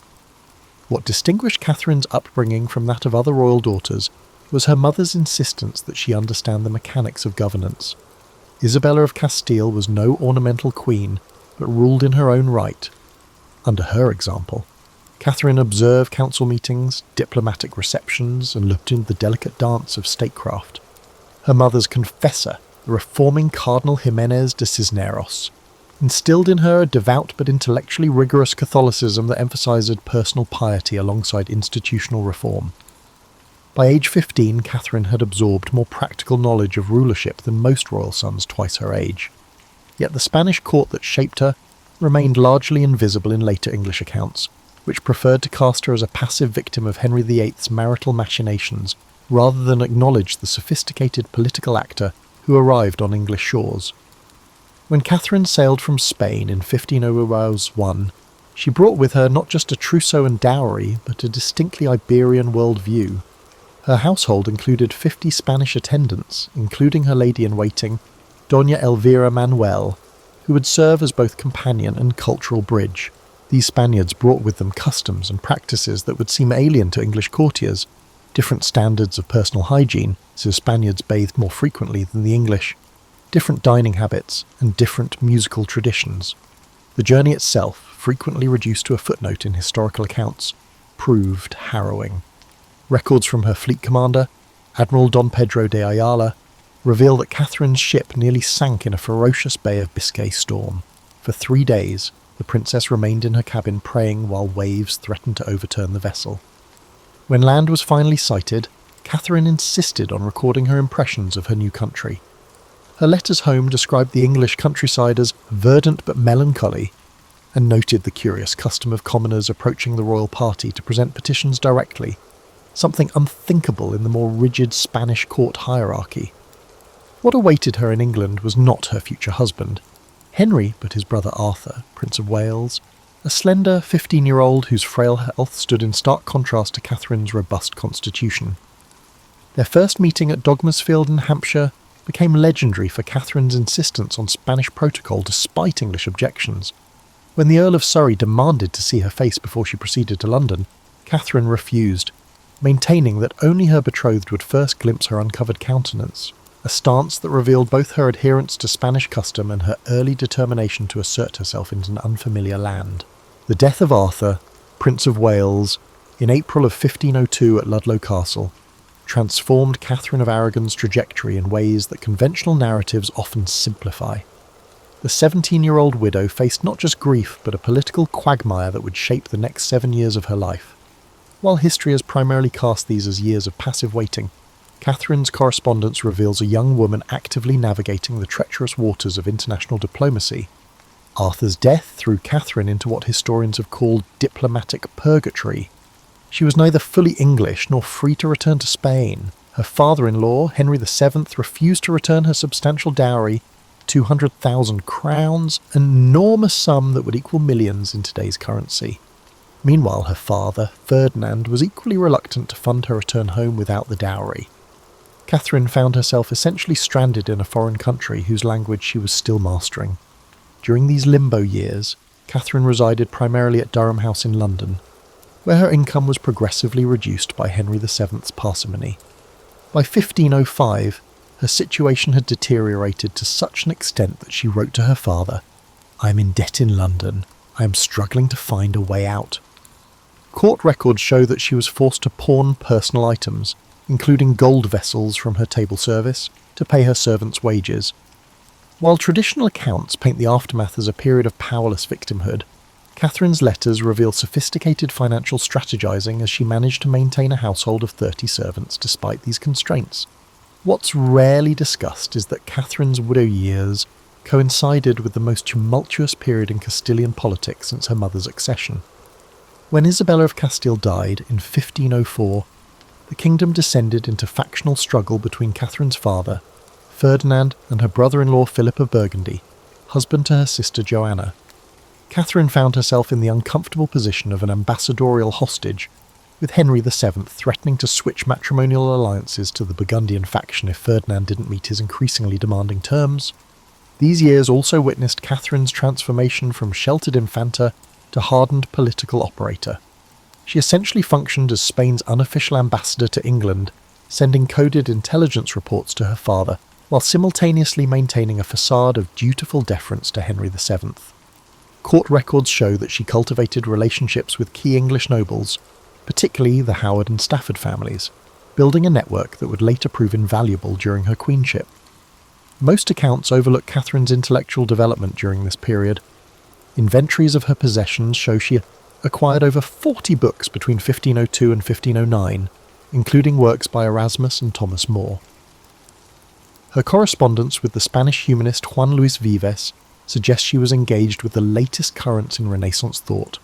Far from languishing in isolated misery, Catherine was participating in the intellectual ferment that would later characterise the early Tudor court. People have similarly misrepresented her religious life during these years. While Catherine's piety is well documented, it has often been caricatured as rigid and medieval. In reality, her spiritual practice aligned with the Devotio Moderna movement sweeping Europe, which emphasised personal, interior devotion over elaborate external rituals. Her confessor, the observant Franciscan Alessandro Barclay, introduced her to contemplative prayer practices that would later influence English spiritual writing. Catherine's relationship with the young Prince Henry, later Henry VIII, during this period deserves re-examination. Court records indicate regular contact between them, including shared musical performances and participation in court festivities. The future king, 6 years her junior, appears to have genuinely enjoyed Catherine's company, particularly her knowledge of Spanish literature and her skill at the virginals, a keyboard instrument she had mastered. When court chronicler Edward Hall later wrote that Henry had cast eyes of affection on Catherine before their marriage, he was likely recording more than propaganda. By 1507, Catherine had become adept at managing not just her reduced circumstances, but the complex diplomatic machinations swirling around her. When Henry VII attempted to create a pretext for breaking the betrothal by demanding Catherine confess whether her marriage to Arthur had been consummated, she outmanoeuvred him with a carefully worded response that satisfied Spanish honour, while preserving the possibility of marriage to the younger Henry. When Henry VIII ascended the throne in April of 1509, one of his first acts was to marry Catherine of Aragon, a decision that historical accounts have variously attributed to youthful infatuation, political expediency, or simple duty. However, contemporary sources reveal a more nuanced reality. The 18-year-old King's Council was initially divided on the match, with some favouring a French alliance instead. Henry's decision to marry Catherine represented his first significant assertion of royal will against advisory opinion, a pattern that would characterise his reign. Catherine's transformation from marginalised widow to queen consort was swift and deliberate. Their joint coronation on June 24th, 1509, broke with tradition by according Catherine equal ceremonial prominence with Henry. She insisted on wearing her hair loose, a Spanish symbol of virginity, to publicly emphasise that her first marriage was unconsummated. Londoners, treated to pageants portraying Dame Catherine as the embodiment of truth triumphing over adversity, understood the symbolism. The early years of Catherine's queenship reveal a woman whose political influence extended far beyond conventional narratives that focus exclusively on her reproductive struggles. As early as 1510, diplomatic correspondence shows Catherine serving as an informal member of the King's Council, particularly on matters relating to Spanish and imperial relations. The Venetian ambassador reported with surprise that the Queen attends all council meetings and exerts considerable influence. Perhaps Catherine's most overlooked contribution to Tudor governance came in 1513, when Henry appointed her Governor of the Realm and Captain General of the Armed Forces during his absence in France. This regency granted Catherine powers that went beyond ceremonial authority. She could sign documents with the King's authority, issue proclamations, and even raise armies. When James IV of Scotland invaded while Henry was abroad, Catherine organised the English defence with remarkable efficiency. She commissioned ships, ordered troop movements, and sent a stirring letter to the Earl of Surrey before he defeated and killed the Scottish king at Flodden Field. After the victory, Catherine sent James's bloodied coat to Henry in France as a battle trophy, writing with martial pride that she would have sent the king's body too, but English soil would not bear a traitor's burial. This action, rarely emphasised in popular accounts, demonstrates Catherine's embrace of Tudor political culture and her evolution from Spanish infanta to English queen. Catherine's domestic policy during her regency revealed priorities that would shape her later patronage. She issued orders relaxing enforcement of sumptuary laws that disproportionately punished working-class women for dressing above their station. Court records indicate she personally intervened in at least 14 cases where women faced prosecution under these statutes, arguing that female industry shouldn't be penalised by archaic restrictions. Her intellectual patronage has been similarly underappreciated. While Henry VIII is remembered for his sporadic support of humanism, Catherine maintained more consistent relationships with leading scholars. She commissioned translations of devotional texts from Spanish into English, supported Richard Hurdy's arguments for women's education, and maintained correspondence with Erasmus, who dedicated his commentary on the Gospel of Matthew to her. When Juan Luis Vives published The Education of a Christian Woman in 1523, he acknowledged Catherine's influence on his thinking about female intellectual capacity. Catherine's queenly authority extended to cultural diplomacy as well. She introduced Spanish theatrical traditions to the English court, particularly the morality plays known as autos sacramentales. Court records document her commissioning performances that blended English and Spanish performance styles, creating hybridized entertainments that historian Sidney Anglo has termed the first truly cosmopolitan court culture in English history. Even her religious patronage defies simple characterization. While Catherine's Catholicism was sincere, she advocated for church reforms that aligned with humanist critiques. She supported Cardinal Wolsey's suppression of corrupt monasteries nearly 2 decades before Henry's more famous dissolution. Edward Lee, the reformist scholar who served as her personal chaplain, delivered sermons that criticised clerical abuses while upholding orthodox doctrine, a delicate balance that mirrors Catherine's own complex religious beliefs. By 1525, before the divorce crisis erupted, Catherine had constructed a queenly identity that skillfully balanced her Spanish heritage with her adopted English role. She wore English fashions but maintained Spanish eating habits. She spoke English fluently but continued to write personal devotions in Spanish. She honoured English Catholic saints while introducing Spanish religious customs like the 40-hour devotion. This cultural hybridity made her popular with both courtiers and commoners, who affectionately called her Queen Caterina, in a blend of her Spanish name and English title. The unravelling of Catherine's marriage to Henry VIII, who was euphemistically called the King's Great Matter, has traditionally been presented as a contest between an increasingly desperate king and a stubbornly principled queen. This narrative, while not entirely false, obscures the sophisticated legal battle Catherine waged to defend her position. Far from being a passive victim of Henry's machinations, Catherine mounted a defence that utilised every legal and diplomatic weapon at her disposal. When Henry first raised doubts about their marriage in 1527, citing Leviticus 20:21 as evidence that he had sinned by marrying his brother's widow, Catherine responded not with mere emotional appeals, but with precise canonical arguments. Her initial legal position rested on 3 points: that her marriage to Arthur had never been consummated, that Pope Julius II's dispensation had specifically addressed and overridden any impediment, and that the passage in Leviticus was contradicted by the Levirate principle in Deuteronomy 25, which actually commanded a man to marry his brother's widow. Document evidence from Spanish archives reveals that Catherine personally drafted many of the legal arguments her representatives would later present. Her annotated copy of the decretals, papal legal pronouncements, shows her meticulous research into precedent cases. She identified 13 prior instances where papal dispensations for affinity had been granted and never subsequently revoked, creating a legal pattern that strengthened her case. Catherine's legal team, assembled through her personal connections rather than royal resources, represented an impressive coalition of canonical expertise.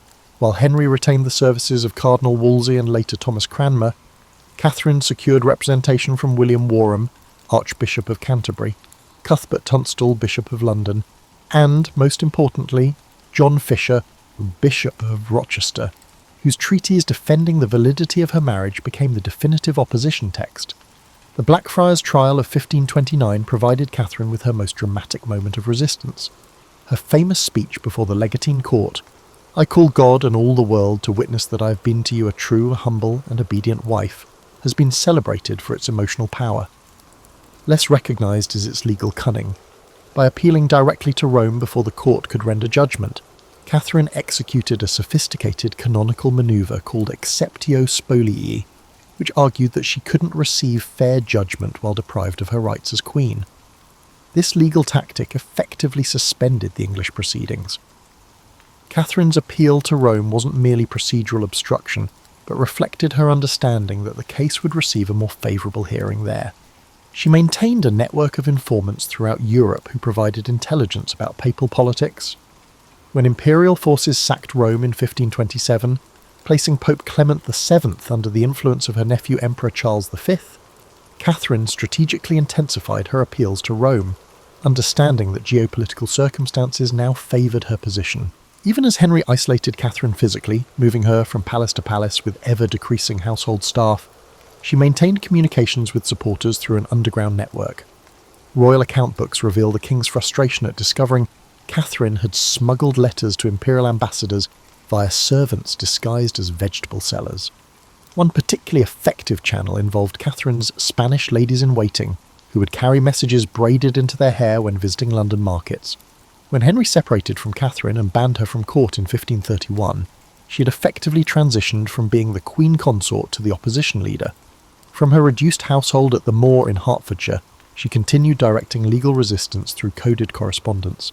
She instructed her representatives in Rome to challenge every procedural motion, effectively creating years of delays that prevented Henry from legally remarrying while she lived. Catherine's strategic acumen extended to public relations. Understanding the power of popular sentiment, she deliberately appeared before crowds when travelling between her various places of confinement, dressed plainly but with the royal arms prominently displayed. Contemporary accounts describe commoners lining roads to cheer the true queen, demonstrations that so concerned Henry that he eventually confined her to increasingly remote locations. What's rarely acknowledged is how Catherine's resistance provided the legal template that later English Catholics would use to challenge Henry's religious policies. Her insistence on the supremacy of papal authority over the king in matters of marriage created precedents that evolved into broader arguments against royal supremacy. The network of supporters she cultivated, particularly among university scholars and clergy, formed the nucleus of what would become recusant resistance during Elizabeth's reign. Perhaps most remarkable was Catherine's maintenance of dual loyalties throughout the dispute. While adamantly defending her position as England's rightful queen, she refused multiple opportunities to escape to imperial territories, or to authorise her nephew Charles V to invade England on her behalf. When Charles's ambassadors suggested military intervention in 1532, Catherine reportedly responded, "I will not be the cause of war in Christendom, nor against the country that is now my own." Catherine of Aragon's diplomatic significance has been consistently undervalued in historical assessments that focus primarily on her domestic role. In reality, she served as the linchpin of Anglo-Spanish relations for nearly 3 decades, wielding influence that extended far beyond ceremonial functions. Her diplomatic career commenced prior to her queenship, as her father, Ferdinand, utilised her as a living pawn on the European diplomatic arena. From her arrival in England, Catherine maintained what we would now call a parallel diplomatic channel alongside official ambassadors. Her personal correspondence with her father, Ferdinand, and later her nephew, Emperor Charles V, provided intelligence that official dispatches often lacked. The Spanish ambassador, Rodrigo de Puebla, frequently complained that Catherine had more accurate information about English court politics than he did. Writing to Ferdinand in 1505, "The princess knows more of the king's mind in 1 hour than I learn in a month of careful observation." During Henry VIII's early reign, Catherine functioned as the architect of the Anglo-Spanish alliance that defined English foreign policy until the divorce crisis. The Treaty of Westminster, 1511, which formalised England's entry into the Holy League against France, bore Catherine's diplomatic fingerprints throughout. Spanish archives contain her draft suggestions for the treaty terms, many of which appeared verbatim in the final document. This hands-on approach to treaty formation went well beyond the conventional role of a consort. Catherine's influence extended beyond Spanish relations. She maintained regular correspondence with her sister Joanna in Castile, her nephew Charles in the Low Countries, and her niece Isabella in Denmark, creating a familial intelligence network spanning Europe. When Margaret of Austria, regent of the Netherlands, needed her to communicate sensitive information to England without alerting French spies, she often routed messages through Catherine rather than formal diplomatic channels. The Field of Cloth of Gold in 1520 is typically presented as a watershed in Anglo-French relations, marking the legendary summit between Henry VIII and Francis I of France. Less discussed is Catherine's behind-the-scenes diplomatic counterweight. While publicly supporting the French rapprochement, she simultaneously strengthened ties with Charles V, hosting his ambassadors for private audiences, where she emphasised England's continuing commitment to imperial friendship. This dual-track diplomacy allowed England to maximise its negotiating position between Europe's 2 dominant powers. Catherine's diplomatic value became evident in 1522, when Charles V visited England for 6 weeks, an unprecedented diplomatic coup. Court records reveal Catherine's personal management of the visit's logistics, from menu planning that accommodated Spanish tastes to entertainment that subtly emphasised Anglo-imperial commonalities. During political discussions, Catherine often served as a cultural interpreter, explaining English customs to her nephew and contextualising English positions for Henry. The resulting Treaty of Windsor, highly favourable to English interests, was widely attributed to Catherine's skillful mediation. The Queen's diplomatic relevance wasn't limited to European affairs. Catherine took particular interest in the nascent transatlantic explorations, likely influenced by her mother's sponsorship of Columbus. Documents in the Spanish archives show she personally intervened to protect the rights of indigenous peoples in Spain's American territories. In 1529, she wrote to officials in Hispaniola, warning against the mistreatment of native inhabitants and endorsing the humanitarian arguments of Bartolomé de las Casas. This early advocacy for indigenous rights represents an underappreciated aspect of her international influence. Catherine's approach to international relations was characterised by what diplomat Eustace Chapuis called her long view of dynastic interests. Unlike Henry, whose foreign policy often responded to immediate opportunities or slights, Catherine consistently advocated for policies that supported long-term strategic interests. She opposed popular but wasteful French instead. They encouraged commercial treaties that would strengthen English trade. When the Protestant Reformation began fracturing European politics, Catherine advised Henry to position England as a potential mediator rather than an entrenched partisan. Even during the divorce proceedings, Catherine maintained her diplomatic engagement, transforming her personal predicament into an international issue. Through carefully timed appeals to Rome and the imperial court, she ensured that Henry couldn't resolve the matter as a domestic concern. Her letter to Charles V in 1531, recently discovered in the Simancas archives, reveals a sophisticated understanding of European power dynamics. She advised her nephew to pressure the Pope through diplomatic rather than military means, arguing that the Holy Father responds better to gentle persuasion than to threats. In her final days at Kimbolton Castle in 1536, Catherine executed a crucial diplomatic manoeuvre.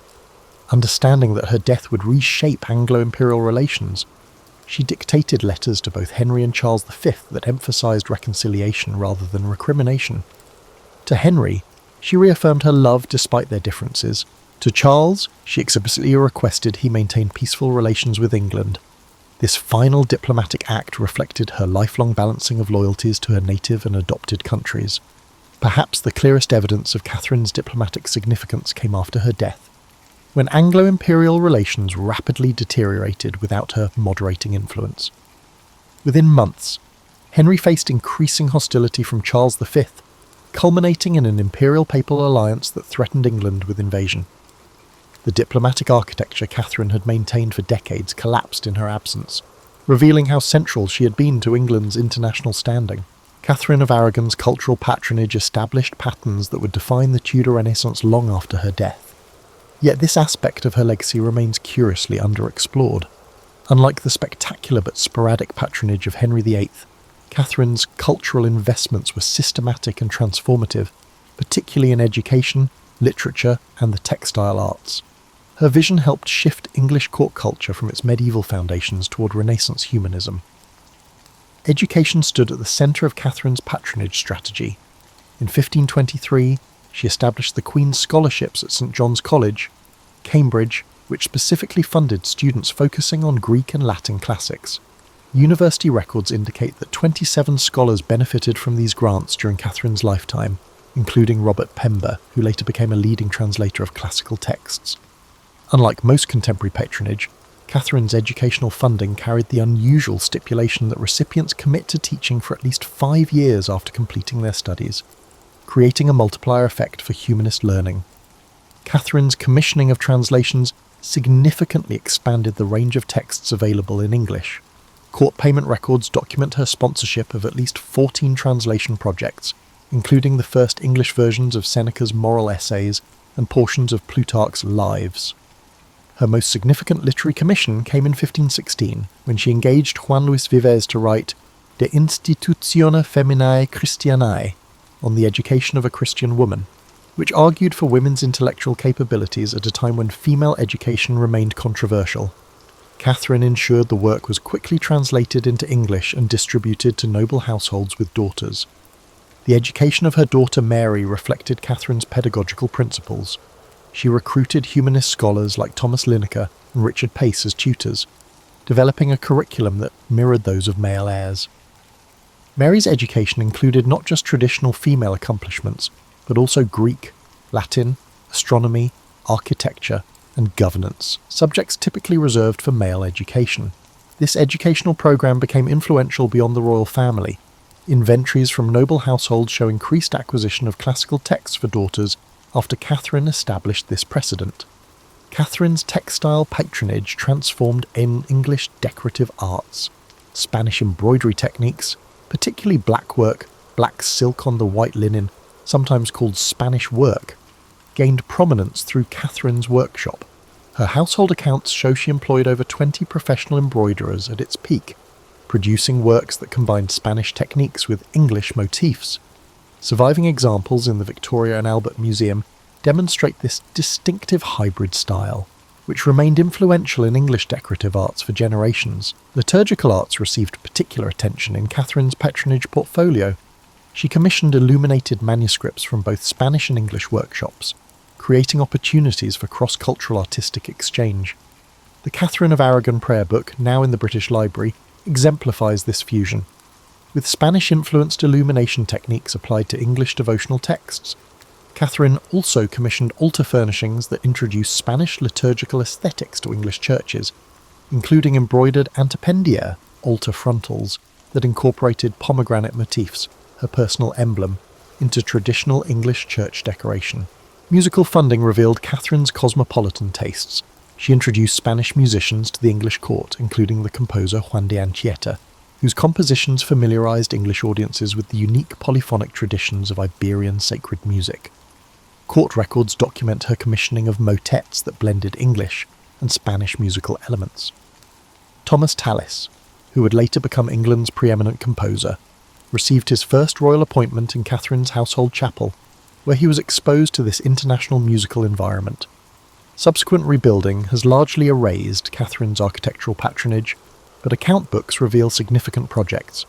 She redesigned the Queen's apartments at Greenwich Palace to include a Spanish-style inner courtyard with a fountain, creating spaces for humanist conversation modelled on Iberian precedents.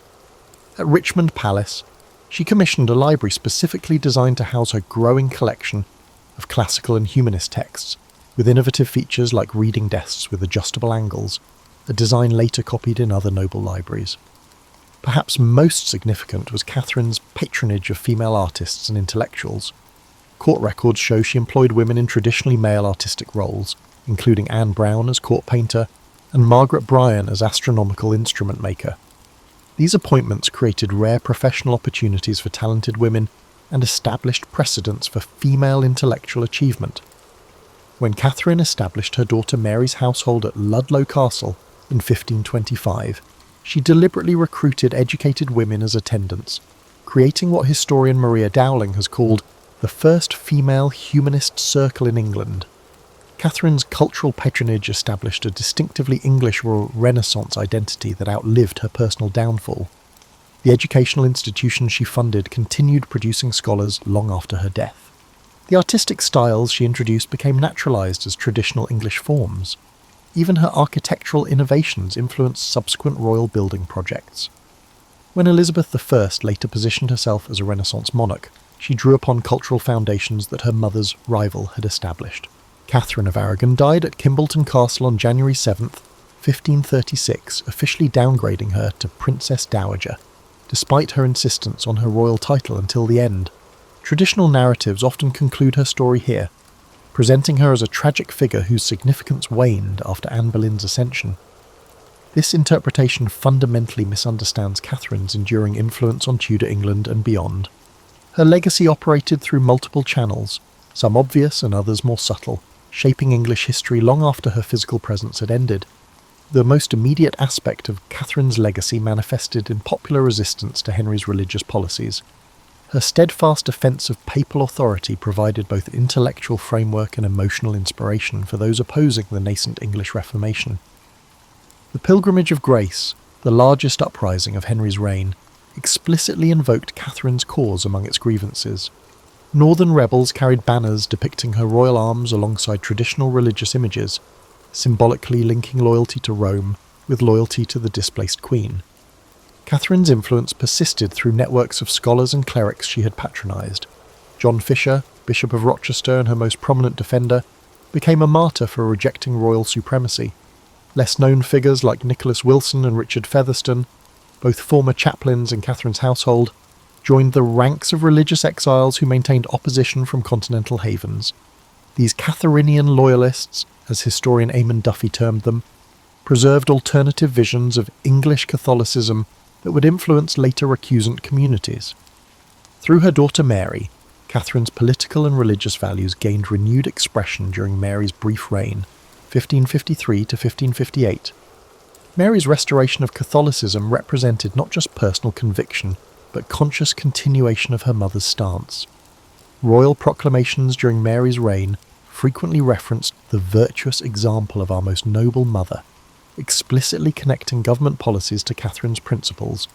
Mary's efforts to restore diplomatic relations with Spain similarly reflected Catherine's lifelong commitment to an Anglo-Spanish alliance. Catherine's educational philosophy proved remarkably durable. The curriculum she developed for Princess Mary, emphasising classical languages, history, and governance alongside religious instruction, became influential in noble female education. Household accounts from families like the Howards, Percys, and Seymours show daughters receiving increasingly substantial educations modelled on Catherinian principles. By Elizabeth's reign, a generation of noble women had benefited from this educational transformation, creating what scholar Lisa Jardine called a female intellectual elite unprecedented in English history. The legal arguments Catherine mounted in her defence established precedents that resonated far beyond her personal case. Her insistence that valid marriages could not be retroactively invalidated by royal decree established important protections for aristocratic marriages, and by extension, aristocratic property settlements. When Elizabeth I faced parliamentary pressure to clarify the succession in the 1560s, Her resistance partly reflected awareness that questioning her parents' marriage would reopen the controversial legal principles Catherine had fought to uphold. Catherine's diplomatic legacy operated in complex ways. While Anglo-Spanish relations deteriorated after her death, the diplomatic networks she had cultivated provided channels for continued communication even during periods of official hostility. Spanish diplomats used contacts they had made in Catherine's home to stay in touch with English Catholics during Edward VI's rule. These unofficial channels proved crucial during Mary's accession crisis in 1553, when Spanish diplomatic support, arranged through Catherine's former ladies-in-waiting, helped secure Mary's throne. In cultural terms, Catherine's influence remained visible for generations. The distinctive blackwork embroidery she introduced remained fashionable throughout the 16th century, with Elizabeth I herself wearing garments decorated in this Spanish work, despite her political opposition to Spain. Architectural elements Catherine had introduced, particularly the enclosed private garden and the humanist study, became standard features in elite English homes. Even her innovations in court ceremony, like the Spanish-influenced reverence that replaced the medieval nebo, persisted as elements of English court protocol. Perhaps most significantly, Catherine established enduring principles of queenship that influenced subsequent royal women. Her example demonstrated that queens could exercise substantial political authority while maintaining popular affection. She proved that consorts could serve as effective diplomatic agents and cultural patrons. Even in adversity, she established that queens possessed distinct rights that could not be arbitrarily revoked. Elizabeth I, despite her complicated relationship with Catherine's memory, adopted many aspects of Catherine's queenly performance, particularly her careful balance of foreign and domestic identities. The culmination of Catherine's legacy arrived with the accession of James I in 1603, which reunited the English and Scottish crowns and restored peaceful relations with Spain. The 1604 Treaty of London, ending nearly 2 decades of Anglo-Spanish conflict, explicitly referenced Catherine's earlier diplomatic work as a model for renewed friendship. When Philip III's ambassador presented James with Catherine's portrait as the diplomatic gift, he symbolically acknowledged what historians have often overlooked, that Catherine of Aragon's vision of England's place in Europe had ultimately prevailed. Catherine's story extended far beyond the divorce crisis that dominates popular perceptions. She was not merely Henry VIII's discarded first wife, but a consequential historical figure whose influence shaped Tudor England in profound and lasting ways. Her legacy encompassed religious principles, educational innovations, diplomatic relationships, legal precedents, and cultural transformations that continued influencing English society long after her death. The true measure of Catherine's historical significance lies not in the marriage that ended, but in the many ways her life's work continued shaping the nation she had adopted as her own. In the year 896 CE, in the heart of Baghdad's intellectual quarter, Al-Husayn bin Qasim brushed desert dust from the folds of his linen robe. Unaware of the storms that fate would soon unleash upon him, he studied the myriad scholarly gatherings outside the House of Wisdom. Voices blended into a layered chorus. Mathematicians debated geometric proofs, poets recited verses on ephemeral beauty, and astronomers charted celestial mysteries. The call of knowledge was unstoppable, and its echoes hinted at new horizons beyond the city's walls. Although he hailed from a modest family of date merchants, Al-Husayn possessed an innate curiosity that surpassed every constraint of status. Weeks earlier, he had been approached by the renowned translator Yunus al-Kindi, who recognized promise in his approach to ancient texts. Yunus had whispered rumors of a manuscript stored in a distant library along the Red Sea coast, a codex said to hold fragments from vanished civilizations. For Al-Husayn, the prospect of unearthing lost secrets eclipsed all thought of comfort or security. On that mild autumn morning, the city's horizon shimmered with trade caravans and the swirl of travellers from every corner of the known world. Greek philosophers, Persian scholars, and Indian mathematicians crowded the thoroughfares, exchanging theories and goods under the caliph's tolerant gaze. Their house of wisdom had become a magnet for knowledge, a beacon that drew in talents as diverse as the spices sold in Baghdad's markets. Under this atmospheric mosaic, Al-Husayn felt keenly that his destiny extended beyond these storied streets. Yunus al-Kindi had given him a letter of passage, sealed with the translator's distinctive monogram, allowing safe conduct through the desert routes. The cryptic list of questions about that ancient codex queries no one else could decipher, loomed large. Al-Husayn grasped the significance. If the manuscript existed, it might reveal the lost methodologies of a civilization rumoured to have harnessed knowledge of geometry, astronomy and medicine far beyond the current era. Discovery meant prestige, but also the possibility of rewriting entire chapters of known history. Pressing the letter against his chest, Al-Husayn reflected on his father's tales. The desert, unpredictable and capricious, consumed unprepared wanderers without mercy. Tales of caravans lost in sandstorms or raided by marauders haunted the nightly gatherings in local tea houses. Still, the lure of revelation eclipsed any fear, and he resolved to depart at dawn the following day. Engaging a caravan of spice traders, he planned to share provisions and glean from their survival knowledge, forging alliances in an environment where trust was currency. Sunrise found him at the city gates, where camels groaned beneath woven saddlebags stuffed with exotic goods. Saffron from Persia, frankincense from Oman, and turquoise from far-off lands. The caravan leader, an experienced merchant named Mariam bint Said, cast an eye over Al-Husayn. She was known for her leadership and her capacity to navigate shifting alliances among tribal factions. Though suspicious of scholars who ventured out of libraries, she recognized the advantage of travelling under the banner of the prestigious House of Wisdom. As the gates of Baghdad shrank behind them, the caravan merged with the vast desert's hush. Dawn's golden light outlined distant dunes that seemed both majestic and forbidding. Al-Husayn observed Mariam directing her charges to form a staggered line, minimizing exposure to roving bandits. Occasionally the wind carried the bray of donkeys or the low murmur of traders discussing profit margins. For Al-Husayn, the emptiness was a blank canvas waiting for stories etched by the footprints of those audacious enough to cross it. At midday, the caravan paused for a respite. While others took shelter from the heat, Al-Husayn found himself marvelling at ancient rock carvings etched into a nearby cliff. Figures of hunters and astronomers hinted at a lineage of knowledge older and more mysterious than any library's scrolls. He gently traced the outlines with a practiced fingertip, sensing a kinship with those lost voices that once tried to record their world. If even in these remote corners human curiosity thrived, what wonders awaited him further ahead? As dusk approached, the caravan set up camp in a shallow wadi where sparse vegetation offered an anchor against shifting sands. Smoke curled from small cooking fires as conversations turned reflective under the emerging constellations. Al-Husayn unravelled a worn scrap of parchment, Eunice's instructions, and studied the cryptic glyphs he would eventually need to identify. An undercurrent of excitement within him, tempered by the realization that he was crossing into unknown domains.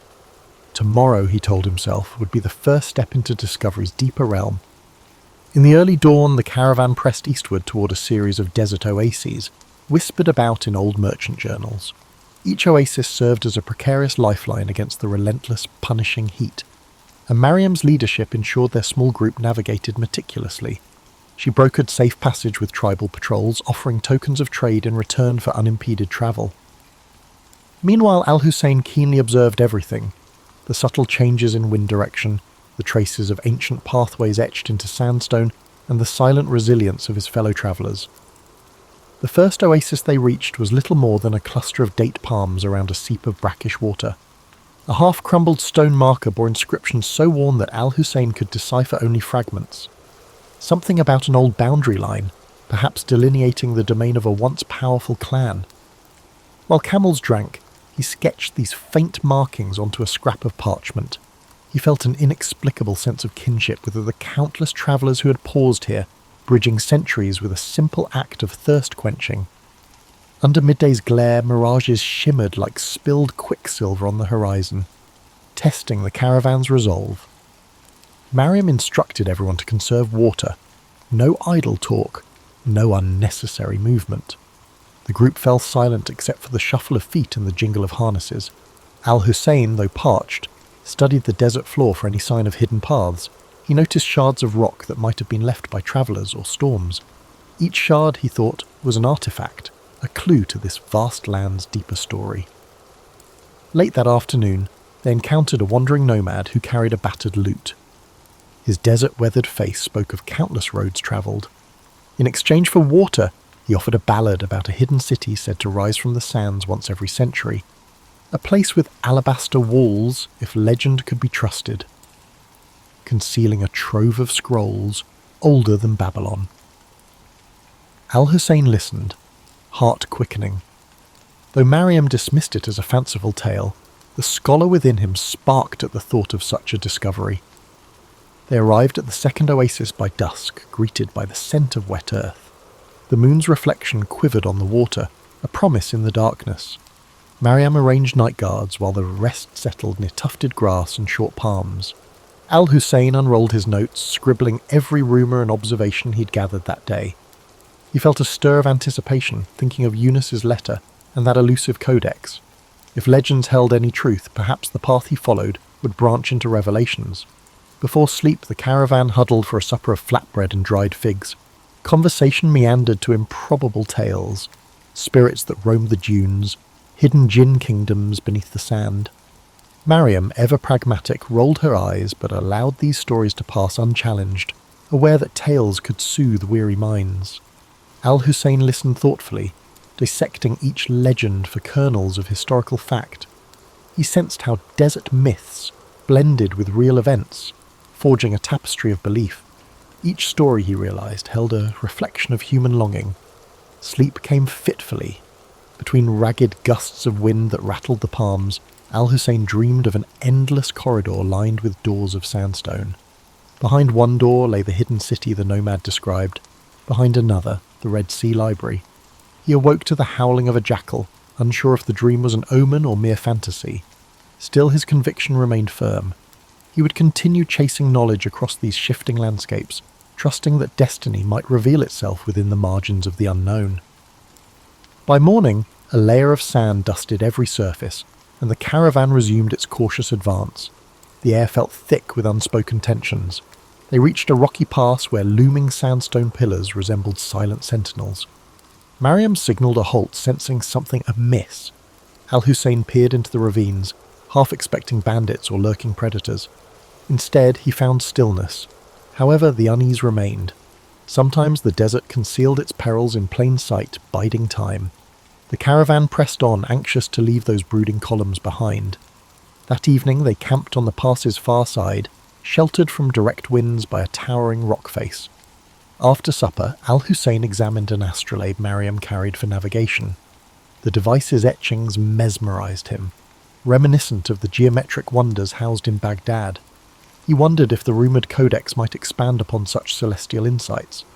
As the fire died down, he sat, reflecting on how each horizon revealed new questions, not answers. Perhaps the desert's greatest secret was its power to kindle an unending quest. Beyond the pass, dawn unveiled a stark plateau where the wind carried the faint tang of salt. Mariam reckoned they were approaching the edges of a vast basin leading toward the Red Sea. Al-Husayn noted the powdery residue that clung to his sandals, forming a pale crust whenever the wind surged. Fragments of shells occasionally glittered underfoot, relics of a primordial sea that had long since receded. In that silent expanse, the ancient interplay of water and desert seemed to whisper clues of hidden transitions. Moving carefully, the caravan traced a path across parched flats where cracks laced the ground in elaborate patterns. Each fissure suggested the land was thirsting for a rain that might never come. Al-Husayn lingered over a particular cleft that formed a near-perfect star shape. He sketched it in his notebook, contemplating how geometry surfaced in nature's own design. The interplay of shapes and lines called to mind the rumoured codex, possibly containing knowledge that bridged the gap between the natural world and human understanding. By midday the heat intensified, pressing against them like an unseen hand. Water became precious currency. Mariam, aware of how quickly desperation could unravel unity, kept a strict ration schedule. Observing her leadership, Al-Husayn admired the way she balanced empathy with firm discipline. Under her direction, no quarrels erupted even as thirst pricked tempers. The caravan trudged on, each step a negotiation between body and environment. In the shimmering distance, stunted shrubs and dwarf acacias offered, the only semblance of life in that stark domain. Later they spotted a solitary figure approaching from the southeastern horizon. Cautious, Mariam arranged the travellers into a defensive semicircle. The figure proved to be a medicine seller, hauling dried herbs in neat bundles across the back of a spindly donkey. He announced himself as Basim, a wanderer of many lands. In exchange for a pouch of dates, He spoke of rumours swirling beyond the Red Sea coast, of ports teeming with treasures, of inscriptions carved on coral walls, and of foreign ships docking with exotic cargoes. Basim then revealed he had crossed paths with a scribe who claimed knowledge of the hidden library by the sea. This scribe, rumoured to be in the port town of Yanahal, might hold a key to the codex. Al-Husayn's pulse quickened at the mention. He urged Mariam to consider diverting their route toward this potential lead. Weighing the advantage, she agreed, provided it did not threaten the caravan's prime objective of trade. Reorienting their compass, they set out with renewed purpose, heading south by southeast. The change in direction led them to an abandoned way station of mud brick walls caked with salt. Its courtyard lay choked with sand drifts, but a broken well hinted at what had once been a vital rest stop. Al-Husayn wandered among the ruins, spotting faint inscriptions along the wall, names, dates, fragments of prayers. Each carving was a testament to fleeting presence. Here stood proof that even the harshest wilderness could not stifle the human urge to leave a trace. Yet the desert had really reclaimed so much. That evening they made camp under a sandstone ridge carved into rippling curves by ancient winds. The last rays of sunlight played across the layered patterns, revealing colour bands that ranged from ochre to rose. Al-Husayn felt a distinct awe for the land's subtle artistry. He understood how easily travellers might spin legends from these austere shapes. Perhaps behind every myth there lay a kernel of truth about wonder.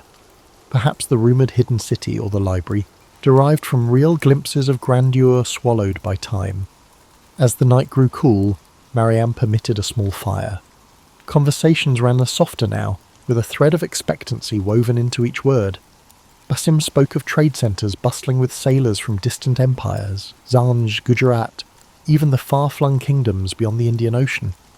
He also mentioned the region's swirl of local legends, a half-buried temple near the coast, the rumoured tomb of a prophet whose name had slipped from memory. Al-Husayn took careful notes, determined to sift the improbable from the verifiable. Before sleep, Al-Husayn pulled out Eunice's cryptic questions, scanning the faded script by firelight. They referred to instruments that measured the angles of stars from improbable vantage points, formulas that predated known treatises. Could the Red Sea Library truly hold such ancient feats of intellect? He felt the subtle pull of destiny, the sense that each conversation, each dusty ruin, brought him closer. The desert had not broken him. Instead, it was shaping him into something sharper. Morrow would carry them nearer to that beckoning shoreline. Dawn lifted the shadows from the ridge, exposing a horizon lined with jagged rock outcroppings. The caravan continued toward Yanahal, keen on reaching its port before supplies ran dangerously low. A subtle but steady breeze carried the faint smell of salt, confirming they were inching closer to coastal winds. Al-Husayn noticed changes in the environment. Scattered gulls wheeling overhead, traces of sea-polished stones littering the path. These small signals revived the group's spirits, reminding them that a new chapter of their journey lay ahead. By midday they encountered a caravan heading north. Mariam negotiated a swift exchange of information. The travellers warned of shifting alliances among local chieftains, each vying for influence in the lucrative maritime trade. Al-Husayn listened carefully. Turbulent politics could affect access to the ports and libraries alike. One slip in protocol could transform an academic quest into a diplomatic tangle. Protecting the mission, and the precious knowledge it might uncover, required walking a delicate line between curiosity and caution, intellect and survival. The landscape soon began a gradual descent, winding through low hills where thorny scrub dotted the earth in pale clusters. At times, the caravan skirted salt marshes, each step producing a hushed crunch underfoot. Tiny crabs scuttled in shallow brine pools, and the occasional heron soared overhead, a pale sentinel against the shimmering sky. Each sign of life felt like a small revelation after miles of barren desert. Al-Husayn found himself overwhelmed by the variety of forms the natural world assumed, even in the remote margins. Late that afternoon, they spotted Yanahal in the distance, a sprawl of mud-brick dwellings with roofs of thatch or tiled clay, punctuated by the taller silhouettes of warehouses near the docks.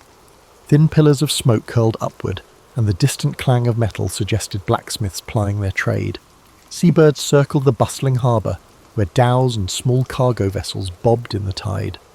For Al-Husayn, the sights and sounds of a place so different from Baghdad were a vivid reminder of the region's fluid tapestry of cultures.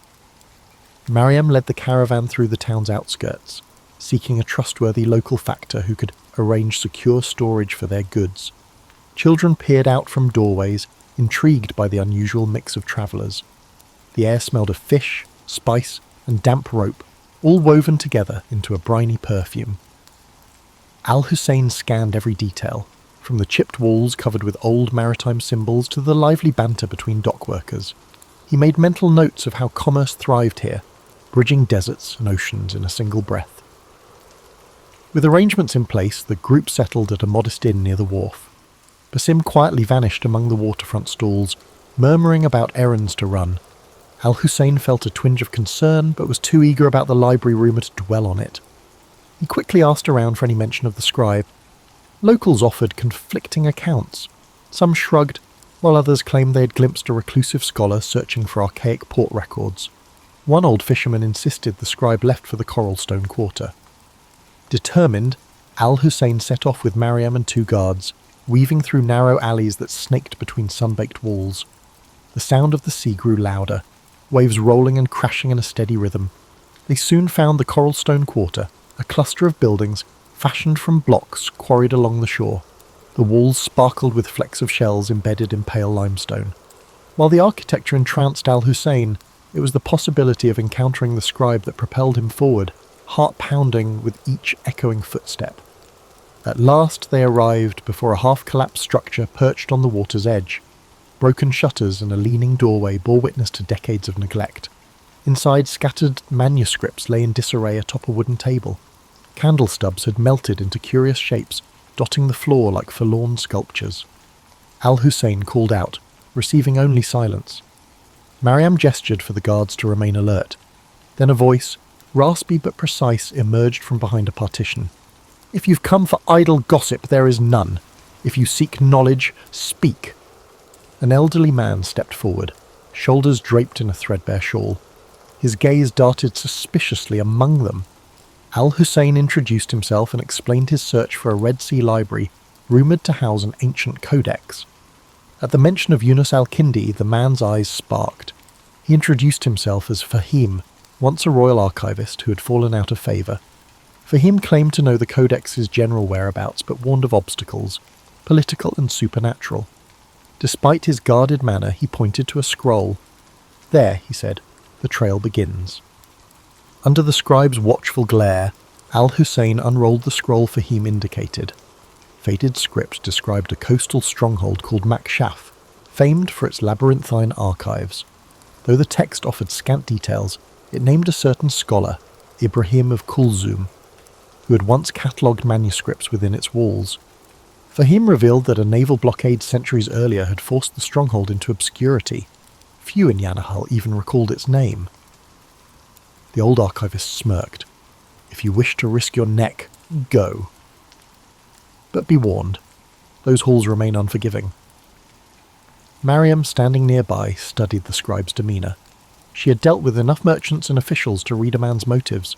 Though Fahim's bitter tone implied grudges, he seemed sincere about the stronghold's existence. After a terse negotiation, she coaxed him to provide a rough chart of Makshaf's possible location. Husayn promised to mention Fahim's name favourably in scholarly circles if they succeeded. The archivist waved them off as though disclaiming any further responsibility for their fate. Mystery, it seemed, was his final currency. Reconvening at the inn, Husayn laid out the new findings.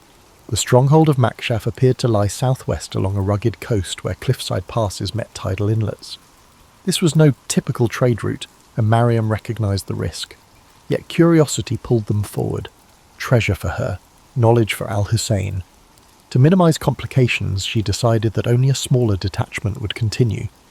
The main caravan could remain in Yanahal, selling goods and provisioning for the journey back to Baghdad. Husayn and a handful of companions would venture on. Evening found Husayn pacing the inn's modest courtyard, poring over Fahim's chart. Tiny notes etched beside rough sketches of landforms hinted at old conflicts, ruined watchtowers, and rumoured pirate hideouts. He traced the shoreline with his fingertip, imagining the waves crashing against the walls of Makshaf. What secrets might that stronghold's archives hold? remnants of civilizations unknown or advanced theories lost to time. The moonlight made the parchment glow, as if enticing him to see beyond its faded lines into uncharted territory. By dawn, Mariam had secured a light coastal vessel from a local captain named Taufik, whose family specialized in short-haul voyages along the Red Sea. With Basim's help, he had returned with unusual timeliness. They loaded supplies, water barrels, salted fish, a few goats for milk. Husayn brought his notebooks, Eunice's letter, and whatever references Fahim had been willing to share. A hush fell over them as they boarded the vessel, the humid sea breeze a welcome change from desert dryness. Ahead lay the open sea, half illuminated by the rising sun. The boat rocked gently as they navigated away from Yanahil's harbour, leaving behind the tangle of masts and dockside chatter. Overhead, seabirds wove intricate patterns, while the horizon stretched indigo and gold. Husayn inhaled the briny air, feeling a subtle exhilaration. This watery expanse was a far cry from the dusty roads he had known. Mariam stood at the prow, scanning for hazards. Despite the calm surface, she understood storms could blow in with devastating force. The Red Sea, like the desert, demanded vigilance.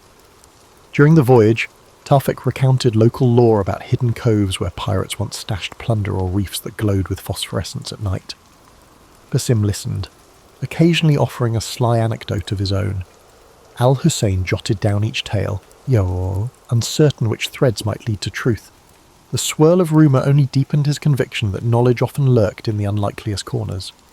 Meanwhile, the coastline revealed layers of cliffs, dotted with vegetation clinging to cracks in the rock. Small huts or fishing camps occasionally dotted the beaches. On the second day at sea, dark clouds brewed on the horizon. Taufik urged them to find shelter before the squall hit. They steered toward a narrow inlet sheltered by limestone bluffs. Waves churned with increasing ferocity, and the wind whipped spray across the deck. Mariam and Basim helped secure the sails while Husayn clung to the boat's railing, heart pounding. Thunder boomed overhead as they finally slipped into the inlet. There the water remained calmer, though the storm raged just beyond the protective cliffs. Huddled against the rain, they waited for the tempest to subside. Husayn's mind raced. If the codex contained advanced understanding of astronomy, it might also hint at meteorological patterns. Could ancient scholars have deciphered the desert's or the sea's hidden rhythms? The storm's fury felt like a primeval test, warning him of the forces that shaped this realm.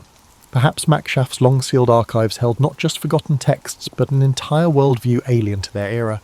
As lightning flared overhead, he vowed that neither fear nor storm would deter him. With the morning sun came a deceptive calm. Clouds still hovered, but the winds had eased. Taufik guided the boat cautiously out of the inlet, skirting churning waters. The storm had left debris afloat, broken branches, strips of torn sail from some unlucky craft. Mariam eyed the horizon. Though the worst seemed past, the sea remained unsettled, each wave a reminder of nature's caprices. Husayn, pages damp but intact, felt a renewed urgency. The storm's violence had sharpened his resolve to reach Makshaf and uncover its secrets. As they followed the coastline, steep cliffs rose, their bases gnawed by waves. Occasionally they glimpsed narrow ledges or goat paths zigzagging upward, suggesting that people once traversed these heights. Taufik pointed out a distant structure atop a cliff, a toppled watchtower, perhaps a remnant of Makshaf's old defences. The sight quickened everyone's pace. If that tower marked the outskirts of the stronghold, they were close. Still, the approach looked treacherous, with no easy landing place visible among the rocks and swirling currents. They eventually located a craggy beach where erosion had carved out a small pebbled cove. Unloading the vessel was a precarious dance of timing each wave's retreat. Mariam directed the transfer of provisions while Taufik secured the boat to a natural cleft in the rock.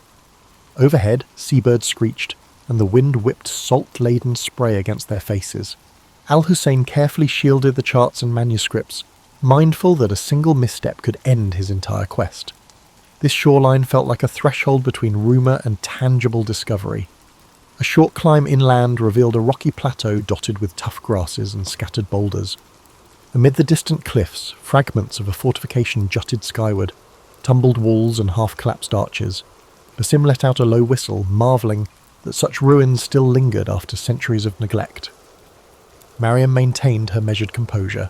though Al-Husayn guessed she shared the group's rising anticipation. Makshaf's silent outline beckoned. For all anyone knew, they were the first to set foot here in generations. Perhaps they stood at the edge of a dormant legacy. They advanced through a steep ravine, its sides etched with old chisel marks. Al-Husayn paused to examine them, suspecting that earlier inhabitants had quarried stone for the stronghold's construction. The ravine opened into a hidden valley where an arched gateway lay partially buried by debris. Time and storms had battered its keystone, leaving a sizable gap. Carefully they picked their way through fallen stones, each footstep sending echoes through the still air. A faint tang of seaweed permeated the ruins, as if the ocean had invaded this bastion long ago. Beyond the gateway stretched a courtyard choked with rubble and invasive plants. Broken pillars hinted at what might once have been an open colonnade. A series of corridors branched off from the far side, one leading to a stone staircase descending underground. Al-Husayn's pulse fluttered. Subterranean vaults often served as archives or storage facilities in older fortifications. He imagined shelves of manuscripts, layered with dust, awaiting rediscovery. Mariam tested a cracked step with her boot, finding it stable enough. They lit torches, bracing themselves for whatever lay below. The descending passage felt claustrophobic, each echo magnified by the damp walls. A battered iron gate at the bottom yielded to Basim's determined shove. Within lay a series of vaulted chambers. Water trickled from hairline cracks in the ceiling, pooling on the floor in irregular puddles. Their torchlight flickered over broken crates, corroded lanterns, and scraps of rotting cloth. Al-Husayn's eyes darted around, desperate to find any sign of records. Then in a corner, he spotted what appeared to be a carved stone plaque emblazoned with geometric designs. Approaching it, he realized the plaque was part of a larger fixture. A sealed doorway. Intricate lines fanned outward from a central motif, echoing the patterns in Eunice's cryptic notes. Could this be a hidden archive within the stronghold? Eagerly, Al-Husayn traced the grooves with a fingertip. Mariam hovered, scanning for potential threats. Basim ran his hand along the wall's perimeter, eventually finding the faint outline of a release mechanism. When he pressed it, the plaque shuddered, revealing a narrow gap. Stale air seeped out, carrying hints of mould and ancient parchment. Torchlight spilling through the gap illuminated a cramped chamber lined with stone shelves. Al-Husayn's heart soared. Rolled manuscripts lay scattered, some disintegrating at the touch of the moist air. He gingerly lifted a small codex bound in faded leather, its cover emblazoned with unfamiliar symbols. Though the text was partially illegible, diagrams of star charts and geometric constructs were visible, aware that he was crossing into the realm of legends made real. With mounting excitement, Al-Husayn and Mariam inspected the shelves, hoping for a more complete find.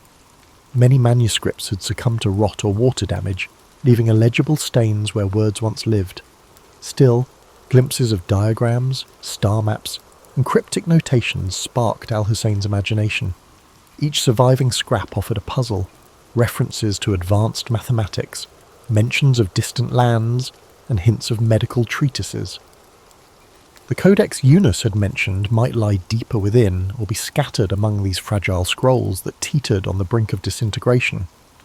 Basim, less enthralled by the written page, explored adjacent chambers in search of anything valuable, coins, jewellery, or historical artefacts that might fetch a price. He returned empty-handed, muttering about collapsed tunnels and corridors blocked by a rubble. From one corridor a trickle of brackish water flowed, implying that parts of the stronghold might be submerged or entirely inaccessible. The group decided to work methodically, prioritising the drier sections first. Mariam posted a guard outside, aware that local pirates or treasure hunters could still pose a threat. Hour after hour, Al-Husayn catalogued each fragment they could salvage. He recognised partial translations from Greek, Coptic, and even Sanskrit. Whoever had curated these archives clearly embraced the same zeal for knowledge that fueled the House of Wisdom in Baghdad. Occasionally he stumbled upon a page detailing astronomical observations far more advanced than anything he'd encountered. He dreamed that if he could reconstruct these texts, they might reshape contemporary understanding of the cosmos, bridging centuries of lost scholarship. He remembered Eunice's cryptic list and felt a surge of vindication. Progress was slow, the air in the buried chambers remained thick, occasionally forcing them to retreat above ground for fresh air. In the process, They discovered an intact storeroom near the courtyard containing clay jars sealed with ancient wax.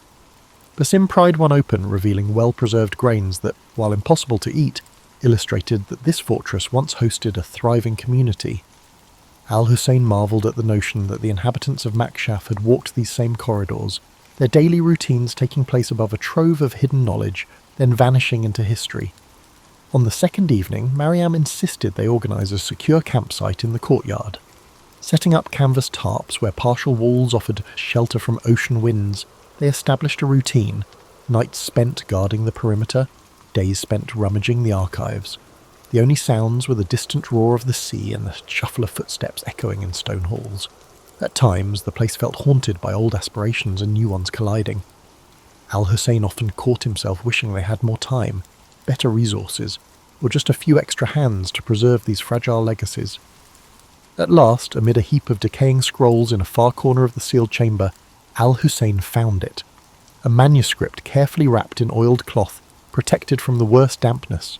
Its cover bore a pattern, identical to the sketches in Eunice's instructions. Heart-hammering, he peeled back the cloth. Inside, pages of surprisingly durable parchment were covered in scripts that merged geometric diagrams with flowing text. Marginal notes in a secondary hand suggested commentary, possibly added by later scholars. This had to be the codex. A quick survey revealed passages on astronomical alignments, references to mathematical proofs that predated known treatises, and arcane symbols that defied immediate interpretation. One section even described medical herbs rumoured to thrive in remote regions. Husayn felt as though he were holding an entire lost epoch in his hands. Mariam, seeing his awe, asked if this was truly what they had risked so much to find. He nodded, tears brimming unbidden. The codex might reshape fields of learning, if only it could be safely transported and studied. Next came the dilemma of extraction. The codex was too precious to leave behind, but the path back was fraught with uncertainty. The sea journey, the threat of storms, and the watchful eyes of potential bandits all loomed large. Mariam proposed packing the codex in multiple layers of protective cloth and assigning it round-the-clock guards. Basim chimed in with a plan to mask their departure by spreading rumours of a fruitless search, hoping to deter opportunists. Husayn agreed, recognising that knowledge could be as dangerous a treasure as gold. With their plans set, they gathered what manuscripts they could carry, focusing on the codex and a few other promising relics. Standing at the fortress threshold, Husayn took one last reverent look at the silent corridors. He imagined the generations who might have come here seeking truth, only to vanish beneath time's shifting sands. Now he held proof that their efforts had not faded entirely. As the group stepped out into the briny dusk, he realised his journey was far from complete. The desert had tested him, and the sea had threatened him, but this triumph opened countless new doors. History was not a fixed tapestry, it was ever unfolding, waiting for those willing to traverse the unknown in search of revelation. Paul Revere's name evokes images of a midnight ride, urgent calls for militias, and the onset of the American Revolution. Yet few realise the full scope of the man behind that iconic alarm. He was a silversmith, engraver, early industrialist, and a shrewd networker who navigated Boston's circles of artisans, merchants, and political agitators. Born on January 1st, 1735, Old Style, to Apollos Revere, a French Huguenot immigrant, and Deborah Hitchborn, a Boston native. Revere was destined to bridge cultures and communities at a time when colonial society seethed with discontent under British rule. Apollos Revere, who soon anglicised his name to Paul Revere, taught his son the art of silverwork. This trade anchored the younger Paul's fortunes. He grew up in Boston's North End, surrounded by wharves, taverns, and religious meeting houses, absorbing the rhythms of a busy port city. While modern retellings jumped straight to his patriotic escapades, his formative years shaped his destiny in more subtle ways. By age 15, the death of his father thrust him into the role of family provider. The teenage apprentice had to complete his training, manage the family's affairs, and forge connections with established silversmiths and merchants during the 1750s. Revere served briefly in the provincial army in the French and Indian War, an experience that gave him a glimpse of Britain's broader colonial entanglements. Upon returning to Boston, he embraced the trade of silversmithing wholeheartedly, creating not just decorative pieces, but also practical items like buckles and utensils. He prided himself on detail, marketing his wares to a clientele that spanned from modest craftsmen to the colony's rising middle class. Invoices preserved from this period reveal that Revere offered credit, advanced new designs, and constantly hustled for commissions. That brand of entrepreneurial spirit would later fuel his ability to mobilize networks for revolutionary purposes. By the early 1760s, tensions simmered throughout Massachusetts.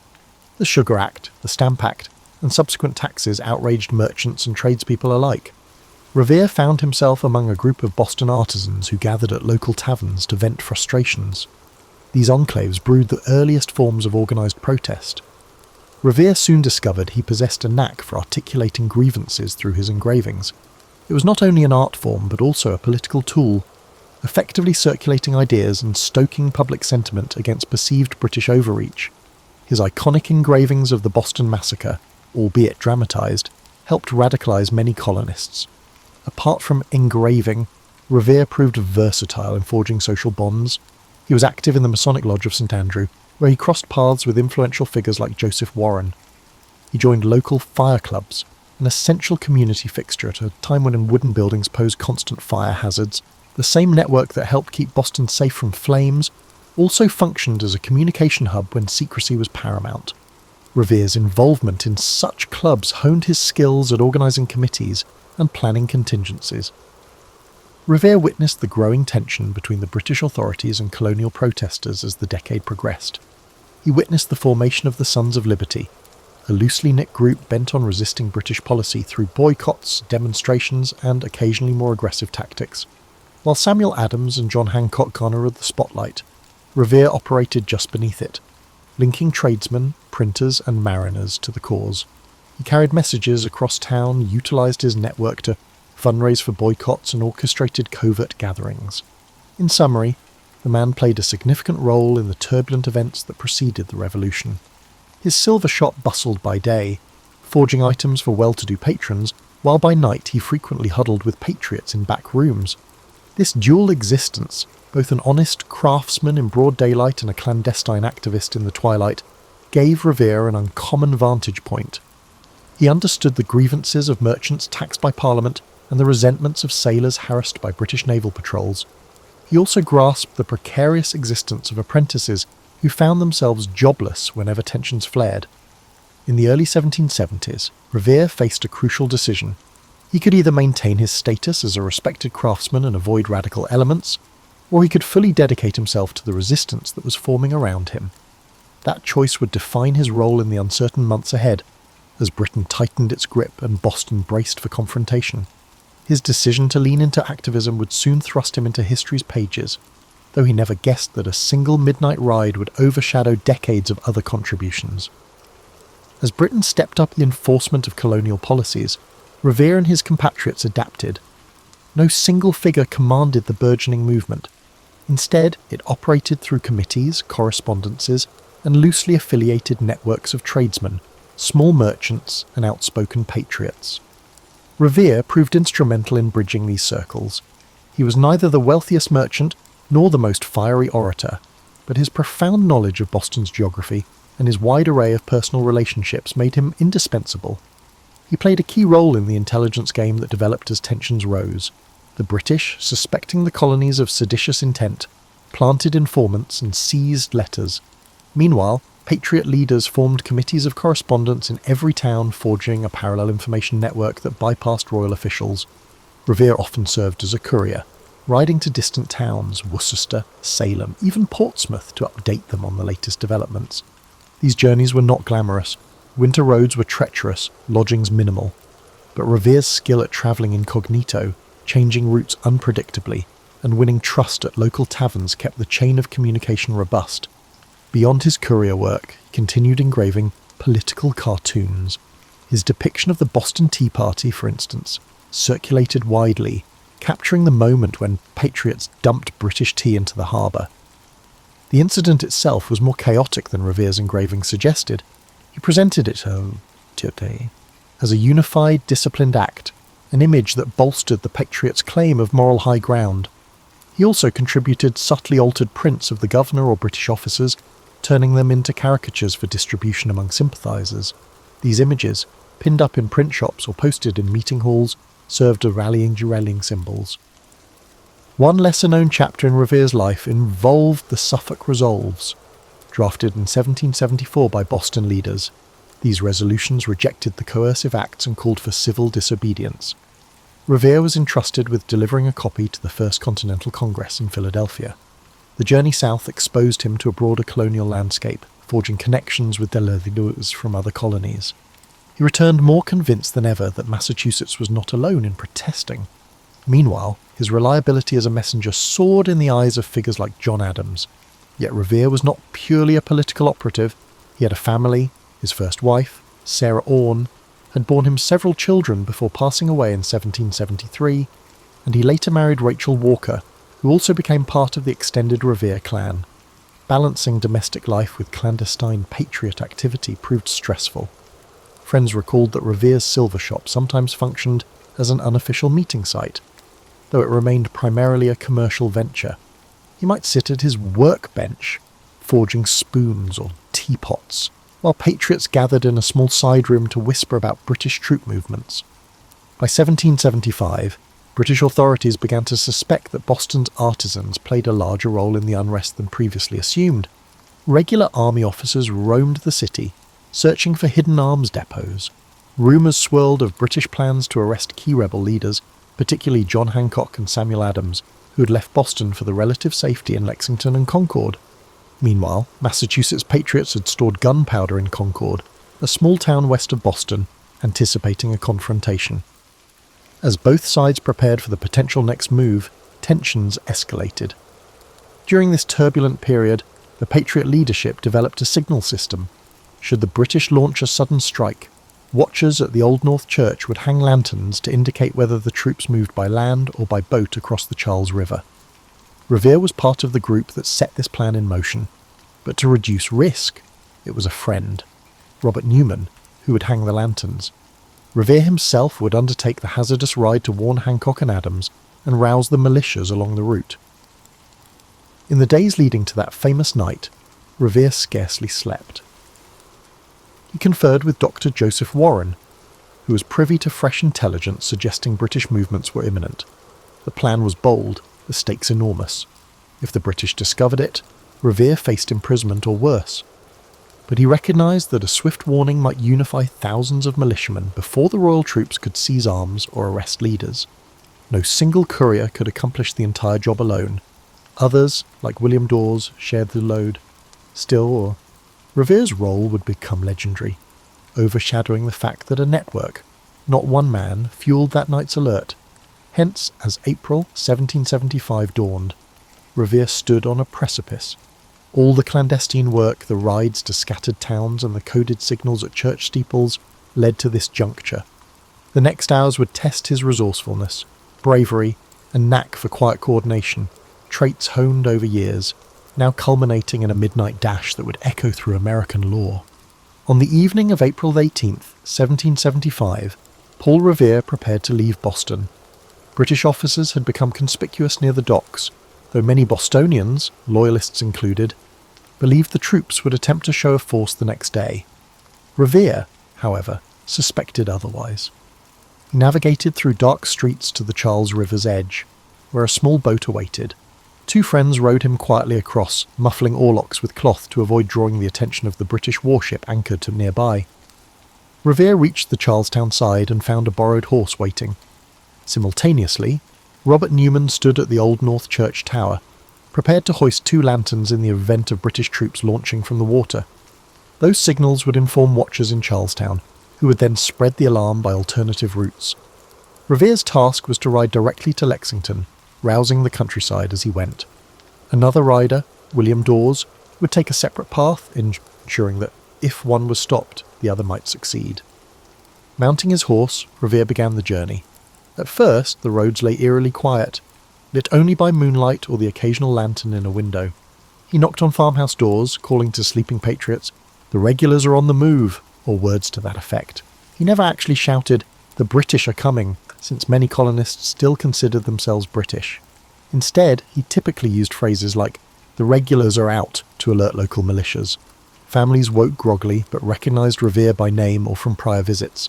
Swiftly they dressed, collected muskets, began passing word to neighbours further inland. The ride was not free of peril. At one point, Revere spotted 2 British officers on horseback. Fearing capture, he evaded them by dashing off on a side path, relying on his memory of the terrain. The near encounter heightened his urgency. Every minute counted. If the British marched swiftly, they could seize the arms in Concord or intercept Hancock and Adams before local militias mustered. Arriving in Lexington around midnight, Revere found Hancock and Adams lodging at the home of Reverend Jonas Clark. He delivered his news. British forces would soon move to confiscate colonial weapons and possibly arrest Patriot leaders. The 2 men hesitated, uncertain whether the threat was immediate. Meanwhile, locals debated the best course. Having done his duty of warning them, Revere prepared to continue on to Concord to spread the alarm further. By coincidence, Dawes arrived in Lexington shortly after Revere, having navigated a separate route. They connected with another rider, Dr. Samuel Prescott, who agreed to guide them to Concord, being intimately familiar with the area. The trio set off, determined to alert the entire region. Not far along, a British patrol lay in wait. The redcoats tried to block them on a narrow road. Dawes managed to slip away, though he lost his horse soon after. Prescott, an agile rider, vaulted a fence into the woods and escaped captivity, successfully reaching Concord. Revere, however, was detained. The officers interrogated Revere, suspecting he carried vital intelligence. He admitted British troops were heading to Concord, but did not conceal that the militias had been forewarned. Stunned by his candour, the officers tried to hustle him along to figure out the scope of the Patriot plan. They soon heard gunfire in the distance, the sound of militiamen already mobilising. Alarmed that their mission was compromised, the officers let Revere go. He found his way back to Lexington on foot, arriving just in time to witness the earliest skirmishes on Lexington Green at dawn. Thus ended Revere's ride, and thus began open conflict in the war that would shape a nation. The militias converged as intended. Though the British pressed on to Concord, they encountered a growing throng of armed colonists. The day ended in a chaotic retreat for the redcoats, an event that echoed far beyond Massachusetts. News of this standoff would spark the colony's transformation from scattered protests into a full-blown revolution. Paul Revere's role on that pivotal night was merely one component of a larger chain. Others, Dawes, Prescott, local watchers, played equally critical roles. Yet over time, popular mythology spotlighted Revere as the lone hero, galloping through the countryside. Decades later, Henry Wadsworth Longfellow's poem, which condensed the story into a stirring call to arms, greatly contributed to Revere's fame. In reality, Revere's ride was but one expression of a complex strategy. However, it was sufficient to permanently inscribe him in America's collective consciousness as the individual who raised the alarm, thereby altering the course of history. Once the battles at Lexington and Concord ignited warfare, Paul Revere's story did not pause. He continued serving the revolutionary cause in myriad ways, some unsung, others overshadowed by the flash of his midnight ride. In the following months, Boston became a hotbed of tension. The British held the city, while colonial forces encircled it. Revere worked on intelligence and logistical tasks, using his expertise in messaging and in crowd coordination to keep patriots informed. One key project saw him turning from silver to metal of another kind. Massachusetts needed cannon, shot, and other munitions. As a skilled artisan, Revere adapted his workshop for manufacturing.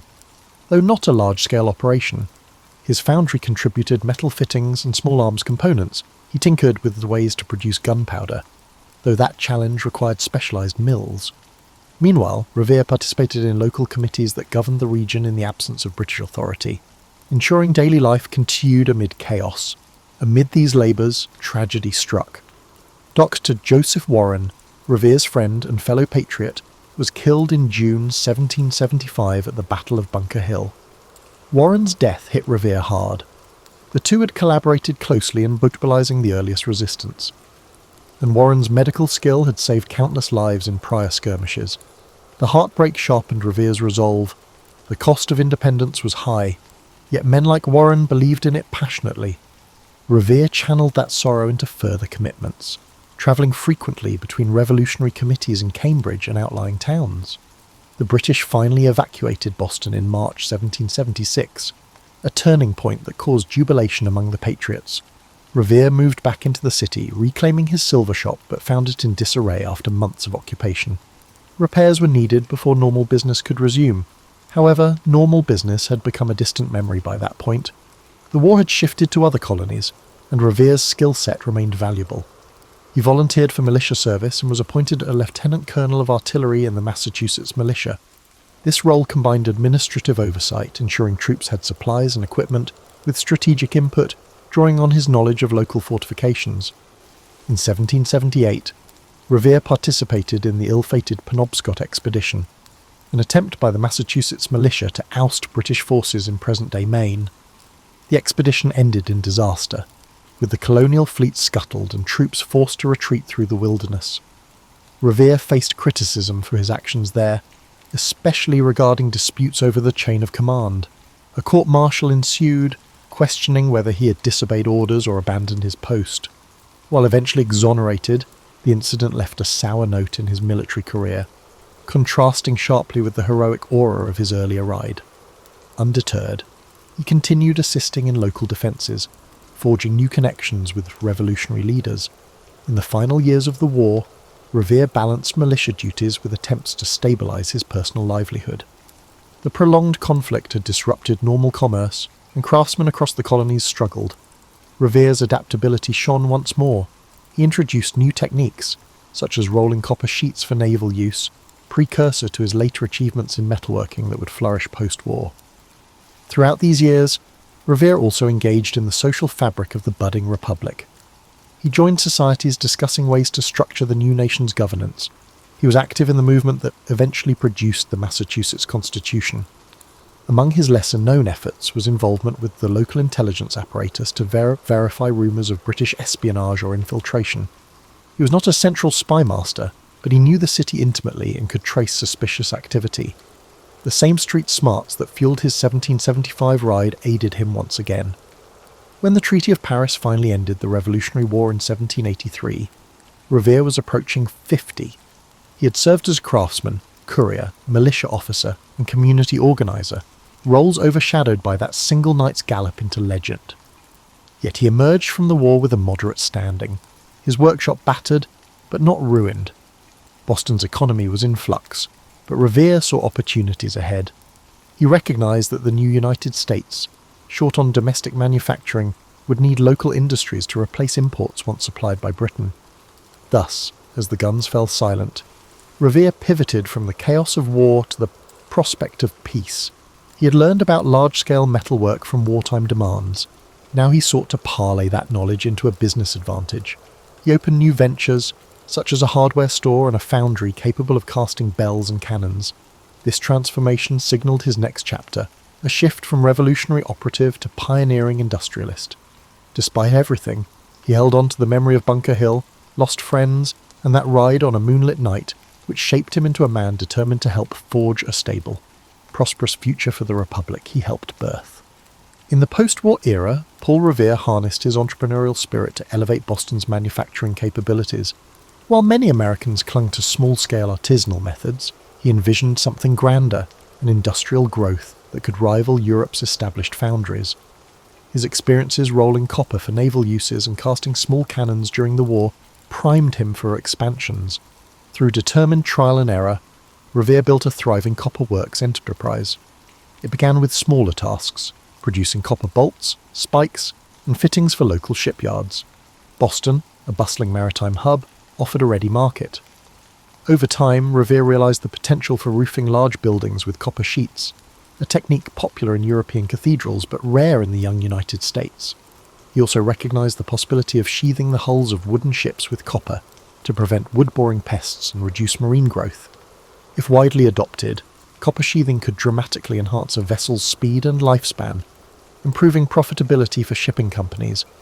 Yet capital was scarce. Revere searched for partners or backers, but often found scepticism. Most believed large-scale metalwork too risky. Unfazed, Revere used his personal savings, accumulated from decades of silver work, taking on loans at high interest. He arranged shipments of raw copper from mines in Connecticut or further afield. By the late 1780s, he operated a modest rolling mill, though it struggled to match the consistency of British imports. Undeterred, he laboured to refine techniques, tinkering with furnace temperatures and rolling machinery designs. Alongside forging a copper empire, Revere remained active in civic life. He joined the Massachusetts Charitable Mechanic Association, which championed tradesmen's rights and advanced mechanical innovations. In addition, he oversaw community initiatives aimed at improving infrastructure, Boston's roads, bridges, and fire services. This synergy of public service and private enterprise mirrored the developing ethos of the New Republic, where personal success and collective well-being intertwined. His family also expanded, father to a large brood. Revere expected his children to learn a trade or assist in the family businesses. Sons began helping in the foundry, learning practical skills from their father. Daughters were often educated enough to maintain household finances and even dabble in commercial tasks. The Revere clan became a microcosm of the emergent middle class, part tradition-bound, part forward-looking. At times, dinner discussions likely encompassed everything from forging techniques to local politics. During this period, the new federal government sought to strengthen America's naval capacity. Threats loomed off the Barbary coast, where pirates seized merchant ships. The US Navy needed warships, and Revere saw his chance. He pitched his copper sheathing to the government, arguing that adopting homegrown manufacturing would reduce dependence on foreign supplies. Despite initial reservations, officials recognized the strategic advantage. By the mid-1790s, Revere's copper found its way onto the USS Constitution, nicknamed Old Ironsides, a famed frigate built in Boston. This success was huge. It demonstrated that domestic production could match or exceed British quality. With pride, Revere marched his workers to the Charlestown Navy Yard to see the Constitution outfitted. The event symbolized the synergy of industrial progress and national defense. In an era when many still saw the US as an agrarian confederation, Revere's pursuits hinted at a more industrial future. He began receiving more orders for bell casting too. Churches across New England wanted bells that combined pleasing acoustics with durability. Revere's foundry delivered. Some of these bells still ring today. Even as Revere's renown grew in manufacturing circles, he remained surprisingly modest about the famed midnight ride. He occasionally recounted it for new acquaintances, especially if they recognized his name from rumours. But he never wrote a grand memoir or boasted publicly. He seemed more captivated by forging new wares and improving his foundry's output. The ride that would define him for posterity was just one chapter in his own eyes. By the early 1800s, Paul Revere was recognized as a leading industrial innovator in Massachusetts. The aging patriot was no longer the lean courier bounding off into the night. Instead, he was a solid figure with greying hair, strolling through a noisy foundry, checking the quality of molten copper, and guiding younger craftsmen. He remained engaged in local politics, advocating for a balanced approach to commerce. Occasionally, he accepted invitations to speak at associations of mechanics or veterans groups, though these gatherings rarely matched the grandeur of modern rallies. He kept the focus on practical improvements and communal responsibilities, values forged in a life that bridged revolution and the forging of a new economic order. Thus, Paul Revere advanced from revolutionary messenger to full-fledged industrial pioneer. Where once he had hammered silver teapots, he now shaped the nation's naval might. The drive for independence, which once motivated him to ride overnight, now fueled an economic vision for a stable, self-reliant America, an ambition that amply demonstrated the synergy between enterprise and patriotism. Paul Revere's final decades saw him celebrated in local circles as an accomplished businessman and stalwart voice in civic affairs. Yet, ironically, his renown as a revolutionary hero was comparatively subdued during his lifetime. Public commemorations of the war typically highlighted generals like Washington or statesmen like Franklin. The intricacies of Revere's midnight ride were known among certain Bostonians, but no single poem or widely circulated account yet enshrined his role. As the 19th century dawned, Revere watched Boston transform. The city's population swelled. New commercial opportunities arose along the waterfront. He kept pace with these changes, updating his foundry's techniques and occasionally patenting innovations. He also mentored younger artisans, passing along the same ethos of diligence and community-mindedness that guided him. In quiet moments, he reflected on friends lost or scattered by war, on how an unassuming silversmith like him once walked a perilous line between colonial law and rebellion. His personal life remained anchored in family. By now, multiple children assisted in the foundry.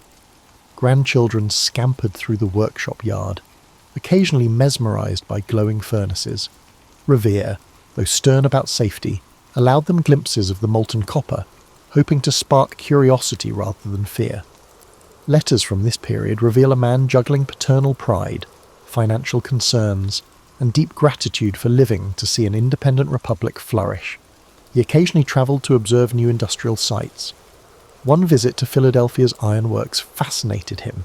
He swapped notes with other entrepreneurs about scale, costs, and workforce management. Everywhere he went, people recognised him as that Boston craftsman who had helped found an American manufacturing base. At dinners or tavern gatherings, he sometimes heard recollections of the Revolution, with others praising famous generals while Revere politely listened. If asked directly about April 18th, 1775, he'd share details, but mostly he avoided embellishment. He never sought to overshadow the memory of the many patriots who fought and fell after that fateful night. In 1811, Revere decided to retire officially from daily management, handing control of the foundry to his sons and other trusted associates. By that point, his name carried weight in commercial contracts. The Revere brand, as it were, gave assurance of quality. Freed from the grind of business, he spent more time reflecting on the young nation's political evolution. The War of 1812 erupted soon after, pitting the US again against Britain. From his vantage, Revere found it both disheartening and validating. Disheartening that conflict re-emerged, yet validating because it underscored the importance of domestic industry in times of strife. Despite his advanced age, Revere occasionally wrote letters of encouragement to militia officers, reminding them of the vital role local defence played during the earlier revolution. He also supported volunteer committees raising funds for fortifications. Not being active on the front lines, he remembered the lessons of 1775. Local preparedness could significantly influence the outcome. Some historians note that behind the scenes, Revere's foundry contributed cannon parts for the war effort, though on a smaller scale than before. Paul Revere died on May 10th, 1818, at the age of 83. Obituaries in Boston newspapers praised him as a master silversmith, an industrious founder, and a patriot of the Revolution, but they offered only cursory mention of his midnight ride. Instead of mourning a legendary figure, the city mourned a respected community pillar. Indeed, Revere's funeral was a modest affair attended by family, friends, and fellow artisans. To them, he was old Mr. Revere, wise in counsel, unwavering in principles. Over the ensuing decades, memories of the Revolution consolidated into a national myth. Monumental events overshadowed the gritty day-to-day contributions of ordinary patriots. Then, in 1860, Henry Wadsworth Longfellow published Paul Revere's Ride, immortalising Revere as the lone hero who raised the alarm. The poem, while stirring, took liberties, omitting the network of compatriots and crediting Revere with feats shared among multiple riders. Its dramatic lines, though historically imprecise, resonated with Americans on the brink of civil war, reminding them of the unity once forged in crisis. Thus, ironically, Revere's posthumous fame soared to heights he never experienced while alive. Statues rose, textbooks proclaimed him the prime instigator of the Revolution's opening salvo. The complexities of his broader life, his industrial ventures, his engravings, his lesser-known military fiascos, often faded behind the single story of a midnight dash. Yet Revere's life exemplifies more than an iconic ride. It reflects the synergy of craft, commerce, activism, and civic responsibility in shaping a fledgling nation. That synergy, perhaps, is the greatest testament to the man who ended. As an unassuming, elderly industrialist, yet endures in collective memory astride a galloping horse. Long after Paul Revere's passing, historians pieced together a fuller portrait of his life, transcending the narrow lens of that famous ride. Documents emerged, shop ledgers, personal letters, court-martial records from the Penobscot expedition, showcasing a man constantly evolving with the times. Such evidence clarified that Revere's significance lay not in one heroic night, but in a sustained commitment to building community ties, forging new industries, and championing a cause he believed just. In modern Boston, tourists throng the Freedom Trail, winding past sites like the Old North Church, where docents recount the signal lanterns, Revere's house, painstakingly preserved, stands as an example of 17th century architecture adapted by an 18th century craftsman. Visitors marvel at the cramped rooms where children must have crowded together, and at the workshop space out back where Revere chased creative ideas that shaped silver into everything from teapots to intricate buckles. In the yard, one can almost imagine him conferring with secret committees, or stepping out at dusk for a quiet conversation with a fellow Sons of Liberty member. Revere's industrial legacy also lingers. The copper-clad US's Constitution still floats in the Charlestown Navy Yard, a testament to his metallurgical foresight. Bells cast in his foundry continue to ring in churches across New England. These artefacts speak to a principle Revere championed, that self-sufficiency and local craftsmanship buttress freedom. In a young republic uncertain of its future, he demonstrated that Made in America was not a pipe dream, but a workable reality, given enough ingenuity and perseverance. Academic discourse has also refined Revere's place in revolutionary history. While Longfellow's poem romanticised a lone rider, scholarship highlights a broader network known as the intelligence and alarm system. Dozens of riders, watchers and committee members made that April 1775 night a success. Revere's role was crucial but not singular.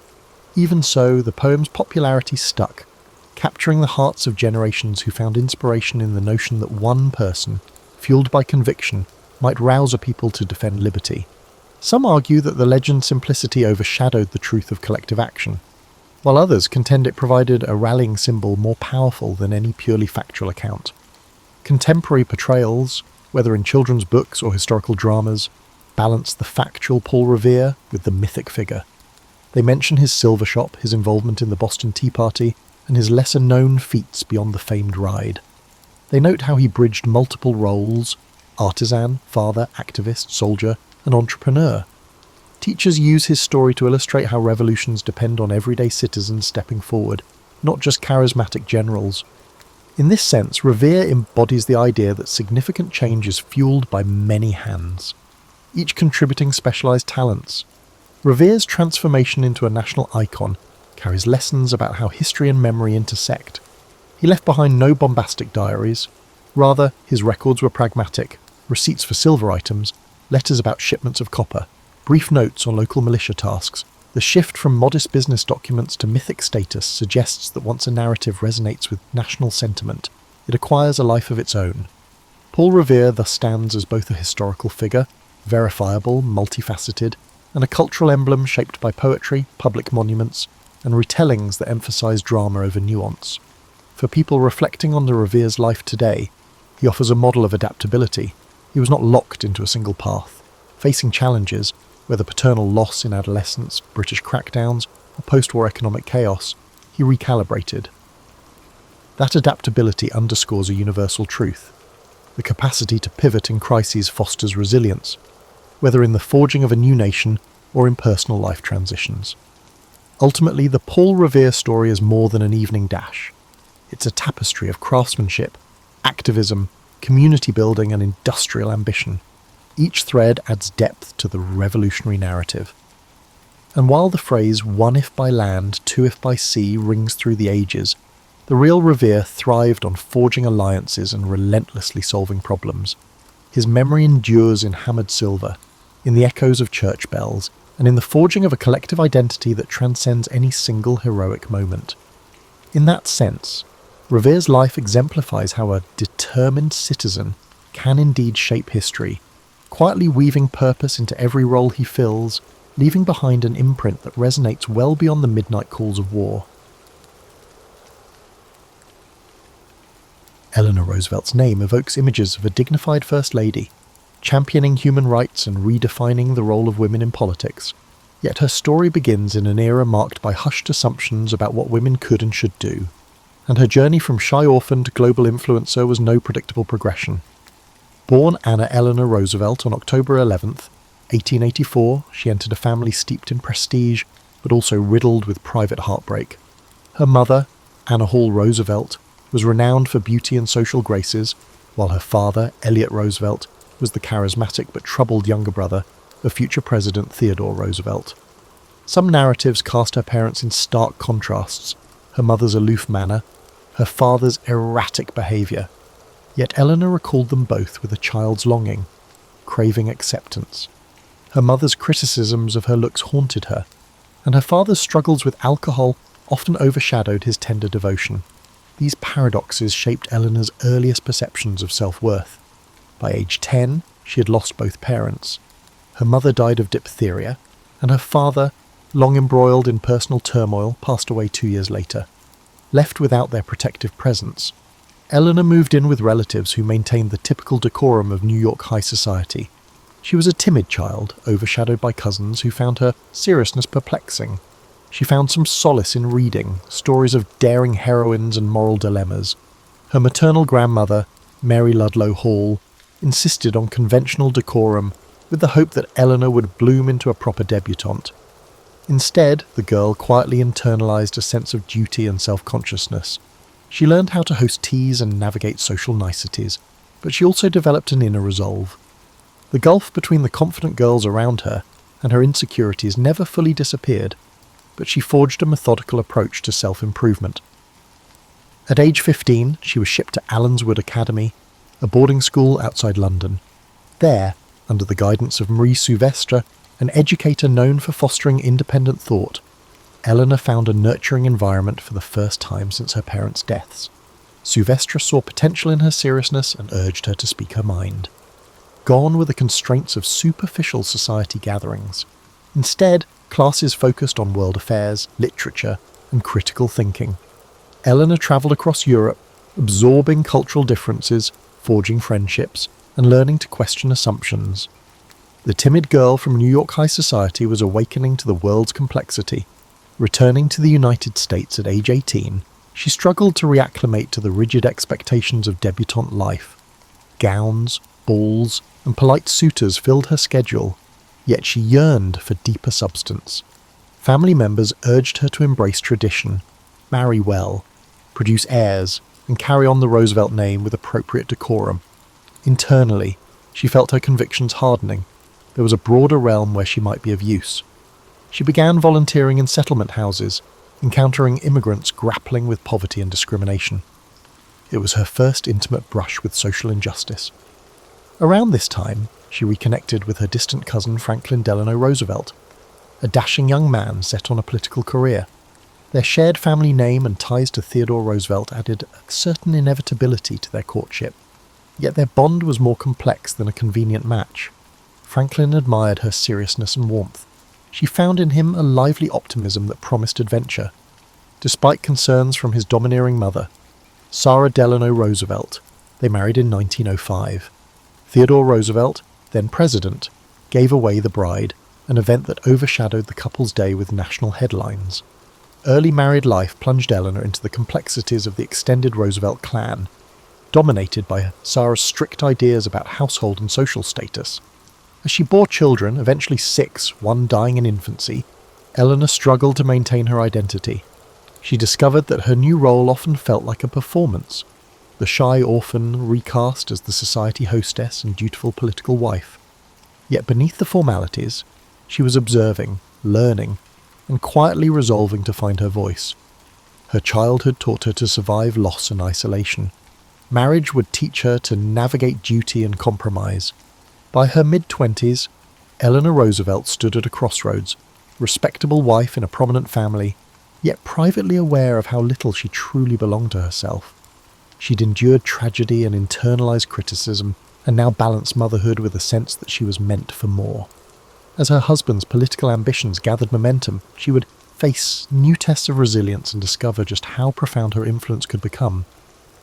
In her first years of married life, Eleanor Roosevelt found her space and autonomy overshadowed by the imposing figure of her mother-in-law, Sarah Delano Roosevelt. Sarah managed the household finances and even designed adjoining living quarters so she could oversee Eleanor's management of the children. This arrangement stifled Eleanor's independence, leaving her feeling perpetually monitored. Franklin seemed comfortable with his mother's involvement, and this tacit acceptance further isolated Eleanor. Nevertheless, she made the best of her circumstances. She immersed herself in child-rearing, determined that her children would experience a warmth she had too often lacked. Simultaneously, she sought outlets for her curiosity about social issues, volunteering for the Junior League. She assisted in settlement work on Manhattan's Lower East Side, coming face to face with poverty and labour injustices.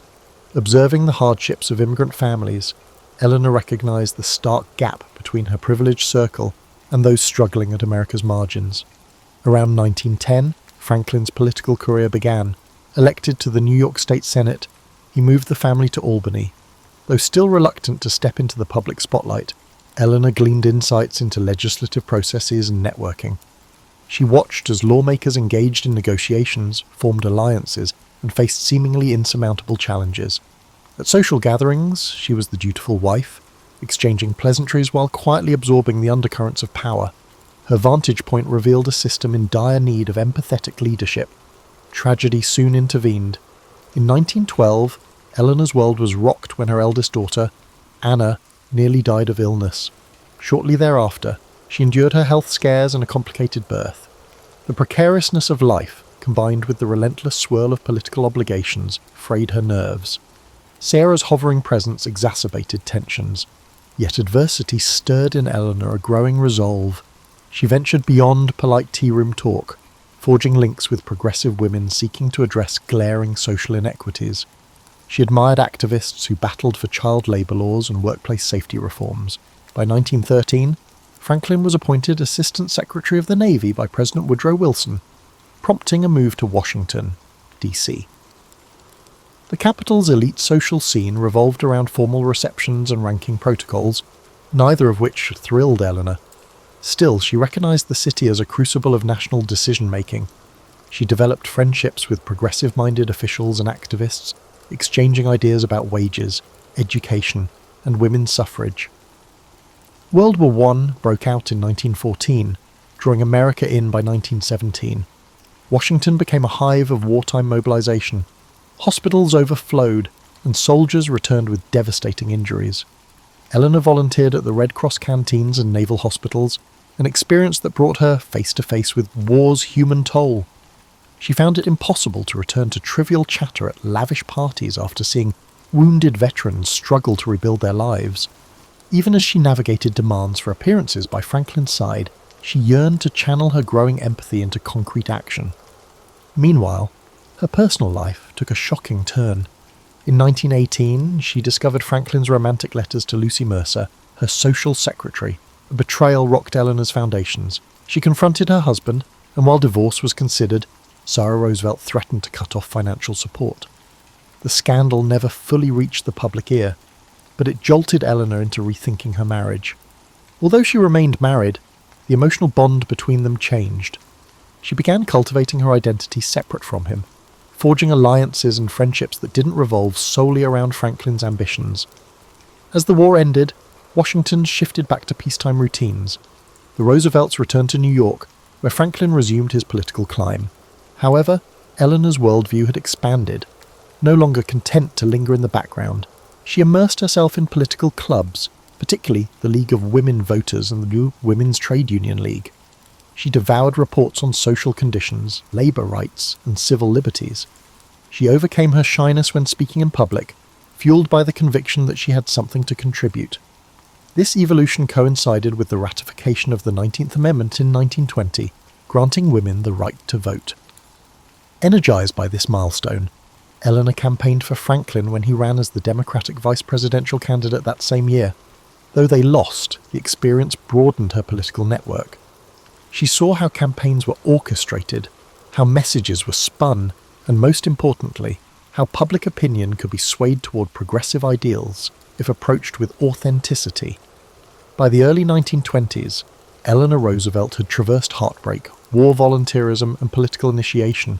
She had begun forging her path, shaped by the direct encounters with suffering and by her growing circle of reform-minded peers. Her marriage, once the axis of her existence, now became just one facet of a broader calling. As she discovered, adversity often planted the seeds of purpose. The once quiet, shy girl, now determined to stand on her own terms, guided by a conscience that refused to stay silent, was emerging. The 1920s brought both hardship and opportunity to Eleanor Roosevelt. Franklin's political career stalled when he lost the vice presidential race in 1920. but his future seemed boundless until polio struck him in 1921. That summer, during a vacation in Campobello, he suddenly found himself paralysed from the waist down. Doctors offered little hope for complete recovery. The family rallied, yet the crisis triggered another shift in Eleanor's life. Overnight, she transformed into Franklin's indispensable ally, juggling therapy regimens, household logistics, and public relations. Many within the Roosevelt clan believed Franklin's political days were over. Sarah Delano Roosevelt pressed him to retire quietly, but Eleanor discerned that relinquishing his ambitions would crush his spirit. She supported his determination to regain mobility, helping him navigate new routines. She also shouldered tasks Franklin previously handled, from correspondence to scheduling. Suddenly, she was more than a supportive spouse. She was a gatekeeper, an intermediary, and an architect of her husband's comeback. Her own organisational skills flourished. She managed Franklin's affairs and dedicated time to committees that advanced her interests. She joined the Women's Division of the New York State Democratic Committee, recruiting women voters and championing issues that aligned with social reforms. This dual role, family caretaker and political operator, displayed an emerging confidence. She shed the last vestiges of social timidity, speaking at rallies and forging alliances with party leaders. While some ridiculed her for lacking classic oratory flair, others appreciated her sincerity. In 1924, Franklin ventured back into politics by supporting Al Smith for the position of governor of New York. Behind the scenes, Eleanor arranged events, wrote letters, and networked on his behalf. She began to see how her initiatives merged with broader political machinery. The Women's City Club and the League of Women Voters offered her platforms to discuss labour issues and child welfare. Her voice carried an authenticity rooted in hands-on experience, and she found an audience eager for that perspective. Yet her personal journey wasn't all smooth. Living under the same roof as Sarah, she faced constant friction about how to manage Franklin's care. Moreover, echoes of the Lucy Mercer affair lingered, complicating the emotional bond with her husband. Their marriage, though stable in outward appearance, evolved into more of a partnership than a traditional romance. Trusted friends, such as journalist Lorena Hickok, entered her life, providing emotional support. Speculation about the nature of these friendships arose later, but at the time they served as lifelines, anchoring Eleanor's sense of self-worth.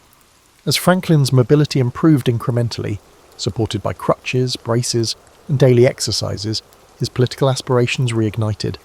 He ran for governor of New York in 1928 and won. Suddenly, Eleanor had to navigate her new role as the governor's wife.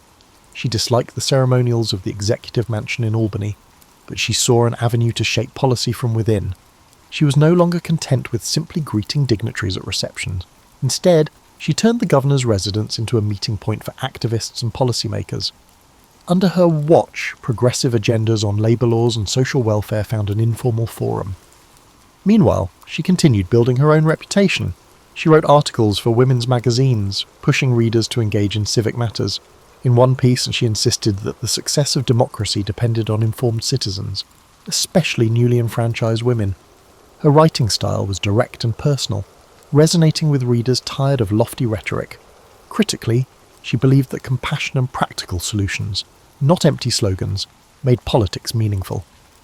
By the close of the 1920s, the Roosevelts had become a formidable team.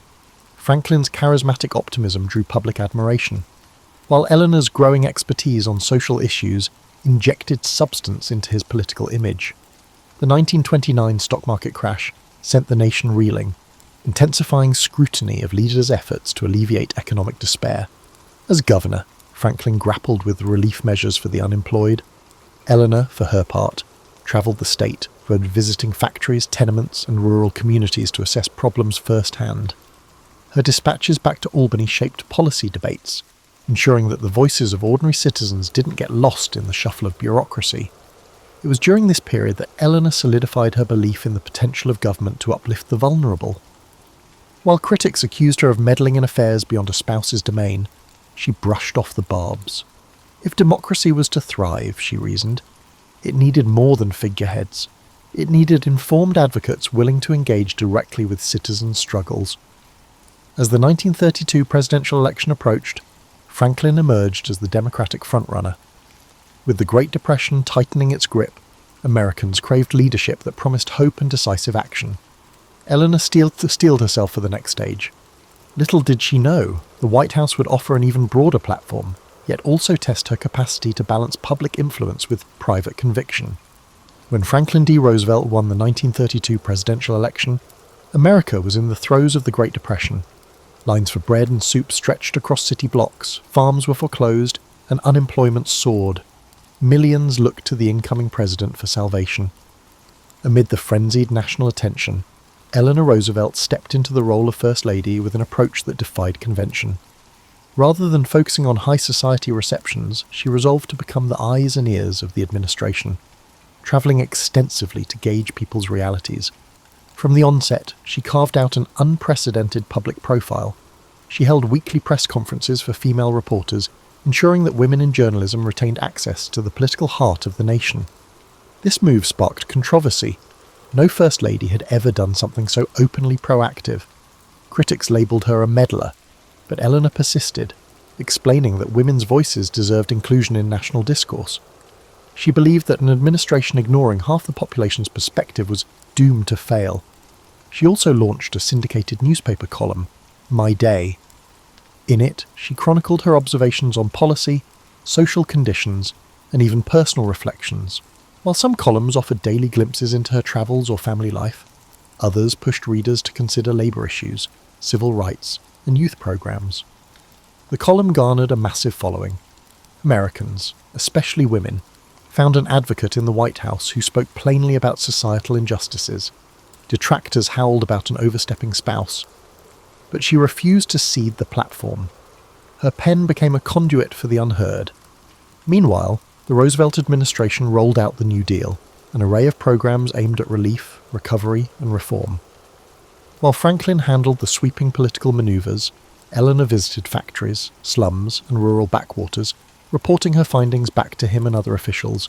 Her input influenced initiatives like the National Youth Administration, which provided jobs and education for young people. Eleanor believed that social welfare wasn't about handouts, but about giving people the tools to regain dignity. She pressed agencies to ensure these programs reached women, minorities, and rural families often sidelined in bureaucratic distribution. Her activism caught attention outside Washington. Labour leaders praised her empathy, while some conservatives accused her of championing socialism. Unions, especially the newly formed Congress of Industrial Organisations, CIO, saw her as an ally willing to bring workers' grievances to her husband's ear. Civil rights groups, led by African-American leaders like Mary McLeod Bethune, found in Eleanor a rare White House ally who would openly address racial injustice. She famously defied segregation norms in 1938 by sitting in the middle aisle between black and white delegates at a Southern conference. Critics deemed it a publicity stunt, but for many African Americans, it was a symbolic stand by someone in power. In private, though, she battled frustration and loneliness. Franklin's polio limited his mobility, and the relentless demands of the presidency deepened the emotional gulf between them. The White House brimmed with staff and visitors, leaving little time for introspection. She relied on friendships with women like Lorena Hickok, who provided an emotional outlet she rarely found in her marriage. Historians later scrutinized these relationships, but at the time they served as islands of understanding and affection in a sea of political chaos. Despite the strain, Eleanor recognized her unique influence. She championed the arts through projects under the Works Progress Administration. Believing creativity spurred hope. She publicly supported progressive women in office, including Secretary of Labour Frances Perkins, the first woman to hold a US cabinet position. In doing so, she advanced the notion that women could excel in governance. Skeptics sneered at the idea of female leadership, but Eleanor's calm assurance, backed by real accomplishments, countered their doubts. She also found herself entangled in controversies around housing reforms, rural electrification, and migrant labour camps. In each case, her approach was consistent: travel to the sites, talk to affected families, and push her husband's advisors to craft solutions. If she couldn't persuade through formal channels, she sometimes appealed directly to the public through her column or radio addresses. She skillfully balanced between being a supportive First Lady and being an independent political actor. By the late 1930s, the Roosevelt administration confronted new challenges: fascism rising in Europe and a still wobbly economy at home. Through it all, Eleanor's schedule remained relentless. She believed in direct engagement, convinced that a leader unaware of suffering had no moral right to shape policy. Though she never held official office, her council influenced decisions that altered millions of lives. With war clouds gathering overseas, she would soon discover that her role required not just empathy, but a steely resolve to face a global crisis poised to test America's ideals.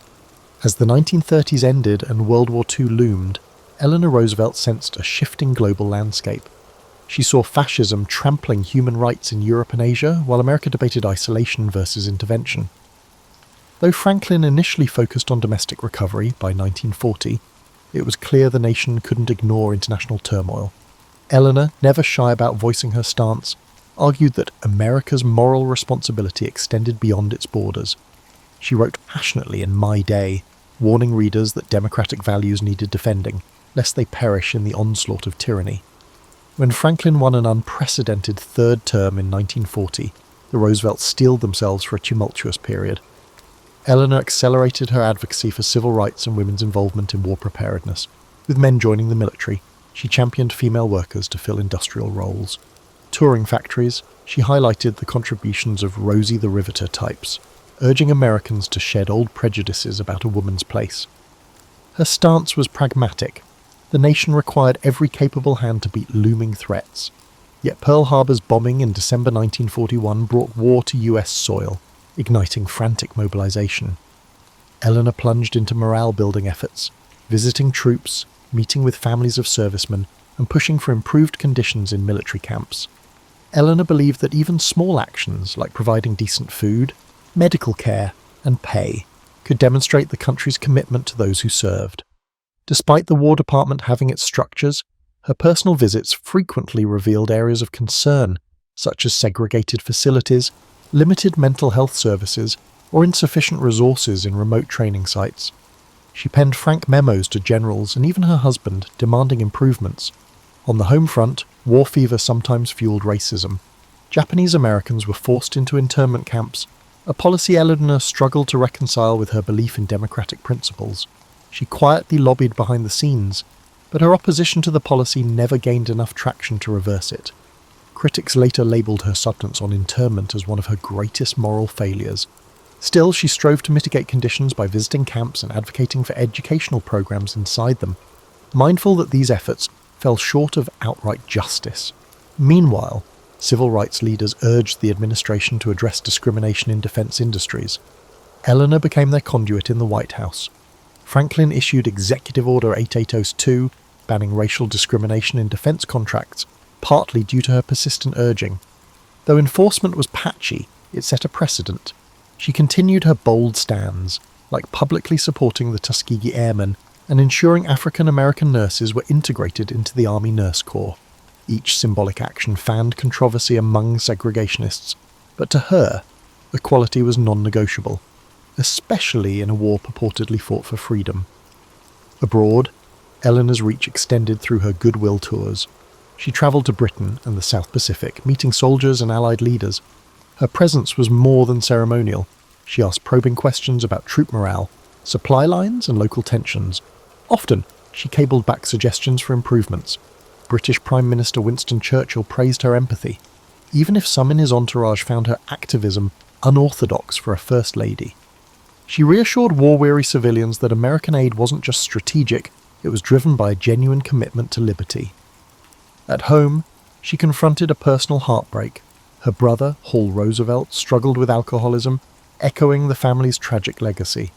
She tried to arrange support and discreet care, balancing private loyalties with public responsibilities. Her circle of intimate friends provided emotional ballast. Lorena Hickok remained a confidant, though war logistics limited their time together. Through letters, Eleanor confided her exhaustion, admitting that the public's expectations often felt insurmountable. As the conflict raged on, Franklin's health waned. His blood pressure rose and stress weighed heavily. Eleanor stepped in more assertively, bridging gaps in his schedule. She delivered radio addresses championing war bonds, visited hospitals treating wounded veterans, and comforted grieving families. Some cynics dismissed her as Madame Do-Good, but many others found solace in a leader unafraid to see suffering firsthand. By 1944, the Allied forces were making significant progress, yet victory seemed a complicated prospect. The war's devastation would require not just triumph over Axis powers, but a blueprint for peace. Eleanor's mind buzzed with questions about refugees, post-war reconstruction, and a reimagined global framework that might prevent future catastrophes. She saw glimpses of a potential role for the United States as a moral leader, though she worried domestic politics might hamper that vision. In the final year of the war, she began hinting that the world needed a robust international body to maintain peace, foreshadowing her eventual pivotal role in the United Nations. Franklin D. Roosevelt died in April 1945, mere weeks before Germany's surrender. The nation mourned a 4-term president whose New Deal and wartime leadership had reshaped America. For Eleanor Roosevelt, the loss was both intimate and public. While she and Franklin had forged a practical partnership over the years, she grieved the passing of a companion who, despite all their marital complexities, had walked beside her through monumental transformations. When Harry Truman succeeded to the presidency, he recognized Eleanor's unique standing. At first, many assumed she would retreat from public life. Instead, she showed no sign of disappearing into widowhood. She considered her husband's death a passing of the baton, a moment demanding continued engagement. The war with Japan still raged, and global politics were in flux. She quietly rebuffed suggestions to retire, stating famously, "The story is over, but not the journey." In May 1945, VE Day, victory in Europe, arrived, overshadowed by the looming final battles against Japan. Eleanor immersed herself in relief efforts, focusing on wounded veterans returning from both theatres. She visited hospitals, consoled families, and championed bills aimed at their rehabilitation. While Truman's administration tackled the complexities of forming a post-war order, she used her platform to advocate for a strong, cooperative international community. One of Truman's defining acts was to appoint Eleanor to the first American delegation to the United Nations in 1945. Many in Washington questioned the choice. Could a former First Lady, albeit well-travelled, effectively navigate high-stakes diplomacy? Truman saw something others overlooked, her blend of empathy and pragmatism. The appointment signalled a fresh chapter for both the UN and Eleanor. She approached the role with disciplined study, brushing up on parliamentary rules, international law, and economic recovery proposals, attending the UN's early sessions in London and then at Lake Success, New York. She immersed herself in the complexities of post-war negotiations. Nations wrestled with forming stable governments in war-ravaged regions, setting up structures to prevent future conflicts. While seasoned diplomats haggled over boundaries and reparations, Eleanor centred her efforts on human rights. She found common cause with delegates from smaller nations, forging alliances that transcended Cold War lines just beginning to emerge. In 1946, she chaired the newly formed UN Commission on Human Rights. Initially, some delegates saw her as an American figurehead, polite but lacking intellectual heft. They swiftly learned otherwise. She steered discussions with firmness, ensuring smaller nations had their say. She insisted the Commission draft not just broad statements, but actionable principles. This laborious process required reconciling different cultural values, economic realities, and political ideologies. Hours of debate tested her resolve. She found an ally in French philosopher René Cassin, among others, who appreciated her unwavering focus on practical outcomes. The Commission's most famous product, the Universal Declaration of Human Rights, emerged as a collaborative masterpiece, though it bore Eleanor's imprint. She reminded delegates that lofty words meant little unless everyday people could understand them. She pushed for language that was clear, universal, and free from legalistic clutter. Late-night sessions often ended with her scribbling revisions by lamplight, fueled by an unshakable belief that each article mattered to someone's dignity. Her experience among the poor and marginalised during the Depression shaped her commitment to ensuring each clause addressed fundamental human needs. Throughout these intense negotiations, she maintained a public speaking schedule, travelling to universities and women's clubs to explain the UN's mission. Detractors at home accused her of naivete, suggesting the Soviet Union's looming power rendered human rights talk meaningless. She countered that precisely because of geopolitical tensions, a moral framework was indispensable. She refused to let cynicism overshadow the potential of collective action. By 1948, the Commission finalised the Universal Declaration of Human Rights. The UN General Assembly's adoption of it marked a significant milestone. Though not legally binding, it set a moral standard. Eleanor delivered speeches describing it as a Magna Carta for all mankind, ensuring the public understood it as a tool to uplift the disenfranchised. International media credited her leadership, albeit sometimes grudgingly, as she had shattered prior assumptions about a First Lady's capabilities. In the aftermath, she found little time for rest. The world was shifting into the Cold War era. Economic reconstruction, decolonisation, and ideological battles now defined global relations. Even as she stepped away from the Commission, she continued to serve as a roving ambassador of sorts, championing human rights across continents. Eleanor saw her late husband's passing as an opportunity to forge her own unique legacy, rooted not in being a president's wife, but in shaping international norms at a pivotal moment in history. In the final decade of her life, Eleanor Roosevelt continued as an indefatigable voice for social justice, human rights, and democratic ideals. The Universal Declaration of Human Rights, adopted in 1948, remained her crowning achievement. However, she refused to rest on her past achievements. With the onset of the Cold War, critics claimed the UN's ideals would crumble under superpower rivalry.